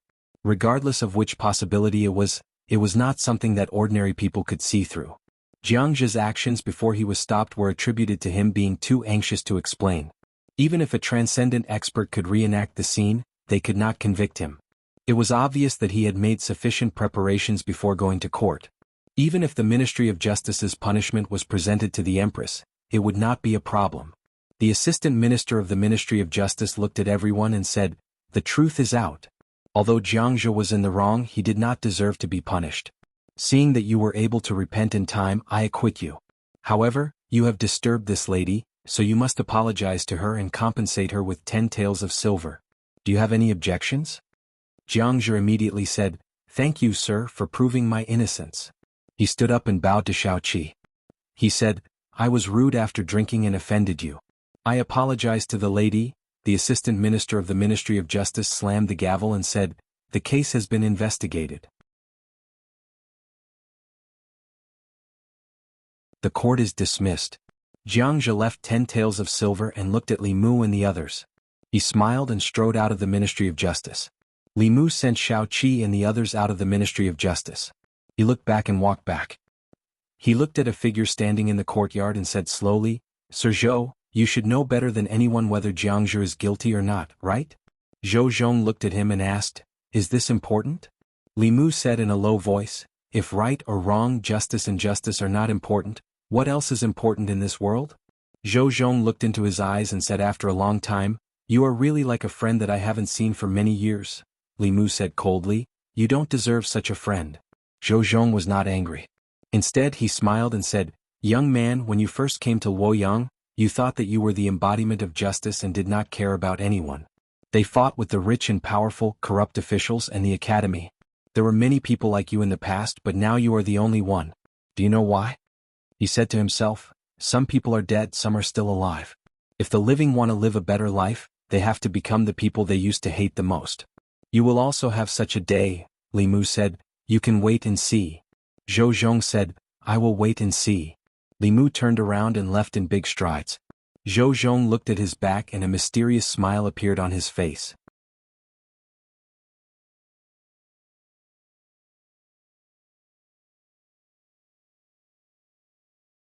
Chapter 243. Ministry of Justice. Zhou Zhong returned to the office and tapped the table with his knuckles. No one knew what he was thinking. The director of the Ministry of Justice knocked on the door and walked in.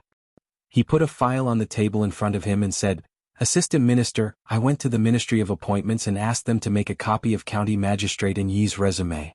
It's here." Zhou Zhong looked forward and his mind seemed to be elsewhere. He asked, "Is there a problem?" The director of the Ministry of Justice said, "This person's resume is an A in every 3 years. However, everyone knows what the Ministry of Appointments resume is about. It's too hard to use it to wipe someone's ass. There's no reference value. Even the county magistrate of Yangyang County can get an A in every year. This county magistrate in E was originally from the Ministry of Appointments. It's normal for the Ministry of Appointments to protect him.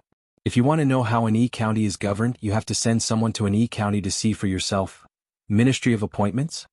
The director of the Ministry of Justice's words seemed to have touched Zhou Zhong. He opened the resume of county magistrate in E and glanced at it. His eyes narrowed slightly. Then he put down the resume and said, "I'll send someone to handle this case. You don't have to worry about it anymore." Danyang County was far away and it was very troublesome to investigate an E county. The director of the Ministry of Justice didn't want to take care of this troublesome task. He was delighted and said, "If that's the case, I'll take my leave first." He strode out of the office. Zhou Zhong looked at the resume of county magistrate in E for a long time. This resume from the Ministry of Appointments and a case file about the assassination of county magistrate in E slowly floated up from the table. Puff! A ball of fire suddenly appeared in the air. The resume and the case file were quickly swallowed by the fire. In an instant they disappeared without a trace. Not even ashes were left. Li Mu walked out of the Ministry of Justice. He was still angry. With his character, he wouldn't have said so much to the assistant minister of the Ministry of Justice. However, Zhou Zhong used to be a clear stream in Luoyang more than 10 years ago. The law reform he proposed was very advanced even now. Evil people would do evil. This was a fact that had never changed since ancient times. It was a pity and anger that a hero who slayed a dragon became an evil dragon. Li Mu was not Zhou Zhong, so he did not know why Jiangzhe had changed like this. However, the way the Ministry of Justice dealt with Jiangzhe was not entirely a bad thing. If the Ministry of Justice dealt with Jiangzhe fairly, the 100 Rivers Academy would inevitably lose some face. After all, it was shameful for a student of the academy to have such a scandal. This loss of face was negligible. Perhaps it would not be mentioned again in a few days. However, after Jiangzhe committed the crime, he was still able to get away with it under the protection of the academy. This matter would stir up even more public opinion among the people. It was inevitable that the people would look at the 100 Rivers Academy through colored glasses in the future. It had to be said that some people in the academy were used to being high and mighty. That was why they made such a stupid decision. Zhou Zhong wasn't helping the 100 Rivers Academy. He had solved a small problem for the 100 Rivers Academy, but he had also planted a big problem for them. Once the reputation of the academy collapsed, it would not be so easy to rebuild it. If Her Majesty could seize the opportunity, she might be able to change part of the situation in the imperial court. Li Mu felt that he was really worried about Her Majesty. As a lowly official with only a few taels of silver a month, he was worried about the Prime Minister. Outside the Ministry of Justice, the onlookers had not dispersed. A man came forward and asked, "Constable Li, why did Jiangzhe swagger out of the Ministry of Justice? Is he really not guilty?" Li Mu did not speak. He only sighed and said, "The Ministry of Justice has already declared Jiangzhe not guilty. Let's disperse." How could this be? Constable Li, is there any inside story? Isn't it obvious? Don't make things difficult for Constable Li. He has his own difficulties. Who dares to provoke the academy? Constable Li might even lose his position. Constable Li has done so much for us. We have to think for him. The people were very dissatisfied with Jiangzhe's ending. If there was no outside intervention, this dissatisfaction would reach its peak in a short period of time and then slowly fade away. Humans were forgetful. After a few days, if something new happened in Luoyang, these old things would be replaced and forgotten. Li Mu was still brooding over Zhou Zhong's matter. When he returned to the Yamen, he flipped open the law of Zhou and found the laws that Zhou Zhong had advocated. The more he read, the angrier he became. He had advocated the abolition of the silver law of substitution more than 10 years ago. Since the establishment of the Great Zhou, it had pursued the rule of etiquette. Under this rule, the aristocrats and officials enjoyed great privileges. Later, some emperors began to accept the idea of the rule of law, which led to the current situation of rule of etiquette and law. The silver law of substitution was actually to legalize the privileges of the privileged class. Zhou Zhong was resolutely opposed to this practice, thinking that it was an insult to the legal system.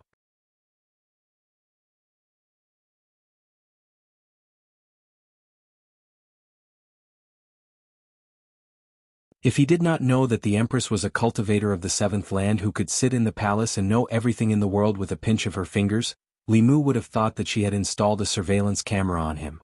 But since they were talking about this, he could use Mr. Mei to tell His Majesty his thoughts. Li Mu said, "It's not entirely a bad thing that the Ministry of Justice covered up for Jiangxia." The deputy headmaster of the Baichuan Academy dared to criticize His Majesty in front of the court because of the academy's high status and high reputation among the people and the court. If the academy loses its reputation, His Majesty can reasonably reduce the number of students from the academy who can become officials. If such a scandal happens, how can they refute His Majesty? The academy's high status was because they had sent many talents to the court and the people trusted them. Once the people no longer trusted them, they would naturally lose their high status. As the ruler of the Great Zhou, the Empress had absolute power. In principle, as long as she wanted to do something, there was nothing she could not do. However, if she acted arbitrarily and did not care about the opinions of the academy and the officials, it would not be good for maintaining the stability of the court and gathering the people's support. All she needed was a reason. If the Empress took advantage of this and made a fuss, the academy would lose more than just trust and status. Mr. May's eyes flashed with a strange light. He said, "You're right. I'll go to the palace and report to His Majesty." Before she left, Li Mu added, "Remember to remind His Majesty that the impact of Jiangxia's incident is limited. The Baichuan Academy has been in Luoyang for hundreds of years and will not lose its reputation so easily. The people will soon forget about this unless someone is fanning the flames and pushing the Baichuan Academy to the cusp of the storm." In the palace. In a hall. The space in the hall fluctuated and the figure of Mr. May appeared out of thin air. Her body began to change, gradually turning into another figure. She looked at the real Mr. May and said, "You're right. He is indeed loyal to me and smart. If he were in the court, I would feel much better. Think of a way to get him to my side." That you're tuning in to the Han Li's Wuxia Chronicles YouTube channel. We're so grateful for your support, and don't forget to subscribe to join us on this incredible journey through captivating stories. Your generosity through donations truly makes a world of difference, as it's the primary source of revenue that allows me to expand and enhance this channel for you. Thank you from the bottom of my heart for being a part of this adventure.